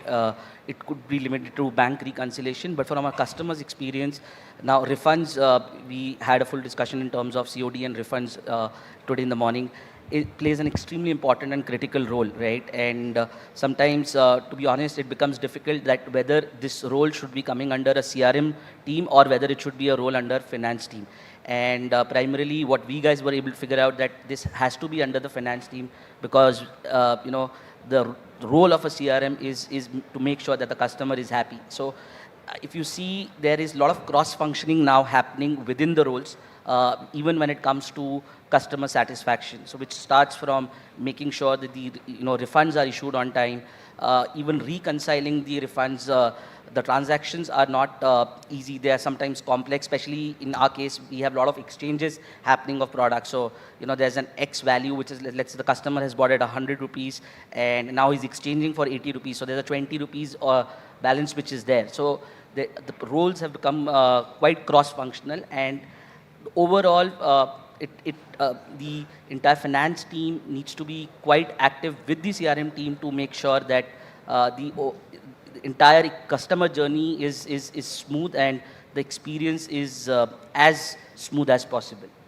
Wow, okay. So if I summarize that, you said the refund ownership is sitting with finance as a function which can determine what is the budget and how to take the calls around refund because it's a very customer. Yeah, so please. Ayush, I can give the live example. Yeah, so in Fair Deal, so we are in the quick commerce, trying to deliver to the B2B space. And like he mentioned, so we were facing the challenge. So sales team always say, you know, the quality issue. While we delivering, we say, do the QC to the retailer.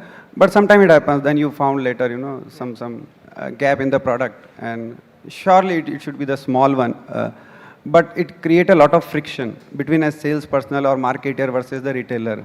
Yeah, so I might lose retention of those retailers. But the organization was not able to take call, yeah, whether we should fulfill their demand, replace, because it is very costly to replace something. So whether we should do it or not, or how it should be done, yeah. And then as a finance, I took the holistic call. I tried to quantify the impact.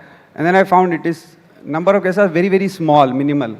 But because of that, I lost, let's say, 25% retention. And then I found the amount what I am doing as a business, it is nothing, and it can lead to a lot of trust and satisfaction. So instead of, let's say, replacement, I said, okay, we can give cash back into the wallet, yeah, and the person can use next time. So yeah, I think it is building a lot of customer satisfaction and trust. So as a finance, we are playing significant role. That's a very wonderful example. I just, because we are on the topic of refund, I'm very curious to also understand from you, Anmol, right? How do you see refund in your business, right? In AstroTalk, let's say somebody's taken the service, right? And then how do you objectively determine whether this particular transaction is refund worthy or not, right? And more importantly, how do you make a financial sense of the refund budgets, or however you want to define it? Like in our case, like most of the refunds for a dissatisfied session do happen, if there's a tech issue. So if the person is not able to hear what the astrologer is saying, or there is a internet delay, etc. And because we operate on a per minute build basis, so basically the time is lost, then it's lost for the customer. So those kind of refunds are processed by our team directly in the customer's wallet. So that is not a financial loss for us in any form, because that money is eventually spent by the customer and comes back to us. And for, let's say, refund to source cases, so we try to, let's say, like every business will have the same logic.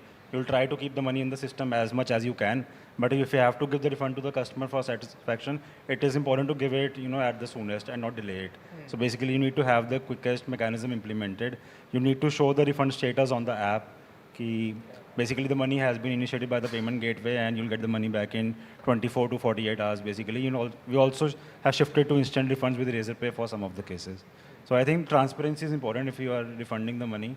So the customer should not feel कि मेरे को जैसे 7 दिन तक आने हैं पैसे, तो 7 दिन में रोज आके check कर रहा है. तो वहाँ पे I think you have failed if you have not done a good job. Got it. And is this something like a DNA always established right from the day one? Like you'll always refund the customer as a customer experience point of view, or like in some way in the journey you learned it and then implemented later? यहाँ पे देखो customer भी होंगे.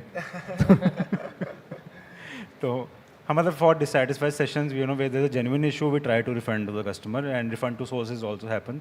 And बाकी जो normal segmentation वगैरह बना रखी है user की, it's a high spending user. So basically there's a no question refund asked to a certain limit. If there's a new user who just started using on the app, so then make him use the app, or to, let's say, improve customer retention, you have to give him a, let's say, superlative experience at the start. तो वो segmentation वगैरह कर रखी है, and those limits are decided.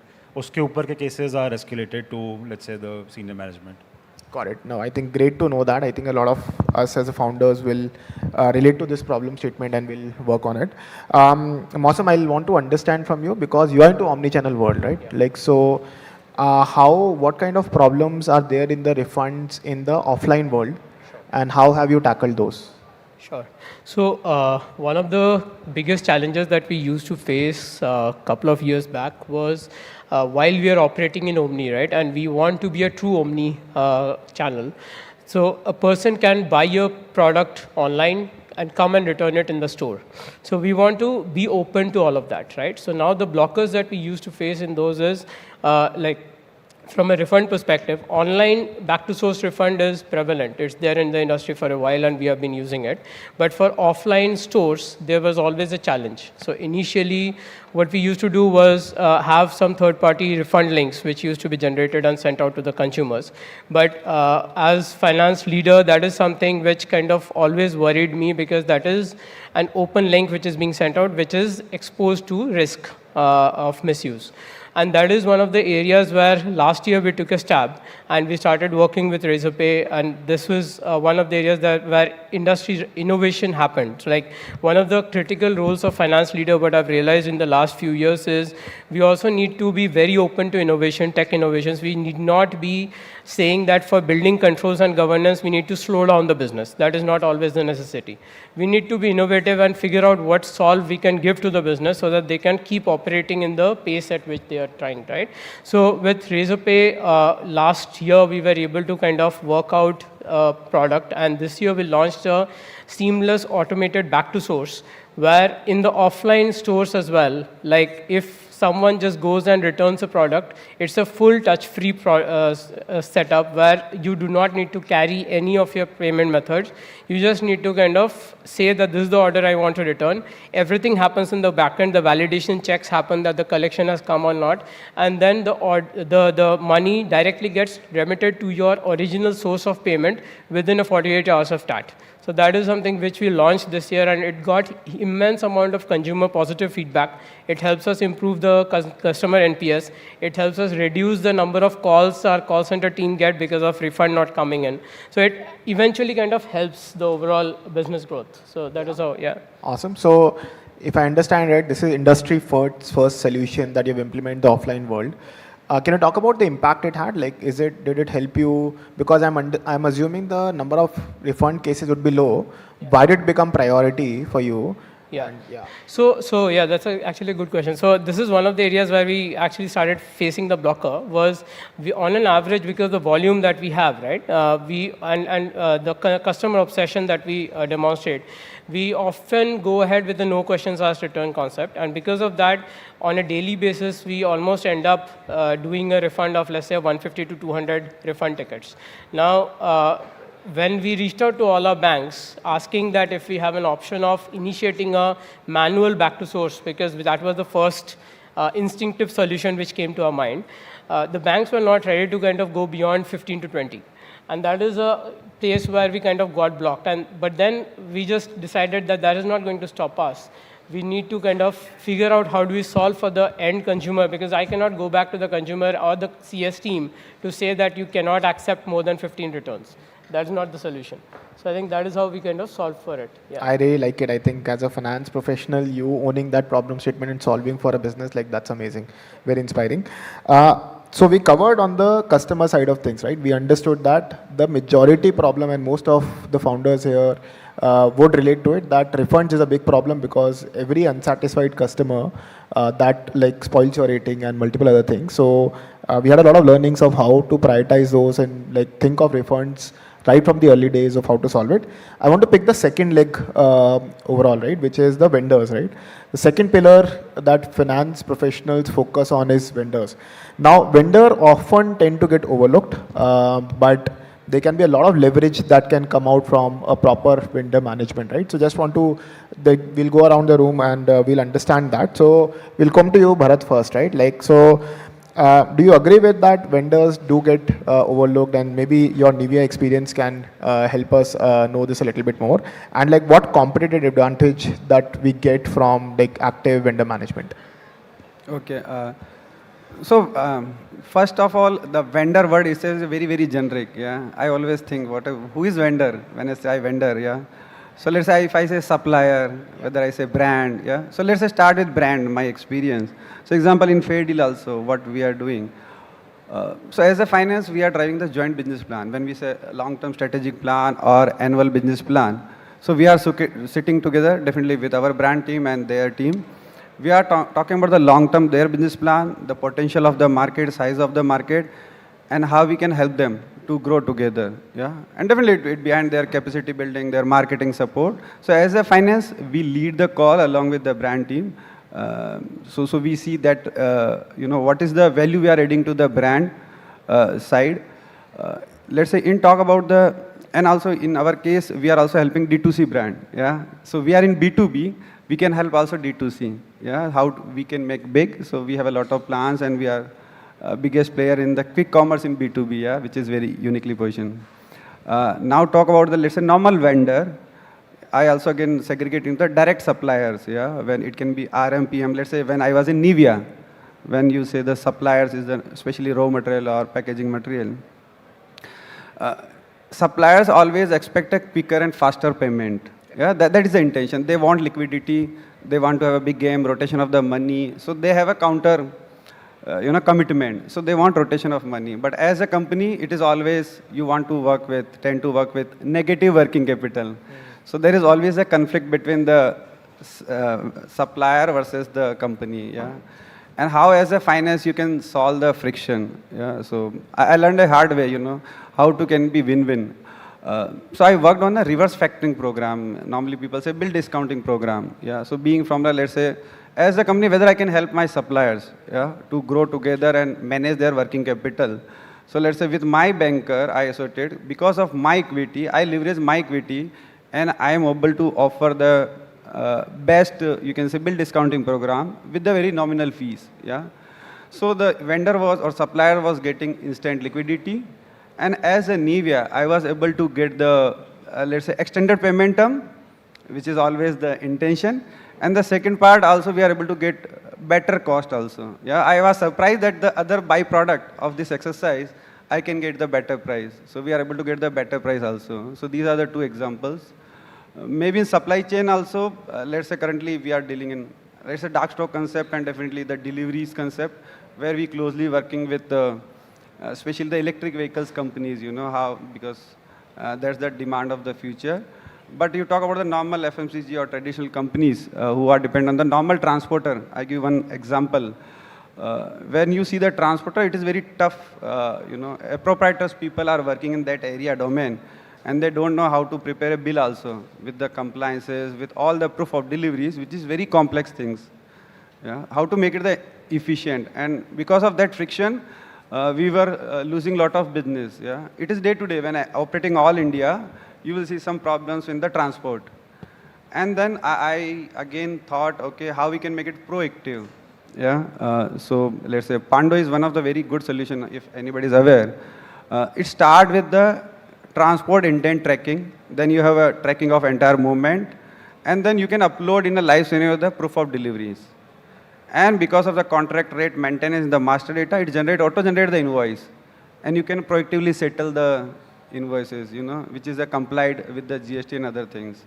So which I implemented, and again, it helped a lot of satisfaction in the transformability. It saved a lot of time at the warehouse levels in operations. And again, what is the tool name? Can you say that again for people? Sorry? What is the tool name that you said? Pando. Pando, okay. Pando, yeah, it is a UK-based company. And then definitely there is also saving of 5 to 10% also in the cost, yeah, which were byproduct, which was not intended initially, but because of this efficiency exercise, people who are ready to offer the saving also, yeah. So I think it is good exercise from finance side, leveraging the technology, making efficient processes, and yeah, getting savings for everyone because of the scale. I love to take Abhishek's view also on this one, right? Like, as a founder, do you even look at the vendor data? Like, is it important for you? To be really honest with you, you know, we guys are bootstrapped, and our vendor relationship is, or the vendor care which we actually do is exactly the same what we do with our customers. Right, and why and where it's important, because when we started off, typically the suppliers, the vendors are not ready to support you, right? It has been a massive problem. The timeline, let's say, would be 30 days, delivery would be 45 days, right? And the only thing probably worked over there was relationships, definitely. And till date, exactly the way the customers, the way we take care of our customers is the way we take care of our vendors. And what we did, and what we actually figured out, which is one of the biggest problems, you know, is that it's not only vendors' challenge. The payment terms which are committed to vendors. So let's say if it's 30 days, you would often see vendors, you know, following up, you know, paisa de do, it's 35 days, 40 days, 45 days, right? And a lot of times would not even supply your material, right, to that extent. And to solve this, what we did is that we basically, you know, kept a term of 45 days and made sure that, you know, we pay them in 30 days. And that actually helped us to, while scaling, right? And especially for any D2C brand, it's at times it's extremely difficult to see, you know, predict the quantities, right? Let's say if you have a sale going on, and if you have 100 units, and suddenly, you know, you have a spike of 300 units or 400 units, no matter how good you are with your inventory planning, these things are going to happen, right? And that's that is the place where the vendor actually really helps you. We have seen cases where they would have, run their factories for 24 hours, put extra workers behind us to make sure that, they are able to deliver. And that has happened because we were able to take care of them. So I would say it's extremely important and extremely critical, exactly the same way you take care of your customers. This is very, I think, very thoughtful that you have started looking at vendor right from the early stage. I want to also pick the third pillar now. I think the first two pillar, we spoke about customer, vendors. The third pillar is often like it's more than 40% of your payments, but less than 2% of your attention, employees, right? So we'll talk about employees a little bit. Like, of course, jokes apart, but employees are very critical and it's always on top of mind, like everything from hiring to retiring, everything is important for us. So Anmol, I'll come to you and would hear from you about what kind of employee policies, tooling, etc. that you have deployed in your company and ensuring that employee stays happy with you. How many employees are there? Maybe you can start with that. Okay. So we have about 300 employees and about 20,000 astrologers working with us. So the astrologers are on a contractual payroll, so they are not exactly employees, but we extend the same amount of care towards them. So, like for employees, I think the important thing is to understand that it is not a one-size-fits-all approach. So, like for every category of employees, there will be a different set of benefits, etc., that will motivate or keep them happy. So, let's say for an entry-level employee, you have to understand what are the challenges that he is facing. He's in his first job of his career. So, what is the kind of, let's say, office space, etc., he needs. And let's say people are staying away from their homes, so लोगों को खाने की दिक्कत आती है. So is there, so recently, we also started providing food in office. This was primarily because कि लोगों को सुबह ऑफिस आना होता है, maid वो रख नहीं पाते, अकेले रह रहे होते हैं, and because eating, let's say, anywhere outside, तो मज़ा नहीं आ रहा होता, and it's not even healthy. So वहाँ पे ये करना. For, let's say, mid-management, I think, mid to senior management, etc., I think it is important to design a very good flexi benefit policy, whatever, let's say, your organization size allows, कि कहीं पे आप जैसे car lease offer कर पाते हैं, जैसे हमारे साइज़ की कंपनी में कार लीज नहीं ऑफर कर पाते, बट लेट्स से कि मतलब बाकी petrol driver and etcetera lot of allowances that you can offer to offset their tax liabilities. And let's say for let's say most of the employees it is also important to design a very fair and transparent ESOP policy. And मतलब ESOP policy fair होनी चाहिए, वो ESOP fables नहीं होने चाहिए जो कहते हैं कि मतलब बस है जिसमें मिलता कुछ नहीं है. So we conducted a first ever ESOP buyback this year. So which was, created, let's say, some wealth for the employees. 2 people bought houses, a couple of them bought a car. So that was, a nice experience for, let's say, personally. And मतलब ESOP policy आपकी transparent होनी चाहिए, fair होनी चाहिए.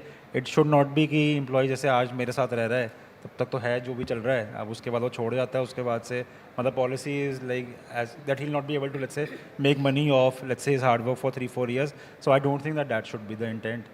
And let's say for our astrologers also, I'd like to answer that. वहाँ पे जैसे हमने मार्केट को ऑर्गेनाइज़ किया है, जैसे काफ़ी अनऑर्गेनाइज मार्केट होती थी, पेमेंट डिलेज वगैरह काफ़ी होते थे. एंड इससे पहले भी जो कंपनीज ऑपरेट करी थी, they were not exactly very transparent.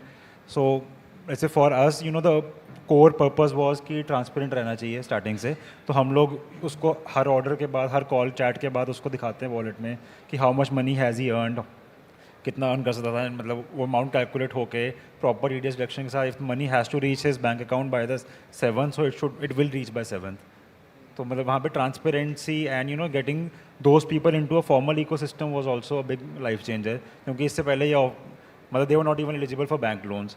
सो वहाँ पे बैंक लोन्स तक फैसिलिटेट करना, TDS रिटर्न्स में फाइल करवा देना. आई थिंक कि मतलब they can file their TDS returns and get the refund if applicable etcetera. These are some of the services that we offer our astrologer partners. Yeah, this is great. I think creating wealth for the ecosystem, that's amazing. And also treating astrologers also partners and building all these policies, quite inspiring. Very nice. Mausam, the question is for you. Like you are multi-geography, right? And multiple different roles. Can you talk about like what kind of systems, policies, etc. you have in place to manage everything? So, so broadly, like from Anmol broadly covered the overall from a compensation and wealth perspective, ESOP policies and all those things. Those are broadly standard policies that we have from a salary perspective. One of the pieces which is very unique for us being kind of retail heavy, and we are there in so many countries and we have so many stores open across, is the feet on street. So all the folks who are there on the ground, who are actually getting the business for us. So how do we kind of make their lives easy? Because for them, the biggest kind of, apart from the salaries and all, one of the biggest areas where we need to kind of equip them is to timely give them the reimbursements for all the kind of payment loads they are taking on the front end. So if, for example, a store's light broke or an AC went out, so they have to get this thing fixed immediately so that the business operations are not put on hold, right? But then as a company, we need to be very, very sure that the monetary loss is not kind of with the employee, the burden immediately gets taken over. So that is one of the revolutions which kind of we have been able to work on in the last couple of years. Earlier, like any kind of the standard reimbursement policy, we used to do the monthly twice reimbursement. But then for that group of folks, 15 days of money blocked is a lot of money blocked. So I think that is one of the areas where this year we have launched a new portal where through that tool, it's an automated reimbursement. So all you need to do the moment you make a spend, immediately take a picture of the bill, upload it. It goes through the central validation system. So we have the OCR technologies and all. So once the validations are done, it has a direct H2H connection, and the payment is done from the central bank into the vendors. So it's a proper UPI payment you can go ahead and make. So you don't need to kind of go through the route of making a payment and then filing for a reimbursement. It just makes the lives very easy for the ground force, because now they do not need to worry, अच्छा ये अगर मैं pay किया तो मुझे पैसे कब आएंगे. I think that is how we are trying to kind of ease out the lives of the folks, so that they are, it's like like we do customer NPS, there's like an employee NPS. This is improving their lives. So yeah. No, tracking where customers and employees' experiences are breaking actively, right? Most of us try to track it on the customer side, but tracking an employee side is also fairly important. And the tools and practices that you mentioned, this is very helpful for us to also learn. I'll come to the last question, but before that, I want to give this question to the audience, right? How many of you have heard of this thing called Sean Ellis score? Sean Ellis score, anyone? Okay, it's a very interesting question. So we all have heard of NPS very likely. This is just similar to NPS, but it helps you determine a PMF of any product. The question is that if your product is taken away from customer, how disappointed the customer is going to be, right? For example, if I take away a smartphone from you all, you'll be very disappointed. So the Sean Ellis score for you would be 100%. For a smartphone would be 100%. So if your product is getting above 40% as a Sean Ellis score, then you have a PMF, product market fit. So it's a very interesting score, and you should read about it and try to implement for your businesses. I'm going to ask this question from all of you, maybe going around the table. Which technology or tool you can't work without? So Mausam, yeah. For me, it's Excel. Can't live without Excel. Spoke like a true finance professional. Yeah. Anmol? I think it would be UPI. UPI? Oh, wow. Yeah. Especially UPI. for our customer, from a business point, basically it's our business microtransactions. So without UPI, I don't think that the business would be as big as it is. Interesting. What percentage of your, if that's shareable? About it. The India business is about 80-85% UPI. Oh, wow. That's quite high. Yeah. Amazing. Amazing. Abhishek? For me, it's actually our Shopify and Amazon seller apps to keep on tracking sales and seeing that what exactly is happening. So those are the two tools, and then we basically have our own dashboard, sales dashboard, which we use the maximum. Keep on swiping probably every 10 minutes. So whole tech ecosystem basically. Correct. So the thumb keeps on going up and down every a few seconds, a few minutes. Nice. Bharat? So definitely for finance, it is important the live reporting. So we are using, let's say, Power BI. Yeah. So Power BI has improved a lot of in last few years, evolved. So looking at the waterfall and numbers, KPIs, and nowadays Mixpanel, which give a lot of insight about the consumer funnel, their journey from customer onboarding and their user experience on entire, from going to the cart and then doing the shopping. So I think these are making the difference, and I am actively looking at those numbers to drive the business. Yeah. Very nice, nice, awesome. So that's it from the panel. We can take one or two questions from the audience. Anyone has question? Yeah, one at the back. Can we send the mic there, please? Sure, at that side. Can you raise your hand once again, please? Yeah.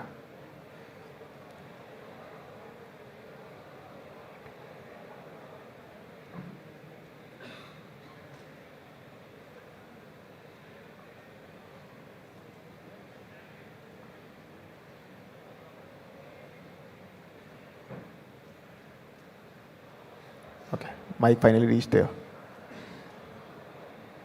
Please tell your name, your business, and is it not working?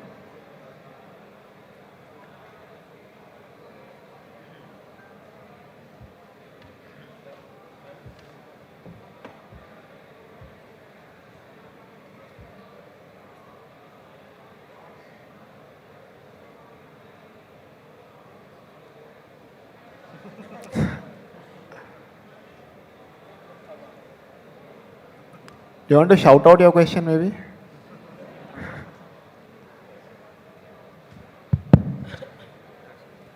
Okay, finally it's sorted. Yeah. Hello. Hello everyone. So the basic question is, we work and our basic motto as a startup is to get funding from investors. In earlier round, like VCs was there. So as a finance worker, the main question is how to manage that fund. Like for example, we get a funding of 10 CR or 20 CR. How to allocate that funding in, for example, vendor management, marketing, and as a reserve part for emergency. So how that fund should be managed? Got it. You are saying fund should be managed or how to raise the fund? Fund is raised. How to manage that? So what is the typical allocation of that 10-20 CR if somebody has raised it? So anyway, today's I think the agenda is more about the D2C, and I believe like a lot of investment goes into the tech side. Yeah. So technology is very important. So when you raise a fund, normally the MBR people talk about that you should always have a 24 months MBR. So as a finance, our KPIs that we have a sufficient for next 24 months. Because typical cycle of raising the next round is normally 1.5 months, yeah. It depends on the organization, 1.5, 2 years. So you should have a 24 months MBR. So you can ensure the viability of the projects, sustainability, and you can also ensure the employability also. So when a lot of people are joining, definitely first they check out in the market whether you have a sufficient fund before they join. Yeah. Where to invest is definitely the technology is very important. And in D2C, backend is also very, very important. You can do in-house development also, but nowadays in market, a lot of partners or experts are already available. They know whether you want to, let's say, pay on a pallet basis or per carton basis. So a lot of optimized backend solution are already available in the market. And third one is, I think, the employees. At initial stage, because my own experience last 7 months, and I'm also working with other startups. My brother is also in a startup, his own startup. So always dilemma of founder is whether we should hire a lot of expert people or journalist people. Yeah. And while I am a journalist person. Yeah. So I believe journalist people are more good at the initial stage till you go up to series A round. Yeah. Because if you create or hire a lot of specialized people from their industry, while you believe, okay, they will create a process. It is like IPL where you have a team, everybody is giving their contribution, but nobody is able to sync and deliver the wins. Yeah. So that is always a challenge, syncing their egos or their way of practices while they're coming from good background. I think hiring the journalist people, good passionate people who can sync with your vision, hiring, that is important. Money cannot be constrained. And also frugality is very important, yeah, when you are spending the money. And where the role of finance is very important. Like everybody mentioned, controlling of the money. But I found like finance has zero role because most of the time what happens, the spend is already happened. So most of the senior people already committed in the market, whether investing in the technology or whether people or spending with supplier, whether credit terms, they already committed, they already have a TOTs or agreements in place. And then there's nothing with finance to negotiate or manage the money. Yeah. So it is very important to day one involve the finance. You empower them, tell the organization, whatever finance taking the decision, you align with them, whether it is a budgeting. So example, whatever project is coming or you are assigning or entering into the, let's say, professional consultancy, involve finance, they are better negotiator. Yeah. So they are munshis of Marwadis, so trust them. They will manage your money well. Yeah, that is my experience. Yeah. Thank you, Bharat. That was very insightful. So thank you, everyone. do we have time for one more question? I think we are getting a signal. Maybe you can ask offline. The panel list is going to be outside, so you can ask question on offline. Thank you, everyone. Thanks for patiently listening. I hope you do a lot of networking and learn a lot from today. Thank you, panelists, for